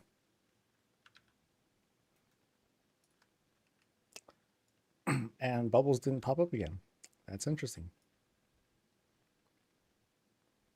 And SOS, will you respond? Oh, so I have to like, do I actually have to say yes? Or something like that?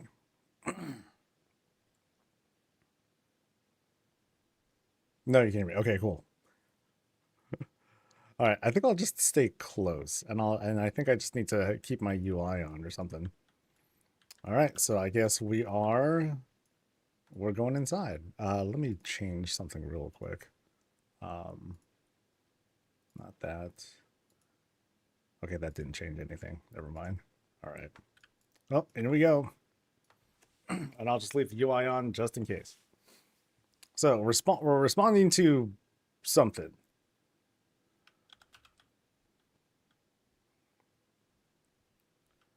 All right. So what the hell? Oh, we're in space. Oh, that's cool. That's so neat, dude. Okay, so it looks like there was like some hull breach because it looks as if. Okay, ship appears to be severely damaged and floating, but not in space, but in time. Incoming missiles seized in motion. The alien ship itself is frozen. Yeah, so check it out. Check out the effects of like stuff being sucked into space. That's gnarly, man.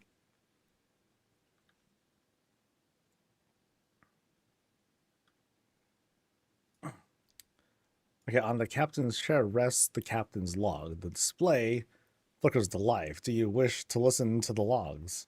Of course. Everything is an automatic yes, by the way. So let's just, so we can go ahead and move at a pace or whatever you feel like.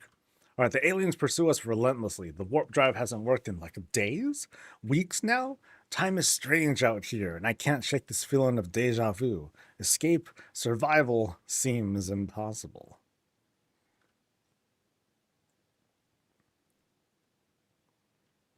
My crew fears for their lives, and I can't shake the feeling of what. Wait, they're back! All energy reserves to the shields and start evasive maneuvers. You know, we're doing all them. Wait, isn't he by himself? No, no, no. This is a recording. Yeah, it's a recording. Okay.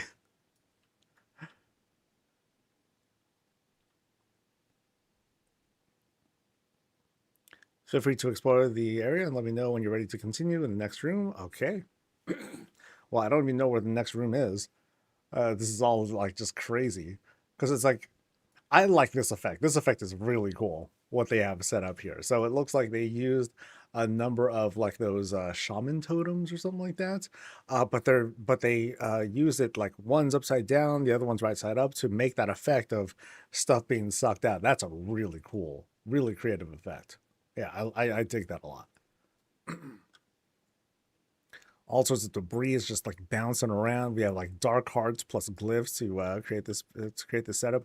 And like here's like kind of like the control mechanism or whatnot, uh, showing like the debris and it looks like yeah, like whatever that thing is. I don't know if it's a missile or like some little pod person that's firing crap at us or something. That's gnarly, dude. Well, don't jump out there. That's probably going to be a big mistake. But I mean, this setup is crazy. They have so many of these banners set up. So many of those cuz like that's a lot. That's a whole lot. They like skin everything. That's wild, man. And then like a whole bunch of engineering stuff. There are drain eye windows up here as well. I believe that's I forgot what the name of that thing, but that's like a drain eye thing too. This is like gnarly looking, really good skin. We are ready to proceed. Oh, look at the planets out there too, man. That's sick. All right. Wait, we're jumping out? Are you nuts? Dude. Ah. Oh. Okay, I really did jump out into space. Oh man, that's sick. Oh, that's neat. This may be my final recording. The goddess sucked out into the depths of space, drifting further away from the destruction. A feeling of peace comes over me as I accept my fate and give myself to the sea. I mean, there's like straight up Nazoth looking vibes over there, so I don't know, man. But wow. Oh, look somewhere. I don't know where to go. The ship drifting away. Oh, oh, oh. Oh, that's where we came from, I think. Oh, that's sick. That's sick. I guess I should kind of zoom out a bit. Yeah. It was then that in the distance I saw the beast inhaling all in its wake. I feel his pull on me. Which I'm. Oh, this is the big mouth. So it's true then you do exist. Feast then, monster! Feast! All right, I'll follow him in a bit. But, dude, once again, like the number of banners being used here is like that's a lot of lumber, dude. That's a lot of lumber. I mean, basically, you can count. Let's see, and then oh yeah, what else is it? Filigree lights are here as well. Oh, that's crazy, dude. And like there are like some obstructions that are preventing me from like getting too close, which is a cool way of helping to control users' movements. So nice. But then now we have like multiple enchant glyph floor things that's creating this sort of effect. That's neat. That's very, very neat. All right, so we go through, and then we are still in space. Oh wow, dude. Yeah. Oh, that's a cool effect, man. I mean, it's just a. Oh, okay. Let me read through this first. Okay. Consumed, the feeling of the beast stretching me endlessly terrorizes my mind. How am I alive? Where am I? And why can't I shake this feeling of deja vu?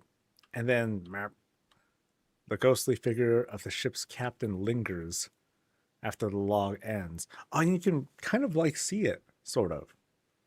That's neat. consumed, the captain says. And I think this is supposed to be like the captain's ghost almost. The beast, the monster, the black hole. It's cool because you have that whole effect of like, it looks like there's like a little dude being sucked in.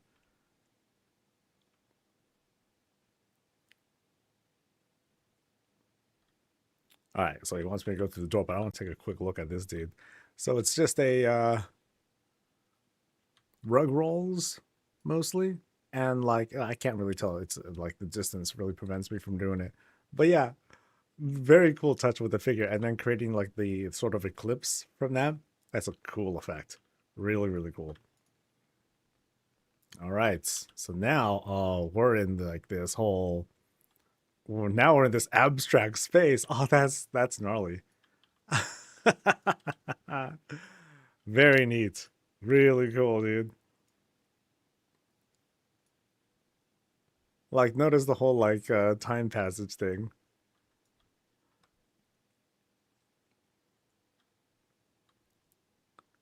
All right, so let's go through. Boop. Oh my.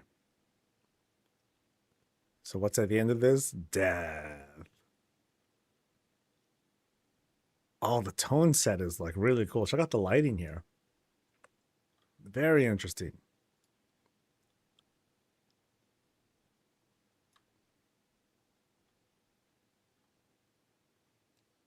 Yeah, I wonder what's making that light. You know, you've been here before. Oh, this is supposed to be a mind trip on me, dude. Oh no. All right, this endless cycle. Yeah, I kind of know how that is. Ooh, he lies. What? Yo, I didn't see that before. Wait, for real? I was that there before?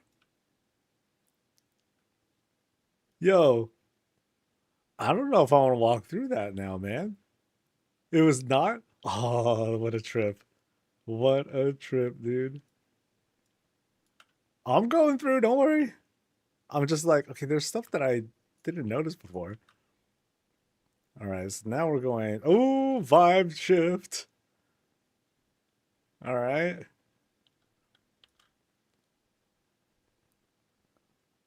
So I noticed now, like, yeah, the lighting effects are just like sick, dude. Oh, wait. Hey, dude, that's me.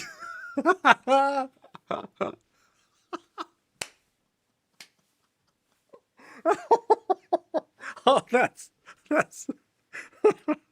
oh, that's good. That's so good. Oh man. Wow. I'm already clapping. Oh, dude.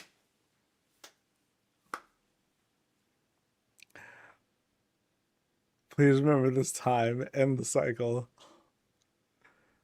Oh, and he did the fade out too. That's just art. Ah, that's so dope. That's so good. I can see why we needed to set an appointment for this, or like, you know, oh wait, where am I? Hold on. Wait. What, how did I get here? She would like to speak with you. Do you want to continue? Sure. Yeah. Wait, how the fuck did I what? This isn't the builder, is it? Someone else is like doing some stuff in the background. Oh, that's so sick. Okay, so go through. All right, now. All right, approach her. Don't fall off. Okay, don't fall off. All right, cool. We made it. Okay, this vibe check is dope. Okay, speak with her. Place your hand on the podium. You must repeat the cycle. It is inevitable. Feel free to look around and behind and up. Then click the podium when ready. Meet with me in the next area.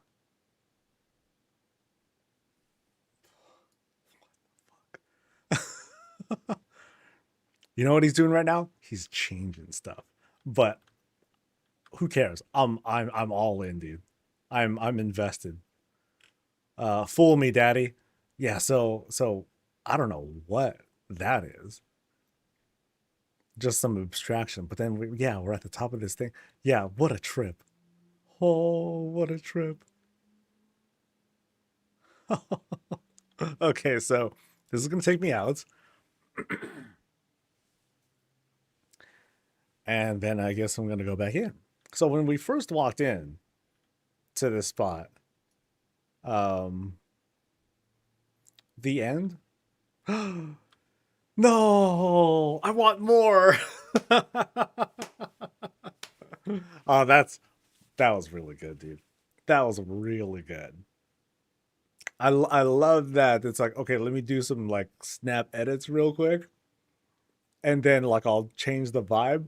The he lies thing. I was like, I was entertained, and then pulling up the level 1 character. That was, mwah. No, that was a lot of fun. That was a lot of fun. Yeah, thanks for the experience, dude. Um, I'm gonna post. Yeah, I want to post this soon. Maybe not. Yeah, I want to post this thing soon because it was just fun. It was fun. It was very highly interactive. Neat, neat. Yeah. So, dude, more. I was like, oh man. Yeah. No notes. It was just it was a real cool experience. So thank you for letting us go on the ride with you. This is very cool. Yay. Yeah, I wasn't. Yeah, I was not sure like where we were gonna go with it. So it was fun being like surprised again and again. No, it was fun for me too. I hope that folks who were following along that they got a kick out of it too. All right, so I'm heading to my guild. We're going to the yard, baby.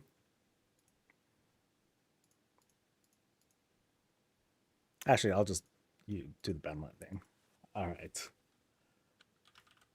Because otherwise, I ain't gonna find Falcor's place. The ghost was really neat. The fade out, oh, that was. I think that was just like logging out, I guess. But the way that it faded like that, that was good. That was good. At first, I thought it was like a toy, you know, and then they replicated like me or something like that. But no, it was it was just a level 1 dude. That was funny. All right.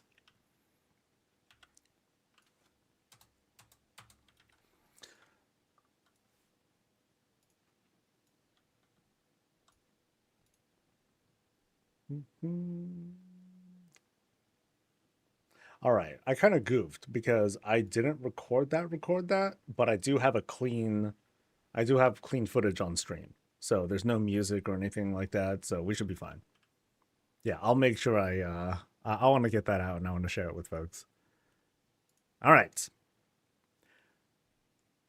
All right, folks, welcome to Falcor's Place over in the yard. And by the yard, I mean this is a guildmate. So this is my neighborhood. Yay. Well, let's see what we got here. We've got, you know, we have like, we're using the orca structure and kind of a rare thing. We usually don't see like the large attachments. Usually people try to like skin it or make it into something else.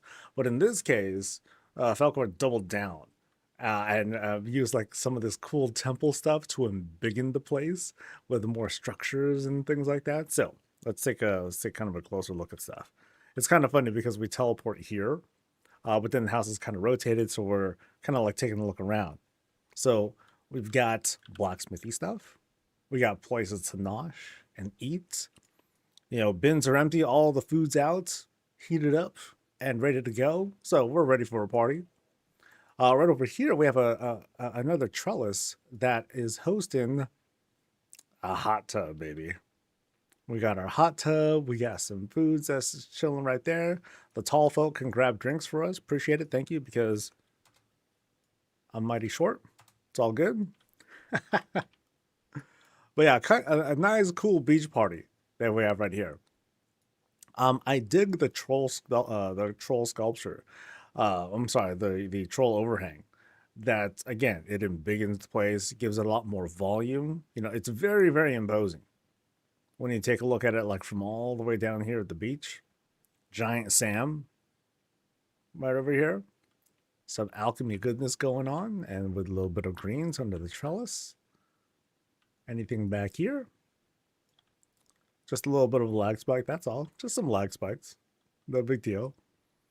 And then notice how the pathing takes us over to the dock area, you know, because it has, so it'll give that kind of a sense of ownership. Like, yo, this is my real spot. And now we're going to portal our way in. Let's see what we got. Let's see what we got. All right. So yeah, we are nice. So we are definitely portaled in to like this entirely new, this entirely different spot. Things got darkened up just right now. Very cool. So we got this whole mysterious vibe going immediately. Now, right through there is a door. Right through here is a secret. And I think I want to hold off on the secret for now. I think I'm going to go this way first and see what sorts of things are to explore. So nice and dark that you're able to from here. Hopefully not super dark for you guys, but it is, you know, it is what it is. We first walk into the secret lab, torture stuff, experimentations, dedications to our homie, to our dark lady. Studying and plans and more torturing stuff happening. Dude, Falcor's pretty dark. Now think about this. He's usually just like this happy paladin. But now I see the truth. Yeah, more plans. Ooh, and even, you know, comfortable spots for some vampire stuff. Who doesn't love vampire stuff? Yeah, lots of evil studying. Like cool setup here because it's thanks to the vaulted ceiling that you're able to just have a lot more flexibility if you wanted to create these kinds of like upper lofts or additional spaces. Because it you know, it adds more space, but two, it lowers the ceiling by just a little bit. It's still really high. Like here I am, you know, you still have lots of space above me and everything, but it helps to tighten the space and make each room feel like it's got like that much more value to it. So there's that stuff over there, but I feel like there's a clickable thing here too. Okay, there's a lot going on. How should I do this? I think I will go through here this time. So we go through the secret shelf. Some kind of random fixins over here. There's a portal that'll take us over there too. Okay, this is interesting because we're led through this fountain. Usually people use it as a climb or something like that. But in this case, you know, we have like this, you know, it's being used as like this different structure. We're going to go past like some of this clutter over here, overhead stuff to protect us. But then let's go through this dark portal again and see where this takes us. It takes us. So this feels like a total warband kind of thing because we're kind of zipping to all these different places now. This is cool. So here it's all rocked up. Check it out. So, you know, you can kind of see the grass below, but, you know, we got the feel as if we're like inside a cave of sorts. But we got like these different colored rocks and structures and whatnot. You know, kind of a high ceiling, but we got some green spilling out. Like we're coming out of like this Niffin area. Yeah, because you saw all the Niffin things out there. So we climb these walls-ish. Yeah, they look like walls that we're climbing up. And that, oh, well, okay, so we're outside.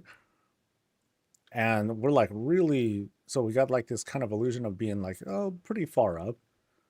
Place to sit, hang out, enjoy some brews and, oh, dude. Oh, that's good. Oh, that perspective is on point. Check it out, dudes. So I'm up here and I'm lording over the rabble below. That's so good, dude. There's the train. Come on, train, run your thing. Yeah. Okay, that's really clever. That's really, really clever.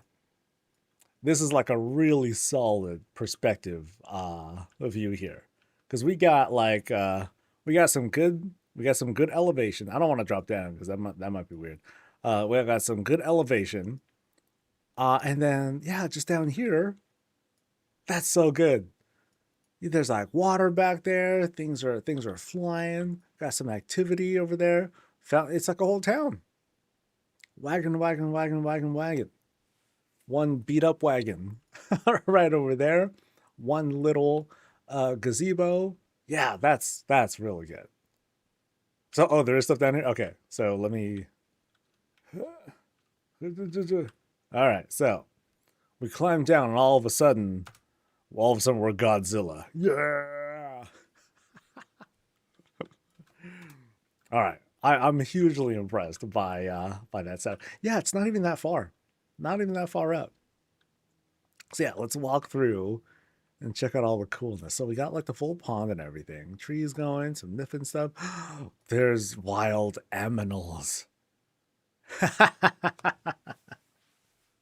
That's adorable. Oh, there's multiples of them. Oh, snap. All right, so you got a whole lion den. That's cute. That's very cute. So we go across here. So it's just like water stuff, water stuff, water stuff. Yeah, really good. Really, really good, dude. Yeah, that that was just one of those like, ooh, yeah. And this is like, oh, that's adorable. That's adorable, dude. Oh, hey, there's a Miss Murgle right down there too. Of course, you gotta have like a little like Murloc hut, and then you gotta have like a whole bunch of them or something. Yeah. All right. What else is going on in this little village? Just like little things here, foods, wherever our imagination takes us. I don't think there's anything down here, right? Yeah, just a bunch of trees and whatnot to help dress the spots. Yeah, really clever, smart stuff, dude. Now I just got to get back up. We can do it. I believe. Uh, Almost there. Yep, promise. Wait, is there like an actual clicky thing? I don't know if there's a clicky thing here. Oh, almost. Maybe. Oh, oh, oh, there we go. Ha ha! See? Jump puzzle. Not champion, but jump puzzle person. Hell yeah. All right. That was cool. That was a really cool spot. All right. So got a lot of places to explore, but I think I want to. Okay, I'm not going to backtrack. I'll make sure that I return back to that secret room that we found when we first entered the spot. So like, here's that upper loft. Here's the path that'll take me to the next area. Gnarly little thing here with the shaman ball under the void trellis. Ooh. And then we got some big tree action. So we're going up a built-in stairwell room, but it's also like, darkened up. We have like these fear screens set against the walls and everything. So, we're still inside a place. But you can see like there's like a lot of added structure by using not just the stone floors, but also the walking stones. So some people are crazy and they'll just use big old boulders all over the place. They're insane. Some folks are more practical and they'll use something like this without having to worry about various clipping and whatnot. Yeah, cool stuff with the trees, and it's also been dressed up. We have like what might be a wine thing. Um, yeah, it could be a wine thing that's there to kind of contain the tree. But let's climb up. You know, we have the moon wells that are providing like a little bit of light. I really like this here. So this looks like an upside down tree to kind of like thicken the spot. But then they added, you know, but Felker added growth here to otherwise obscure, like whatever would be like a flat structure, or if it was like semi-transparent, if it was like kind of bugging out. You know, then we'll climb past the banner. Yeah, I really like that touch there. It's a good way to add volume without actually adding more tree. Like here's another cool example of like proper rock setting. You know, but to have that dressed around the cherry tree. Some priest fountainy things. Like here's like towards the top of the tree. We're also at the top of the stairwell. You know, so we go up like with a one level. But the way that this tree reaches, it's cool because it reaches like, you know, pretty much every part of the room. Right up here, some extra growth. I guess the book is full of spores. Just spawn a whole bunch of extra greens. All good.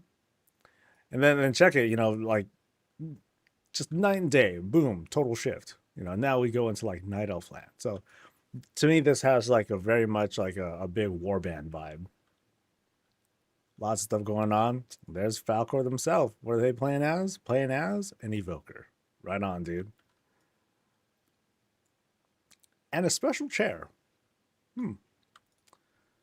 See, this is like the peaceful reading chair where it's like, yo, kids, family, shut up. Papa's gonna read now, okay? Or they can like gather around and read, but there's no carpet here. So it's like, no, this is a private spot. Get away. These are my books. Don't read them. No touch. Y'all do your own thing. That's why I have a job, so I can provide for you. But when it's my time, I'm just okay. Now I'm just overthinking. But yeah, we do have. But this feels like family spot. You know, you got like lots of places for folks to sit, whether it's friends, family, loved ones, etc. But everyone can hang out in the dark. What's also interesting here is that we have like some different shaping here. Like things are kind of like closed off with the walls here. And it does appear to be like a complete room. So part of me is thinking like, oh, there's like, you know, might there be something behind it? I don't know. But it also could be just an L-shaped room. But I think it's not. So, all right. So right in here, dining room. Room for 6. Huge fire to like warm us up, keep things nice and toasty. And what do we got? Oh, cheese and crackers and honey. Sounds hella good right now, man. So I'm starting to kind of lose my sense of orientation here, but I think we're kind of like going backwards into like a room that we were actually, yeah, here's this room, a bedroom. Actually, I totally lost my sense of orientation. Hold on. Let me see if I remember where I'm at. So there's that right there. And then I went across here. This is okay, this is like a different room altogether. Okay. Yeah, very intense layout. So bedroom. We got booksies of all sorts. Bit of storage. Got Reptar over there. Hey, what's up? Working storage. Right along here though. Interesting bed setup. Because it's like right next to a door. Plus an alarm thing. With which to smite enemies. Oh. So I think this is where we ran into some walls. Because notice how we're seeing like the ceiling clips. So we have a not so secret place for some Xalatath stuff. A little bit of Diablo things, a little bit of dragon stuff. Yeah, very much I guess this is like kind of the Drakthir spot. But a little bit of everything actually. Troll stuff. Xalatath, filigree, dragon things, plus the mirror and all that.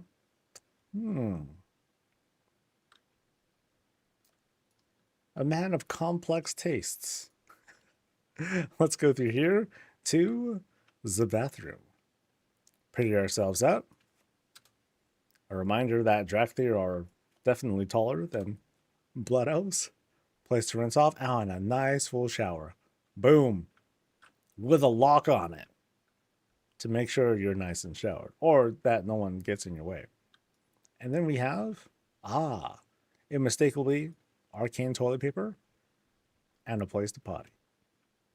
Heck yeah. All right, so like I said, pretty intense layout because there's like lots of like little windy bits here, but it's still very well shaped. Yeah, big place, big place. So now I believe we're going to go through the shroud and into So now, yeah, all sorts of like cultural blending that's happening here. You know, because you can see like I've seen this used like in multiple places. Some people will buy a whole bunch of these to like make like big like walls and structures and whatnot. Here, just a grill. You know, we got food happening here. Like check out the stove. You know, it has this sort of it has this really cool put together look where we have stuff cooking inside the grills, fires are going, everything's going at once, but it's okay because this is a pretty intense blower, sucking everything up, preventing things from getting a bit too stuffy. Otherwise, it's the kind of stove that you have for like grand kitchen. You're going to be cooking for a ton of people. If you have every burner going. Like right now, it's in Thanksgiving mode. You know what I mean? There's a lot going on here. Otherwise, we got our semi-dry pantry, and of course, the most important stuff, the coffees. Absolutely. Sitting good. But now we happen to be at the top of another stairwell room. All right, I think we're going to start making our way down, right past Mephisto, right past some priest stuff and some engineering branding. Ooh, gotta click. Yes. It's like my fidget spinner. Like, you gotta click it. More celebrations with the Void Well, the War Table, Death Knight stuff. Kind of a little practice area. And then right back here, I think this is like a place where we like kind of backtrack from. Yeah. Oh, yeah, because here was the entrance. So I think we actually made our way all the way around. And then through this shroud, we have battleground stuff. Battleground stuff, more trains.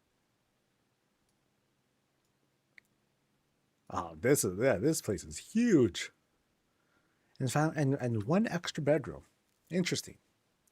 One extra bedroom for like some void stuff, but we got that rugged look. We have this nice fusion of the rugged look plus the brick walls and everything. So it's like a has the human vibe. It's a nice fusion of cultures. I mean, this whole place is a big fusion of like everything. So this is a like the definitive warband house. There's a lot going on, lots of strong themes when we get to them, clear fell stuff, void things, night elf stuff. Like it's a big mental investment when you get into it. So here's like, where all the blood elf and draconic stuff is happening. We go around it's like bedrooms and all that. And a potty. Did I miss anything, Falcor? I know there were a couple of hidden doors that we navigated through. And then there's that shroud, and then here we got the entrance again. Got it all. Yeah. Yo, that overhead spot. Mwah, that was excellent. I think that's we've seen a number of places that have went for like the whole perspective trick on the outdoors. I kind of remember stuff where I think it was like there's like these ramparts that you're on top of, and you can kind of see in the distance like the houses and stuff. The top down view though, that was really good. That was really good. Yeah, I dig that a lot. So well done, dude. Well done. All right. Yeah, so okay, places I've looked at. I've looked at Sonata's place. Actually, no, there was Sonata's place, there's Fellplague, there's Falcor, and then did I see anyone else's on a visit? Not yet. I guess the closest thing would be my own, but that don't count.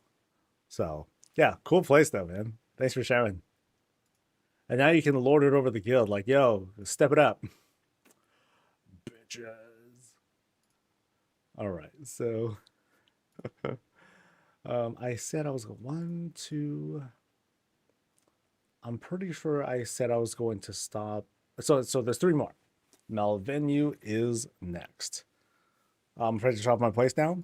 I'm not, I'm gonna step away actually, and I do always encourage, like, hey, I'm happy to take over the place.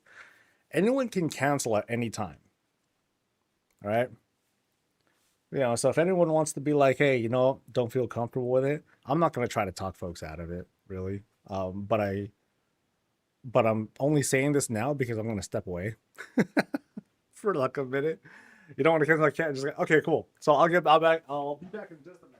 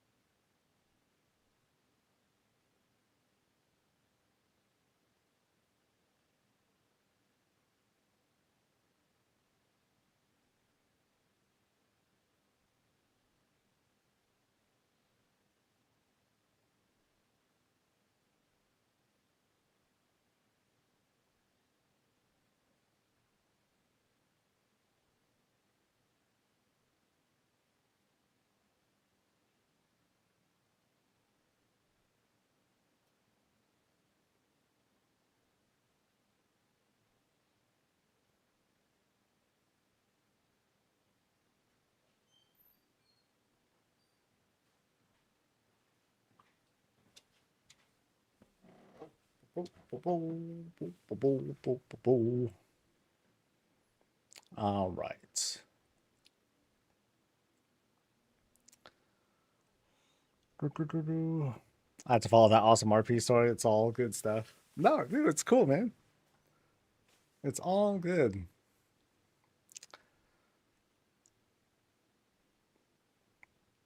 I don't want to cancel. I just can't commit. Here's the thing, though. We're not competing. No one's competing with each other. We're all just here to like share an experience and all that. It's all good. Malvania is my horde made for over 20 years, but my first character was an Alliance warrior, and he has a special place in my heart. My guild is Alliance, though my main is horde, so I wanted to stick with the Alliance vibe for the most part, except where it made sense. Yeah, we'll let the home speak for itself. Boop boop boo. Boop boop boop boop boo.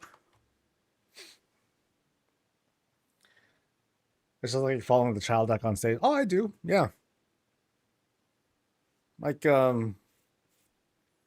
shoot, when we were looking at the houses from before, like when like yesterday when we're going through the houses, we didn't learn until later that we would be going out of order. I was like, wait, what?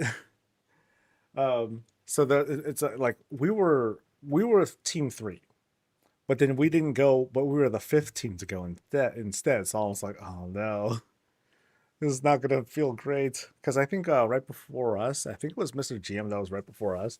But yeah, after seeing like when I saw Preaches first, I was like, okay, I'm kind of glad that they're first, and I'm hoping that like the other houses, while I'm sure I was telling myself, okay, I'm sure they're gonna be like they're gonna be cool and everything, but I didn't want to follow up after after a breach was long. Oh man! But then I calmed down, and then I was mostly okay. All right, no pressure, right?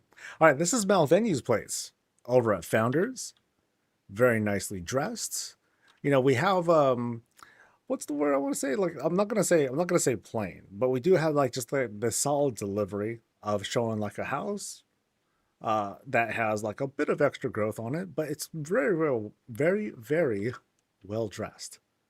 This is what happens. I just talk like way worse after lunch. So let's go around real quick, and we got space for see. I love that.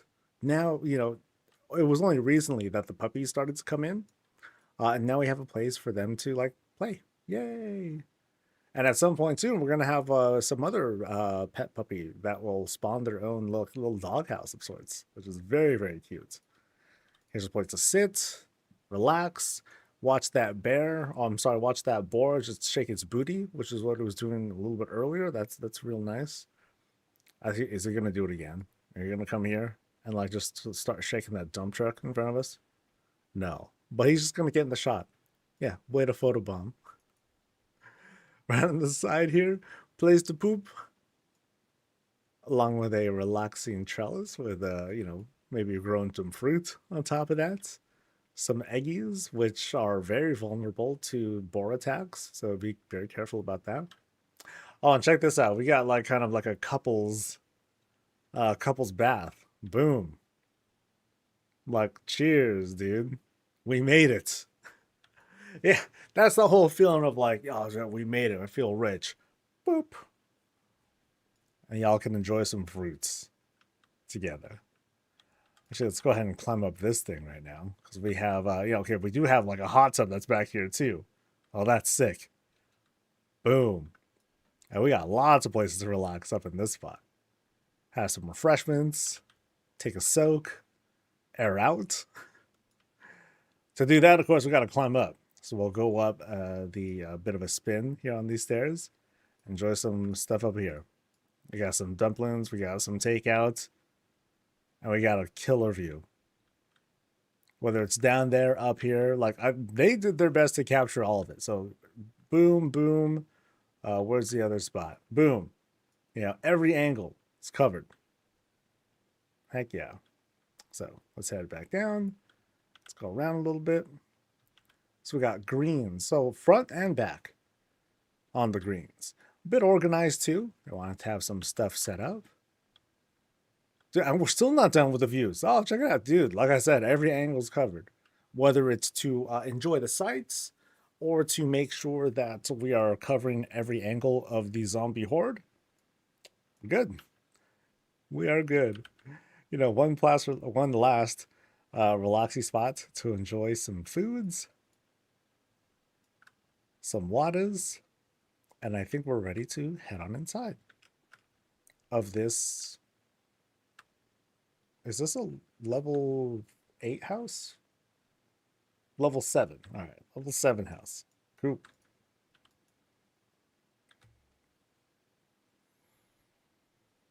All right. Oh, it is level 8 now. Oh, yeah. I read wrong. Nice. All right, so we come in. We lay down our goods. We are done for the day. We even like hang up like a little towel thing that was kind of set up. That's very cute. Does it move? Move, dang it. There we go. So there we go. Oh, we both have Horde and Alliance branding. Way to walk the fence. It's all good. So as soon as we come in, things open up into this, you know, into this grand lobby, foyer, or whatever you want to call it, with a grand wooden staircase that'll lead up to either wing of the spots. You know, it gives off like some very friendly Waycrest Manor vibes, right? Very well lit, huge candelabras, and glows coming from like the window. You know, very fierce yellow light that's coming through these. Very nice. So let's kind of let's scooch our way Oh, actually, let's go past the snacks and into what feels like living room area. Living room area slash study place. Because we got books out. People are reading. Folks are doing stuff. The place looks used and all that. Yeah, we got books from all sorts of regions, places to work, but also, no, that's it. Fooled me. All real books. So that's a bit of gold that went into that. But yeah, this cool library setup. So notice here that under the stairs, they did a meticulous job of making sure that they have just kind of like this well-structured climb. So we have like a wall that's being set up here, and then they assembled the stairs plus beams to make the climb up. So nice and clean that we have up in this setup. Some hidden jewels, but they're also being highlighted. So it's like, hey, here they are. But of course, the whole point is to make them like shine really brightly and everything. Hence, you have like the big lights. Let's see which way to go. Let's go this way. So now this is more like so if the reading was happening over there, I say the partying is happening over here. We have like kind of a not exactly a retail space, but definitely a place to drink. Low shelf, top shelf stuff is going, but it's also a place to like hang out and chill, have a smoke, read a little something or other, and enjoy some of the views right out here. Like check out the window setup. Now over here on the side, actually right here is where I'm kind of like paying some attention to because I believe this is like some sort of like this is like one of the bed setups, with two. It looks like two clipped hangings here on the side. But then otherwise, we have I don't know if Building Mouse is the first one who made this sort of setup. Not entirely sure. But very, very clean whenever this is pulled off. It's hard to go wrong with something like this. I mean, it's very intense. Like someone like me, I know like I'm not a big kit bashing person because I like to keep things like just kind of grounded in Azeroth and all that. Um, but really clean setup and something that can uh, easily exist in Azeroth because of just like the whole nature of it. But yeah, I say this is definitely like kind of like a party lounge, sort of a lodge sort of vibe that I'm getting out of this. Yeah. All right, so we cut through. We'll go upstairs in a bit.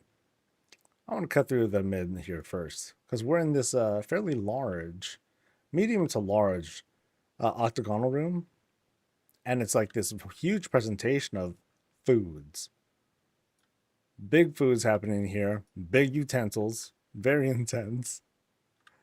I mean, when it's something that's that big, you got to use like the good instruments. You don't, then you're just going to end up tearing at your food. That's no good. Once you're done eating, though, you can just kind of relax down here, just kind of lean back and just try to relax. So around the spot here, we got various things to have extra beverages, some intimidating dragon work around on the side too. We have doors on either side to check out. So which way first? I mean, there is the upstairs, but I think I'll save that for later. So let's go this way first. So here's where all the food came from. Huge kitchen. I mean, dude, check out the market bins. They are stacked. Huge ingredients, tons of stuff. Like we are ready to go. And they've been going. Like check out like whatever's been collected. I mean, there is food outside and all that. Oh, actually, oh my, that was the. Now, what is for dinner? I don't know. Okay, so there's a suspicious arrow being pointed here, but I don't know what. Huh. Yeah, not sure. So, oh no! It's Miss Burgle. Oh, all of them. Oh no. Oh. Well, she's cooked. He's cooked. He's cooked. Oh, poor guys. Okay, this place got so Zalatath. So Chef Zalatath is she's cooking. Yep, she's a cooking. Smell the flour and get hammered. I mean, I guess I should have noticed from this like cauldron of mystery right here that there might be some shenanigans going on here. Yeah, definitely shenanigans. Because that's like what, like a Death Knight or a Maldraxxus runestone or something like that. We got evil stuff going on. There's fell stuff right there. So what or who is is being served? All right, so this way, we're definitely transitioning our way out. So we're going through this bit of a hallway. Filigree lights here flanking the side, and then out we come to this really festive spot. Yeah, so like here's kind of the shot. You know, we have like this nice flat plains sort of area, and we'll come out and just hang. That's cool. Hang out, enjoy a forbidden text, right? Grab a friend, have a seat, pull up a goblet, get smashed, and then take them home. Because that's it. Nothing else happens. Huge books though, dude. Check it out. Woo, man. Yeah, those pages are like planks of wood. I'd almost say. All right, so let's go. Let's go around. So definitely strong Caldera vibes when going into this particular outdoor spot. Strong on the greens, sentinel stuff, Arkandor, like all sorts of elven things. Right here, we do have like a little bit of a dressing as we go back in with the trellis that you grab from Priory.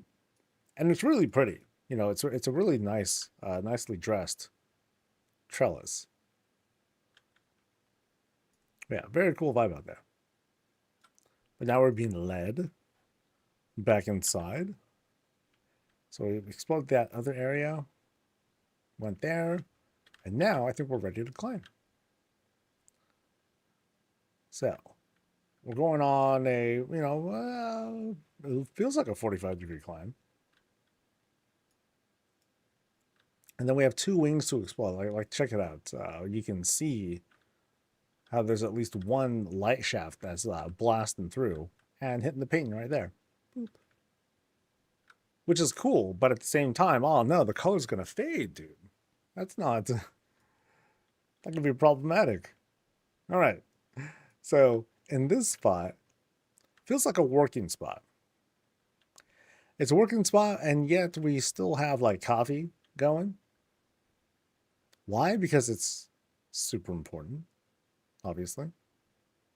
Yeah, French press is going. Espresso machine is ready to go. Heck yeah. Hello to Sam right over there on the side. And let's go on in. Ooh, double doors. So this feels like the war room. There's a body right there. It's the boss. The boss is so there's the boss's body. And what are they doing? Rejuvenating or learning kung fu or suspiciously we saw some piping downstairs at the kitchen. And that stuff was leading up, but we didn't I didn't notice like a source or where that was coming from. It's almost like saying like cooking them little animals downstairs or what feeds them, gives them power. Maybe. So, really cool setup though, because we have the piping, we have the, I forgot the security fence, or is no, not a security fence. It was the weapon rack. Yeah, weapon rack. There we go, going here. And then right back here, oh, oh my, we have, okay, uh, I don't think they're buried in here, but it's more like they're just being companions for whoever is in here or was in here. So where did they go? What's going on? No idea. But there is a lot of work going on here. Dark Lady work, Forsaken stuff, hidden experiments, something technologies. Hard to tell. I'll go through that secret spot in a bit. I want to see what's going on here. Because we got multiple places to explore around here. Like, so this kind of has a shift in the warband vibe. So now we've gone all rugged. You know, so it could be a troll, it could be a Torn, it could be or you know, it could be any number of horde races that occupy this particular room. Now, is there anything suspicious? Any bloodstains? Nope, we're good. Just one lion. That's it. Now on this side, though, again, kind of a tone shift. You know, now we're seeing like this, you know, leaning hard into classes. So in this case, okay, in this case, it might be a little bit hard to tell. It's either class or race, but it feels like we're leaning hard into like Draenei territory. Could be a mage, maybe not. Very darling with the lion cub.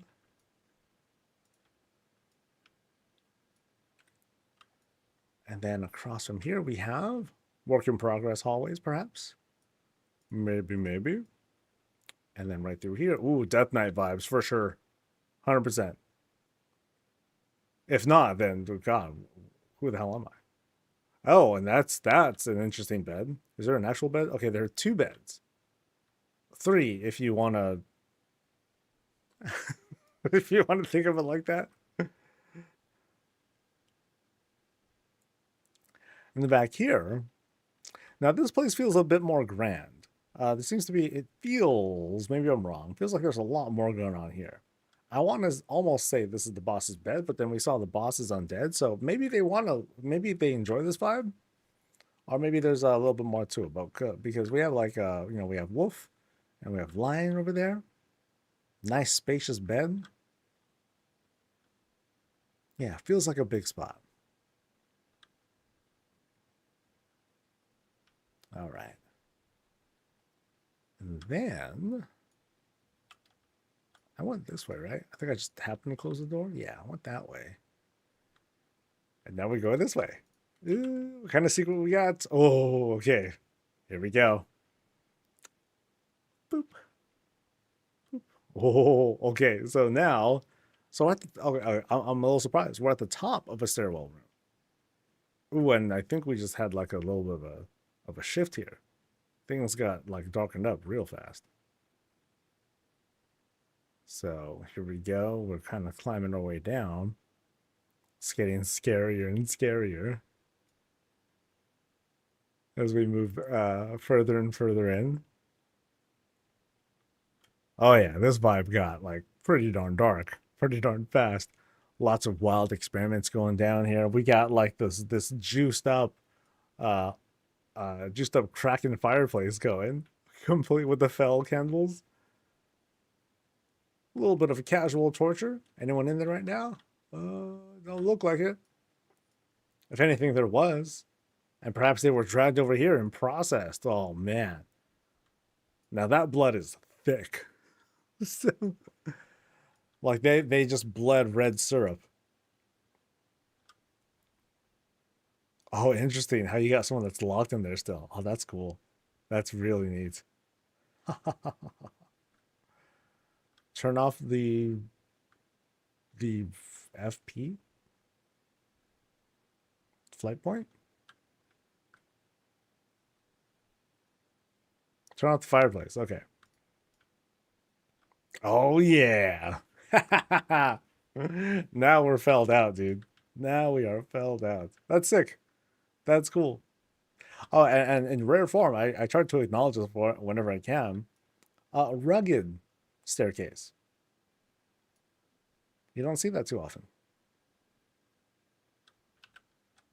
But it's always cool whenever we see it. Respect and all that. So now we have one more wing. So we're going to go across this space.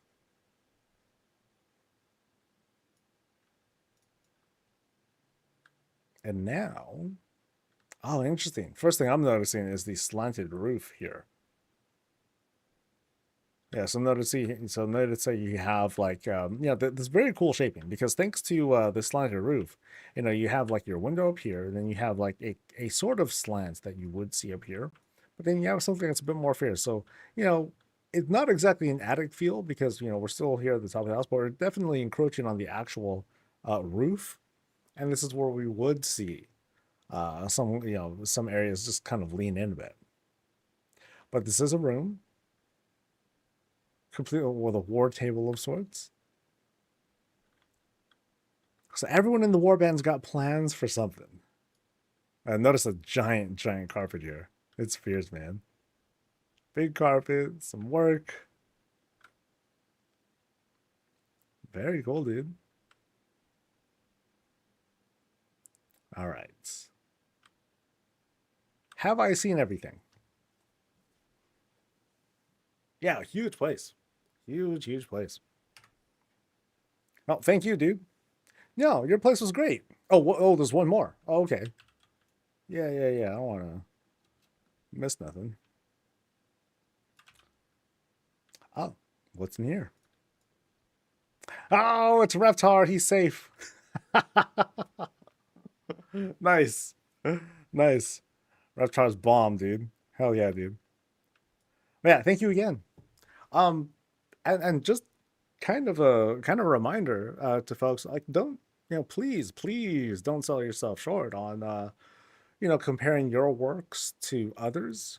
Like, if you feel confident first about what you've done for yourself, that's all you need. That's what's most important. Make something that you feel proud of having made. Don't let anyone's other place factor in at all. What you have is, the things that people make is uniquely theirs. Folks might nitpick a bit. Even I might nitpick a bit. I'm like, hey, look, it's another this or something. That's it though. But ultimately, everything that people put together is something that has a little piece of them inside it. Why do they have 3 reading nooks? Because maybe that's a big deal to them, or maybe that's important to them. That's really all it is. So thanks again, dude. 2 more places. I'm gonna sit. The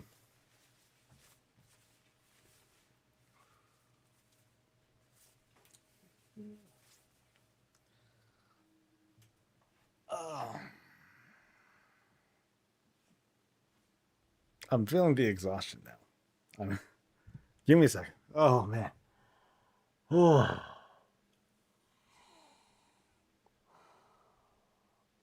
I don't know how some streamers can do it, man. They go for long periods of time.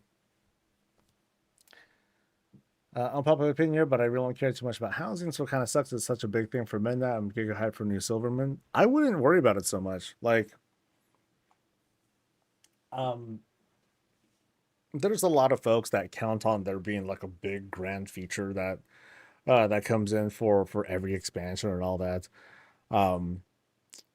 When Mythic Plus became a thing,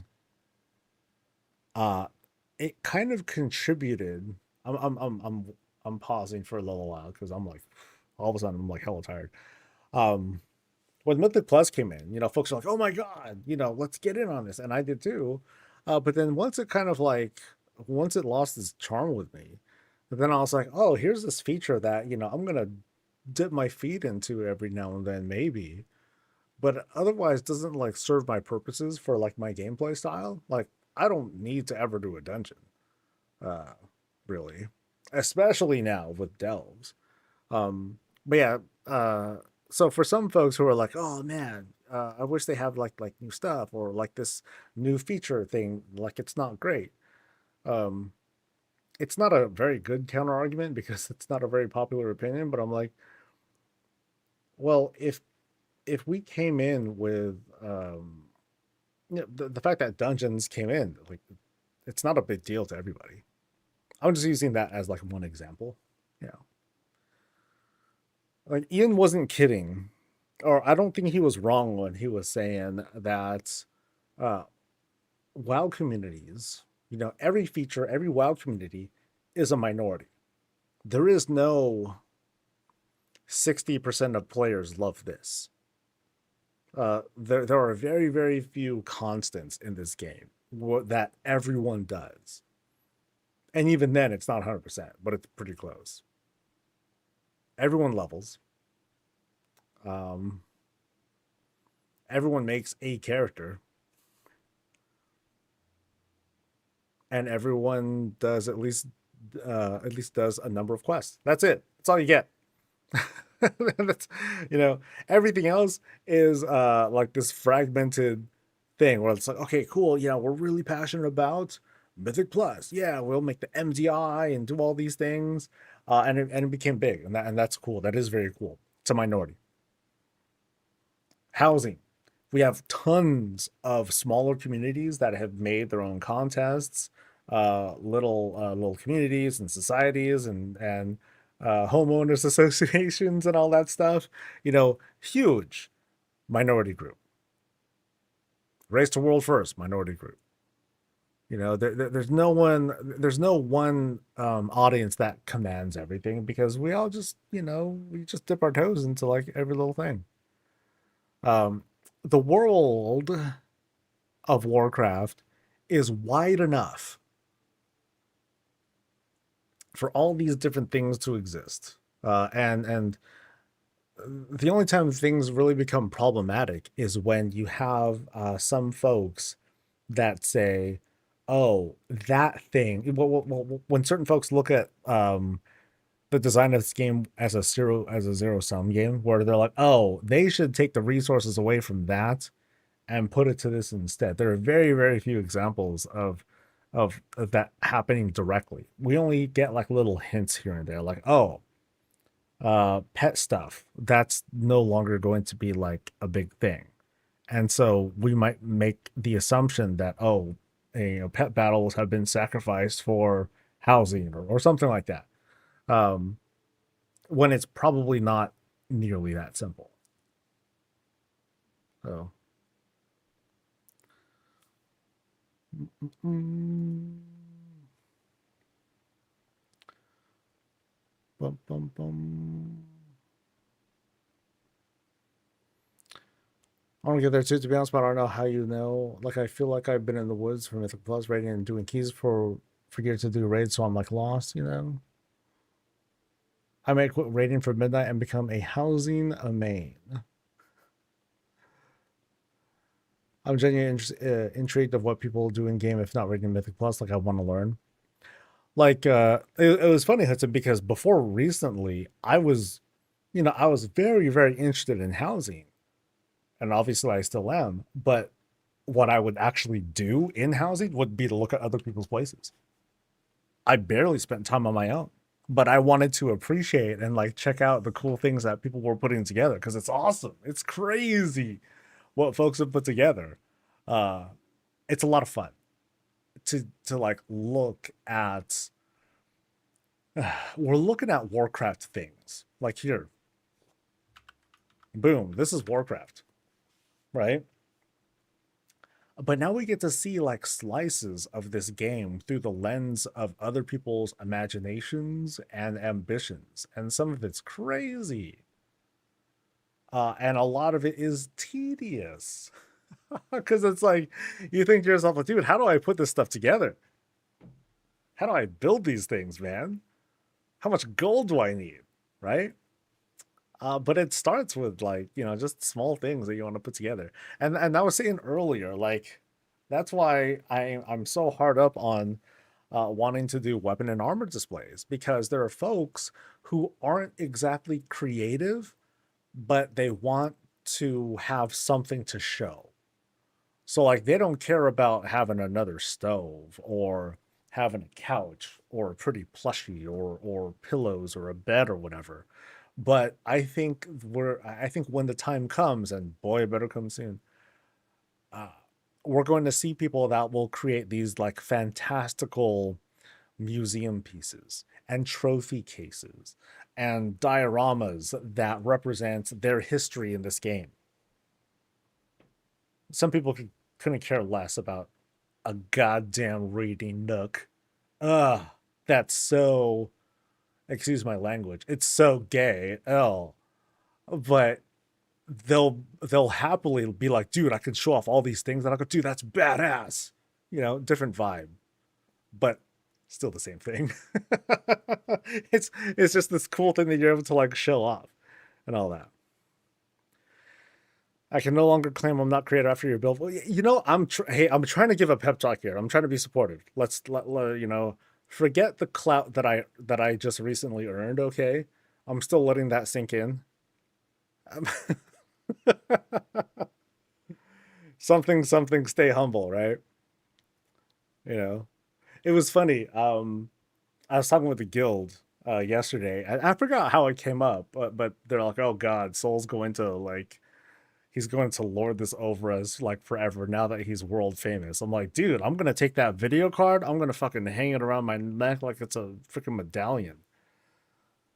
I'll walk around. Hey, what's up, guys? Dangle, dangle, dangle, dangle. And of course, it's gonna be empty because otherwise people are gonna steal it, and I don't want that to happen. So, um, dun, dun, dun. I'm glad they gave us some cool decor to spend all those stockpiled marks of honor on. What did I win? Apparently, I won a video card. So there's it's a limited edition 5070. You have to do a live package opening when you get your winning prize. Sure. I don't know if they've reached out to like ask me for info or not. Let me double check. No, they haven't. So I don't know when that's going to come. It might come like 8 months from now for all I care, but we'll see. So yeah. I think one of my guildmates was joking, dude, you should just open it up and extract the RAM and sell it for for like hell of money. Okay, we got 2 more visits for today. I think I have taken an adequate break. I feel pumped back up, so we're gonna take a look at Chupa Cup next.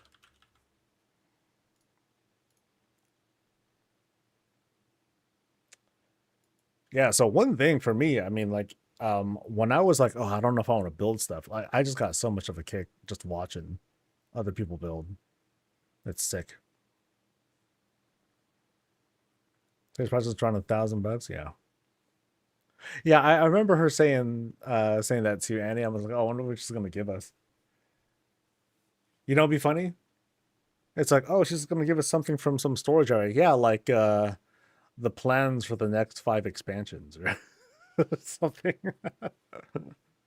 It's like I get a box full of goodies, but then under some of that is just like some top secret folder. I'm like, oh my God.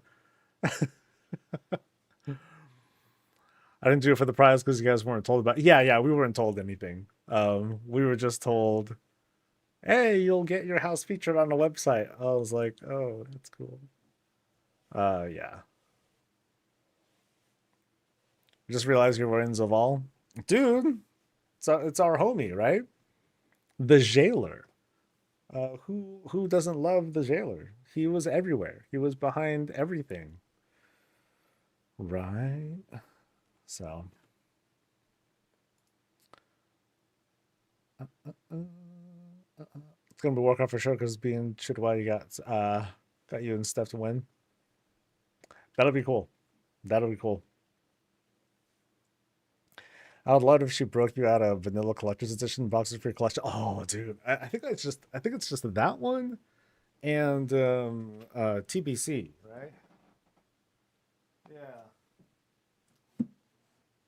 Yeah, I have everything else except for vanilla TBC because that at the time it just wasn't me. That wasn't like a me kind of thing. I was just like, oh, I'm just gonna try out the game, see if it's any good, right? All right, enough bloviating. Oh my god, the notes say when you enter, go left first. I know you always do. Okay, cool. I thought he was. I thought they were. I thought the note said, I know you always go left, but you need to go right this time. I would have been like, I can't. I don't know how to do it. What do we do? Okay. Anyway, this is Chupa Cup's place over in Founders, right?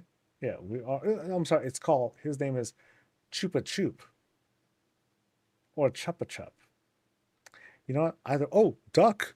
Joe. Anyway, enough getting distracted. Welcome to the Founders. Welcome to the spot.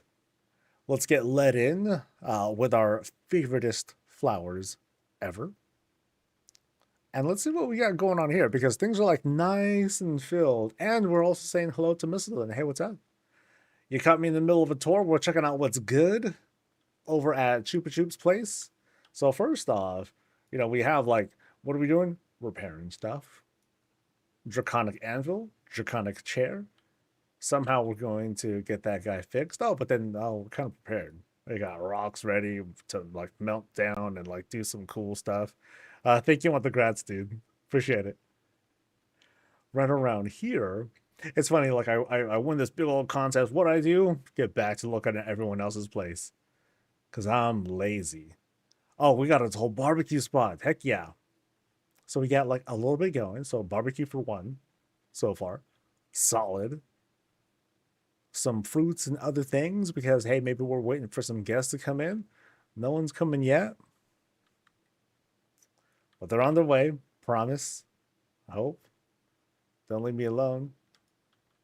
No one wants to throw a party and then no one shows up, right? Oh, but then you got some fun stuff though. You got this big old canoe ready to like take down to the dock and go nuts. And there's a spider out there. Really? It's like a spider bot, like all the way out there. I don't know if that's a plot or not, but that's kind of wild. Otherwise, we got green setup on the side and also this extension. Yeah, they have an extra banner tent. There we go. Let's go with tent. An extra tent outside to help guide us in to their Caldry home. And let's go. Oof. Corey, I'm still surprised that I won. It still doesn't feel real. I'm joking around and be like, oh, look at all this clout that I have now, but I'm just like, I don't get it. It don't feel real. Doesn't feel real. I'm sitting in front of the door you go in last. Is that you, Chupa Chup? Just want to double check. All right. So as soon as we go in, we have a nice tight entrance inside. We have a couple greens on the side here, but then also, what an interesting contrast. So we got like rock stuff, solid rock, that we're going through here. We have a climb. We have a door. There's the boss. Miss Burgle's there chilling too. Yeah, we have different options. Which way to go first? Now, they do say they want me to go left, then right, then that's about right. Cool. See, y'all know me. No, thanks again, Corey. Thanks again. It was fun. It was a ton of work, but it was a ton of fun work. All right.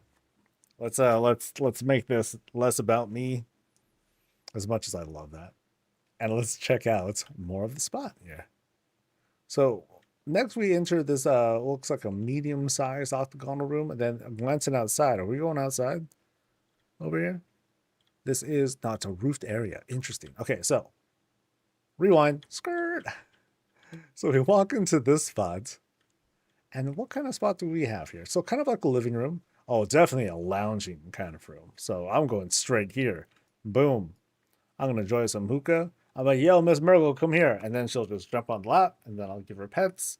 And then it feels funny because she's slimy, and you're like, it's all good because she loves you. And that's all that matters. Oh, dude, check out the paint. Check out the 3D painting over here. Oh, that's sick. So, okay, there's kind of a lot going on here. I feel like that is different too. This kind of brown looking thing here. But then I can see the sun. There's like the real painting behind that with the mountain. But then the rest is like 3D stuff. The wagon, the fencing, the greens, the lamppost and all that. No, I think that is part of I think that is part of the painting. But no, it turned into something else. That's cute.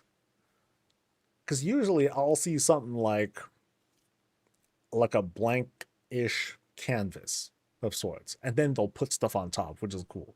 This is the first time that I've seen it thrown on top of an existing painting. Like, yo, this painting sucks. Let me make it better, and it did. So, so that's very cool. Right back here, we have a kind of a slimmed down kitchen. Burners are going though, so it's waiting for folks to bring something in. All right. We have our sink to rinse things off and all that. We'll say hi to Miss Myrtle one more time, and then we'll proceed this way into the bedroom with TV. Heck yeah, dude. I'm going to chill here, dude. Boop.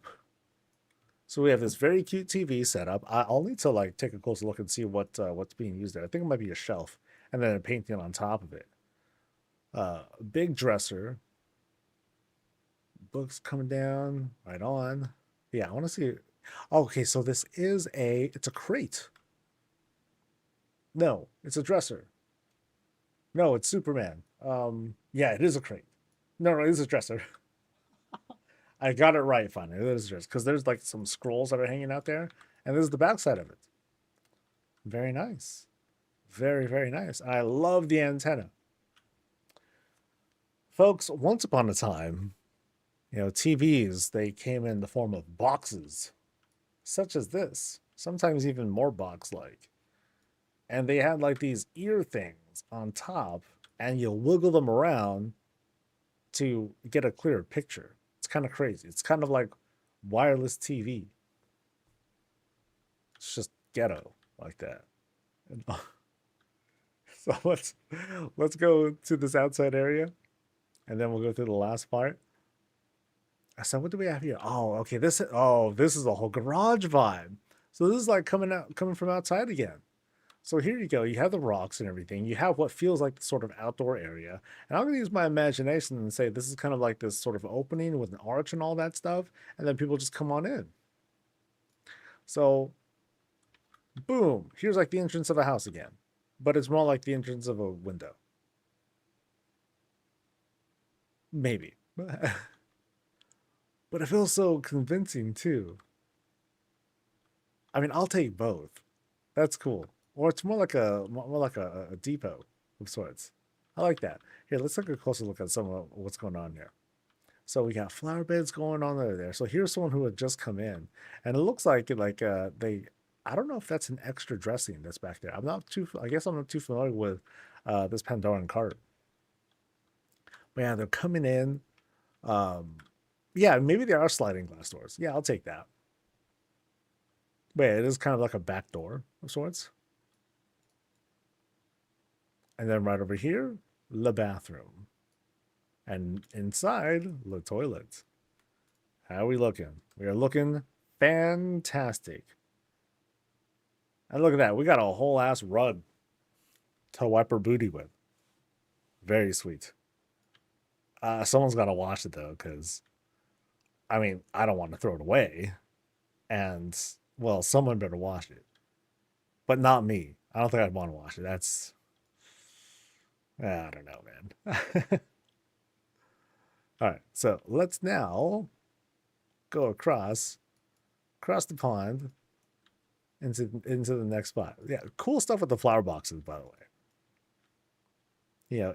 It maintains the outside vibe. All right, so here we go again. Oh, with another old school TV.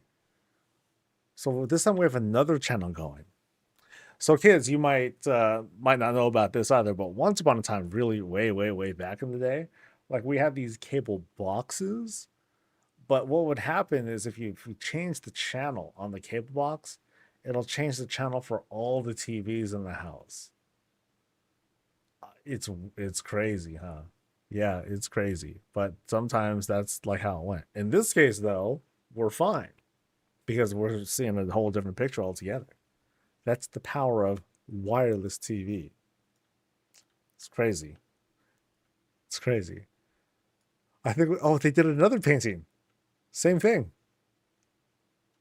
Same style and everything, too. Actually, wait. This is different. This is a different painting. This is the painting of fruit. But, that kind of works out. Yeah, it's like they're carrying a big old strawberry. Hey, food is food. I can't really complain. All right, so what else do we have in this spot here? We got weapons hanging. We got like some treasures right up top. We have what appears to be like this hollowed out spot, which could be for the pantry. So all the fixings right over there. Veggies, market stuff, breads, and then right back here, like a solid setup for like washing stuff, making coffee and all that, and a prep table. So when I pan back like this, like I can kind of see like I know that I would feel challenged to fill out these spaces with stuff because I'd be like, oh man, the ceiling's so high. There's so much to put in. And that's why, like, when I was doing the contest the other day, I felt more comfortable with using rocks and all that to create the space instead because I can, like, make it as big or as small as I like. So we're going to go this way now, straight ahead. Boom, boom. We've entered the bedroom. Now things are kind of shaped a little funny, so there might be like a little bit of a secret back there. But it's a private spot. Very studious. We got some work going on, floating books and everything. Scrolls are chilling. A little place to like keep warm, even though there's not like a full-on fireplace that I'm seeing around here. That's all good. Sometimes it's just way too much to try and install something like that in a house after it's already built. And then you'll just settle with like a stove or something like that. Just something to like warm you up. It's all good. Ain't no shame. But yeah. Now, was there a bath spot that I saw? Not around here at least. But hey, here's where we can like doll ourselves up. Make sure that we are looking fantastic, which we always do. Otherwise, if it's not nighttime, it's not nighttime. We hop in. Boop, and then the whole feeling of waking up, oh, it's like, okay, cool, we're up. Let's say hi to a puppy or Miss Murgle or whoever it is that's there. Kind of cool that this tent is being used as like something for pets. A little bit of work, and let's go. Let's launch.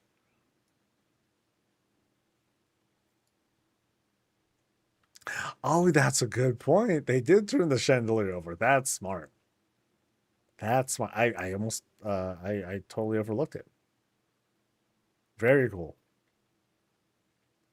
I I guess the reason why I failed to notice it is it's not a piece that I use very much. I think the style of it is not something that is like me, I guess, if that means anything. Oh, now we enter a proper bathroom. Ooh, check out the throne on this guy. Oh, there we go. Another big cloth teepee. All good. This time we have like a full bath. Dry off, pretty ourselves off after we get changed, and we're good to go. Doesn't fit in a lot of spaces. I would agree. I think that's challenging to set up. All right,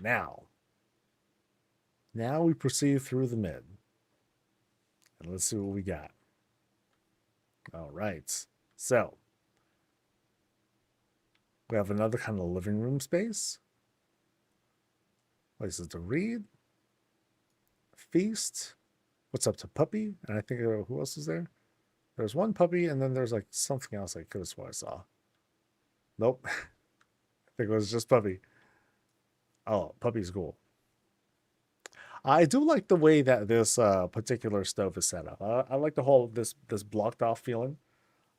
It's pretty good for the shaping, and I just like the whole pulsing color of it. Like it provides like a little bit of light, nothing too crazy, but it's really effective. Oh, I don't see this very often. This is a big cabinet. I mean, we saw it in the kids' room. Here's just like a little baby one that's hanging out over here instead. Still cool though. Now, I think we're venturing outside, right? I think we are. So now some night face stuff on the side. Oh, we got food going too. We'll go past the flower boxes and let's survey the land. So we are, in fact, outside. And there's like places for all the little pets, from Reptar uh to the Wyvern dude. Very cool. And then we can kind of so that's the inside. But now we can go in here, and now we have like these carved out spaces inside the sky room to increase our whole real estate. That's cool. This is a great example of like making the most of the materials and the space that you have available.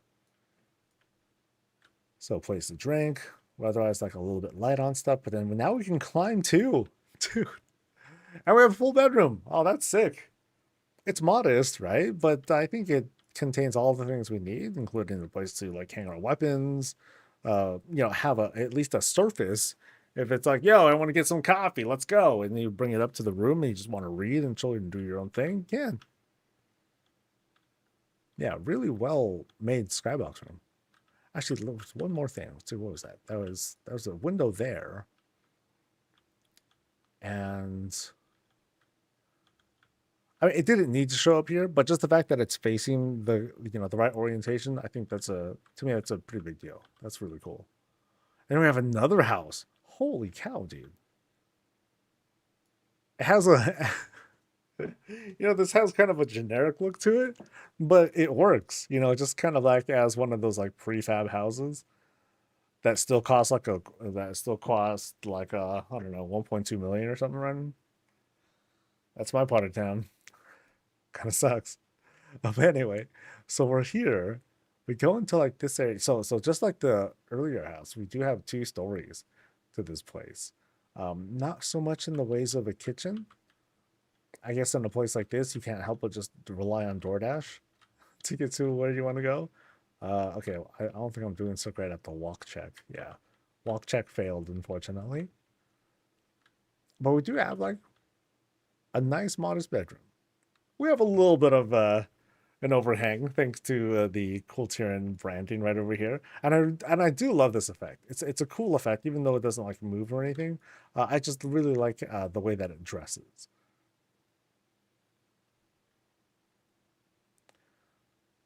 It's your part of town as well. Maybe I'm sharing too much. And then right here we have like a bathroom because these are like pretty small places, so it's almost like a communal space out here. And then here, apart from the sorry, gotta wait for the train to cross. Um, we head inside this spot. Okay, so now we have like this sort of okay, not really a loft because I mean we have a place to eat here and relax. But now we have to actually jump up. Gotta jump up and then you can get to this spot here. Oh, that's cool.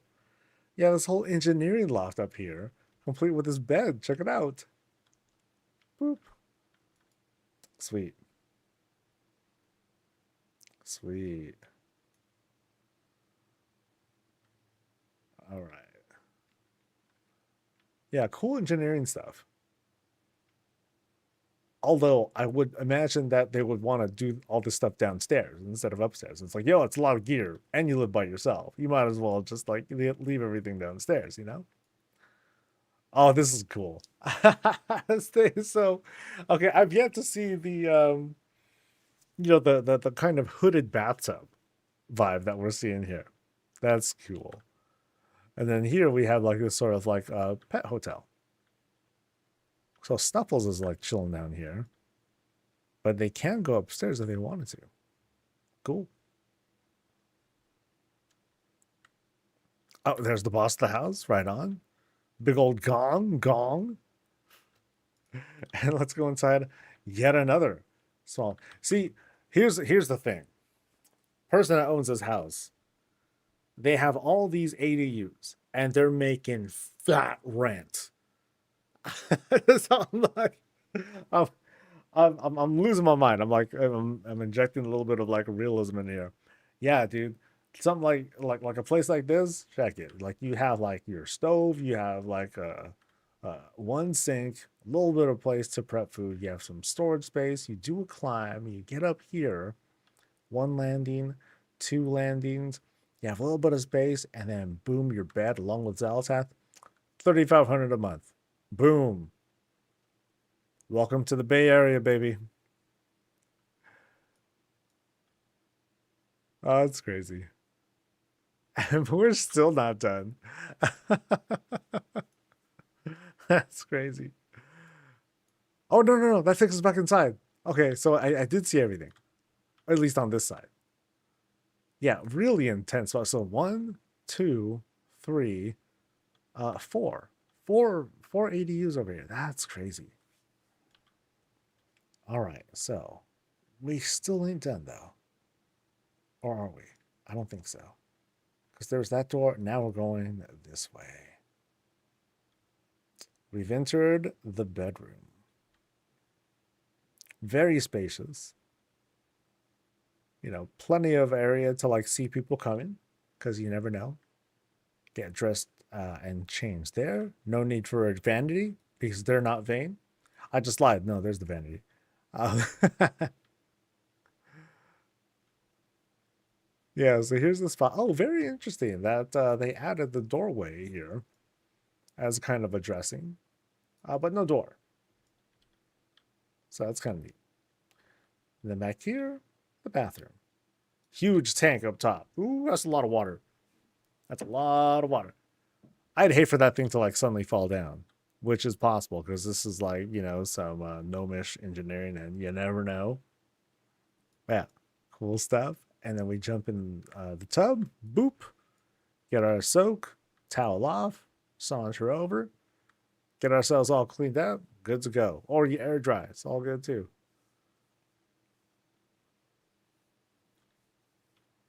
Yeah, nice, spacious spot.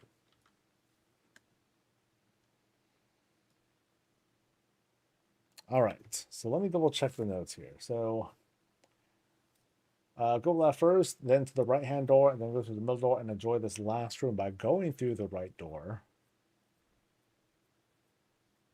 Enjoy this last room by going through right door before you head outside into the porch for the final spot. Did I miss something?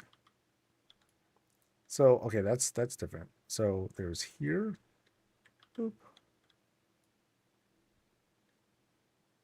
Going through the right door before. So, well, that was the bedroom. Oh, was there a spot in the house? Okay. So, yeah. So here's the themed house. Boom. Boom. Whoop, whoop, whoop. Oh, was there a secret bullet? Oh, man.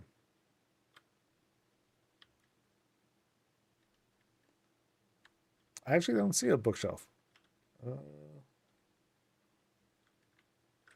Is there more than one Silverman house? Yeah, because that's one. That's another. That's another altogether. Oh, didn't mean that one? Okay. Well, fiddlesticks. Okay.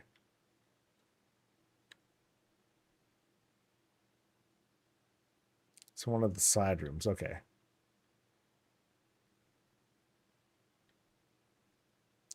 So I think I'm going to go not that way. Boom. All right. I will find it. Promise. That's the bathroom. Oh, I think it was here that I didn't go through. Yeah. I think I even pointed it out. So what do we got? We go in. Oh, ethereal stuff's happening here. Bum bum bum. And who are we looking for? Jerry. Jerry, the crystal guy. Mm-mm-mm-mm-mm. Big place. Oh man, I feel like I covered a lot of ground in this spot. But I'm pretty confident that I got everything.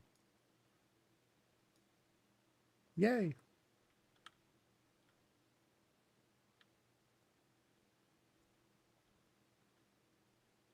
All right, cool. Well, no, thank you. Thank you for letting us visit. I appreciate it. Yay. Oh, that moose. I am very amused.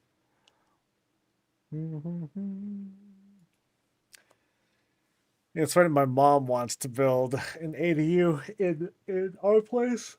She wants to build one here. And I'm like, oh, dude, we don't have that big of a backyard, man. And it sucks because like the way the construction of this house is, as well as like the position of the sun, like they built like some giant porch sort of thing, and it's been blocking out the sun for like ever. You love the ADU community in the backyard, so yeah, that's what what was speaking to me, dude. I don't know if that was the intent, but that is 100% how it turned out. All right, so we got one more place to visit for today, and then I'm gonna pass out hard. But don't worry. Don't worry. Zafra's gonna get as much love as everyone else. Okay, so we're going to 35. 35.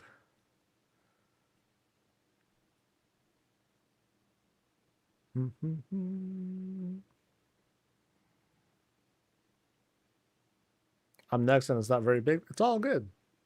Dude, for all we know, I might get into like this whole big old tangent thing, and I'll be here for the next hour and a half. It hasn't happened before, but it can happen. Alrighty. So this happens to be a level 7 house. All right. But it's not very big, they said. Let's find out. Yeah? All right, this is Zafra's place. We're over at Razorwind. Sometimes I just got to double check, sorry. And let's see what's going on. So they have like these ramparts kind of set up. Like, you know, they have like these deluxe walls, which is very adorable. I love the texturing of something like this. It's cool. It provides like a little bit more. But then we're let in. We have these rock paths take us like here and there. But let's take a look. Just take a quick lap around the Arkandor over here. And we can see how things are like a little bit closed off. I'll check it out. The open gates. That's hella good too, dude. That's really good. Yeah, we'll go across down this other path into the ever popular hot tub. Boom, boom. Okay, too low. I'm starting to breathe in the water. But really nice. I like how the shaping of all this is set up. Platform beam, so fairly simple in like the planning, but it looks cool. You know? I dig it. You know, it'd be cool too. Greens, baby. Yeah. Greens that are like, spilling on the side and all that. That'd be cool. Just saying. Just saying. Oh, check it out. We're going up like an elevator. Oh, that's good. So it's cool because it communicates to me as if we like when we go up, we'll already be in this higher elevation. So this is kind of like one of those. Oh, it goes underground. Oh, even better. So it has that sort of vibe of a setting and expectation. So that's cool. That's really neat. It can be like really little things that can uh, kind of deceive the senses a little bit. All right. So as soon as we descend, so here we are in kind of like this basement area, and it's caved out. Oh, that's good. Ooh, that's good. So in this case, we have like lots of rocks to set things up, but also lots of heavy duty support. So we have like these beams to help hold up the structure. as well as one like big old honking thing right here to kind of even things out. Very cool. And I love these couches. Like I love this couch setup. So check it. We have like the normal couch, and then we have the elven bench that's just giving it a big old hug. So it's like all these cushions were like it's as if all the cushions are removable, right? And then you just slap it on top of this frame here, and boom, there you go. You have this like really crazy looking couch setup. The way that the colors, even though you can see like the wooden texture here, it still works out. Like if I get off of the hover, like it still has this very convincing shape, except for like the studs. You know, there's no getting away from that at the moment. But really good, really good. I have a bunch of items that are hanging off these elven shelves and everything. A custom fireplace, check it. Bunch of Gildan walls, just kind of like stacked in different ways. I mean, they're not super expensive, if I recall correctly. So it's a good way to, create shapes and straight edges. Yeah, really good. Fire's going hot. All good. Some little fixings up top just to act like altars and whatnot, but it's still maintaining like a certain shape, or it's maintaining a certain integrity because it's still relying a lot on the rock. You can see how things are like sitting kind of funny. The slight tilt of the books and all that, and the way things are just kind of like rolling down. Little details like that. They just lend a whole lot into creating this very convincing experience. What do we got here? Drinks, baby. Drinks of all shapes and sizes and colors and compositions and deadliness, perhaps. You know, uh, I like what they did with the countertop here. They just took the Gilnean wall, dressed it with some of these elven tables, called it a day. Some people will be like, "Oh man, I wish those edges were like a little bit more straight." No, I hear you. But the presentation of this still looks really good. Like you have like this smooth trim right up here. So really good. Oh, and there's even a floor thing. Oh, that's cute.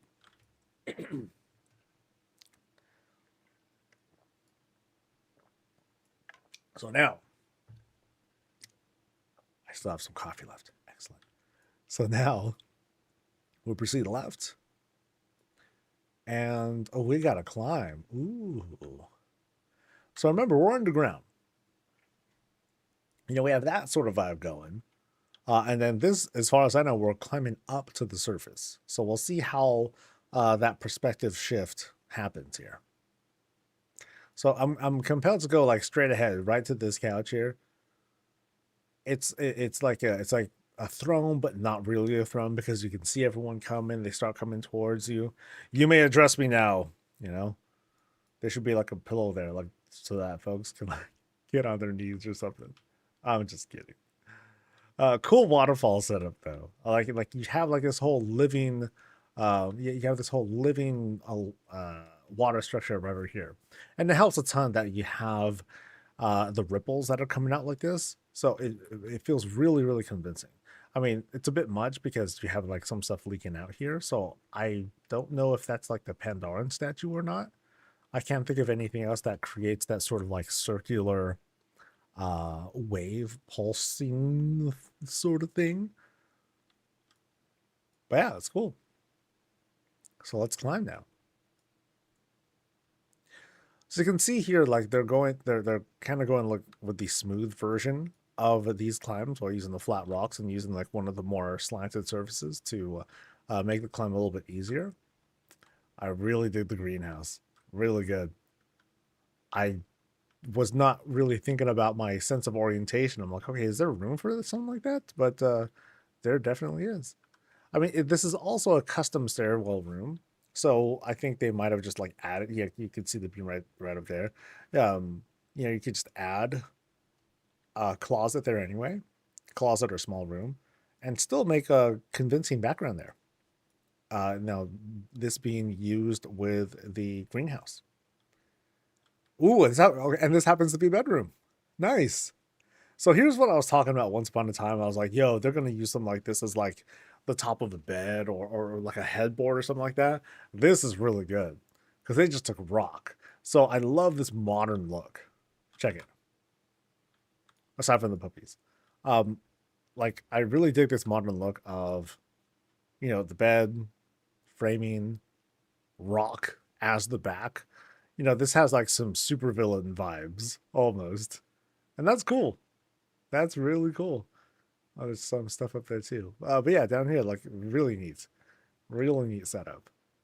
Oh, check out this fireplace. Oh, that's good. Very modern. Very modern fireplace. This place looks great. Now, I don't know if there might be any secrets around here. It's not that easy to make a convincing setup of rocks plus secret passages. So, we got animals over there. We got further climb. Let's climb up. Very expensive climb. 5, 5, 5, 5, 5. That adds up real fast. And up top here, we have like this little spot to read. Lots of greens dressed up in the back. Yeah, to fill up the spots. Greens up front too, and below. Yeah, cool that we have like these like multiple paths that we can take thanks to using the empty version of the stairwell room. So in this case here, we got a grand bath. Boop. If I can show myself. Maybe not. But I have this grand bath to take advantage of. And then from there, oh, check this out. Oh, this is good. This is really good. We got, look at all these capes we have. Right? Kyrian cape and Bastion cape and Alliance cape, Kirin Tor cape. That's sick, dude. You know, and then you have like these hangers that are being set up for this spot. Yeah, this is very, very good. I have yet to see like a full on set of hangers. That's sick. Yeah, a whole wardrobe and all that. Yeah, really neat. Really, really creative. And then finally we have like the full on vanity on this spot. Lots of pretty products and all that. So I think I've seen a number of these being used elsewhere. I think I used one of these things too.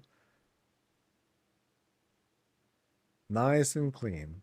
The candles help to achieve that touch or to achieve like a certain kind of lighting situation. I think that's neat.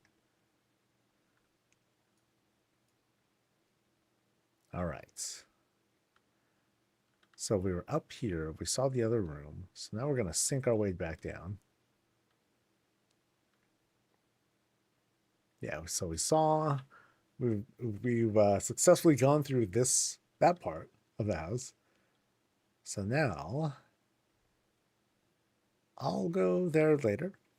I'm going to go here first. All right. So we have small tiles or small platforms, plus what appear to be rugs of sorts. Yeah, they appear to be rugs. Embiggen rugs. So like here's one, and it's like just kind of going all the way across. Oh wow. Oh, this modern kitchen looks sick, dude. It's all blacked out. That's cool. That's very, very cool. The texturing is interesting. I feel like these might be walking stones because of the way that they're shaped. I could easily be wrong though, but I really like how it creates the sort of there's this non-smooth texture that I happen to be seeing here. Oh, is it Pandoran walls? Huh. I did not realize that you can do this with Pandoran walls. Hmm. Or is it, yeah, because you still have like a bit of transparency. So I didn't realize that you can like kind of see through it. That's neat. But yeah, we got automatic fridge with ice and water dispenser. Nice. Then over here, I believe these are Surmar tables of sorts. They just kind of turn around, and again, we're like skinning them with the structure like right here. Got a full-on stove as well. How many chandeliers? 2 chandeliers. Flip it upside down. We got the burners going. Very cool. Now it came from there. And now, dry pantry. Okay, got a good view of everything that we need to see here. Just a bunch of extra product. It's all good. That's really funny with the icebox. I thought that was neat. And finally, so we're crossing through closet. Step 1. Oh, dude. Okay, this is sick. Yeah, this is hella cool, dude. This has like a kind of sort of man cave or office kind of feel. I'm gonna say man cave. That sounds more fun. So I'm gonna sit here because remember we're underground, so all's fair. So I'm gonna put on some stuff on TV or play with the Wii. No, that's a PS5 controller. Ah, sick. That's cool. Sony fans up in here. And what are we playing? Battle freaking ass, obviously. Are these windows? Not necessarily. This is a big gazebo. So what they did was skin the top with a bunch of rocks to obscure the rest of the structure. And then from here, I'm sorry, did I say gazebo? I meant to say greenhouse. And then the greenhouse just kind of spills over. Yeah, so it only reveals that much. And I think this makes for a great shape. There might be some small issue with there being like such big frames here, but I mean that's just how it goes when you're trying to take something and like make it big. We have some incredibly unsafe target practice as well as balls playing pool. Nice. Very, very nice. I really dig what's going on out here because we have like this. Yeah, we have a lot. Is this an aquarium? It's a little hard to tell because I don't see anything like floating. So maybe it's not. It is an aquarium. Oh, okay, there it is. Oh, there they are. Nice. Okay, that's awesome. That's awesome. You know what we're missing, dude? We're missing some giant tuna. I mean, I don't know if the coffin is meant to give that vibe, but give me a giant tuna. That'd be sick. But no, I love this shot. The glare is causing like some minor issues, but otherwise, I can get what's going on here now. It's a shark. Nice. Yeah, great job with the greens. Really brings the place to life. Best fish tank I've ever seen so far. I mean, a lot of it sells really hard because of just the sheer size and perspective of it. So it's like I'm in an aquarium or something, like one of the big ones. All right. So that was these spots here. And then did I see everything? Did I catch all the surprises? Just want to make sure. You did. Nice. Yeah, I like this one a lot because again, you get like the really big views. The giant greens, they help to sell this really well, like as if it's like giant seaweed or something like that. Oh, was there a kraken somewhere around here? Okay, so I see mollusk, I see Miss Murgle, there's like some treasure down there.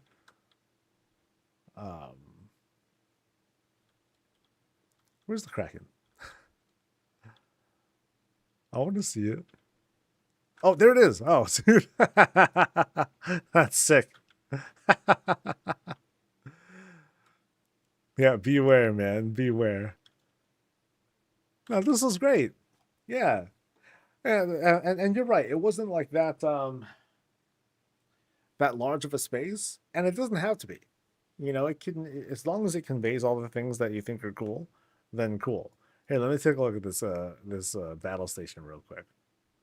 So a lot of popular takes on this one. Like a lot of folks really enjoy using like some of the deluxe books uh, to put together um, the tower.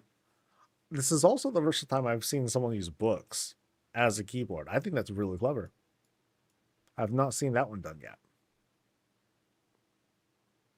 And then you have what looks like a cushion or a fence post for a mouse. I think that looks like it might be a cushion. Well, yeah, this was great. Yeah, well done, dude.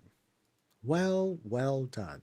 And of course, well done to everyone else who had showed me their place. I'm really grateful for you guys signing up as always and checking things out. We have 5 more to visit once we're, once when tomorrow hits. And, that'll lead us right into midnight. So we'll do the visits and then we'll just kind of like vibe and hang out while we, get drops and all that other good stuff and just, reminisce about the war within. Look forward to what's coming next in midnight and then level. This is it, dude. Like 24 hours from now, midnight will be live. So that'll be awesome. That'll be very, very cool. And I'm really tired. Wow, this took a lot out of me. I think it was doing the recording and then doing the visit. Oh man, and waking up early. That was rough. That was rough. So let's find someone to raid.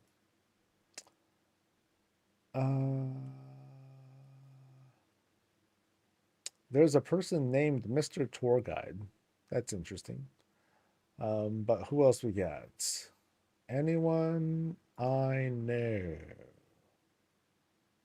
I know Warcraft. So, who is Felonix? Okay, let me just type it in. Who is that?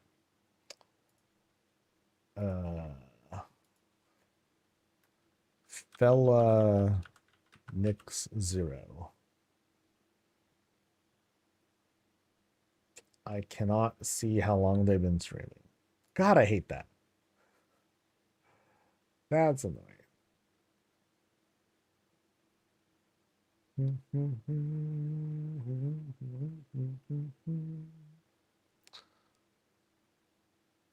Felony. Oh, is that what it is? Sorry. I'm the worst. I'm the worst. Okay, let's give a quick listen and like here, let me stalk for a bit.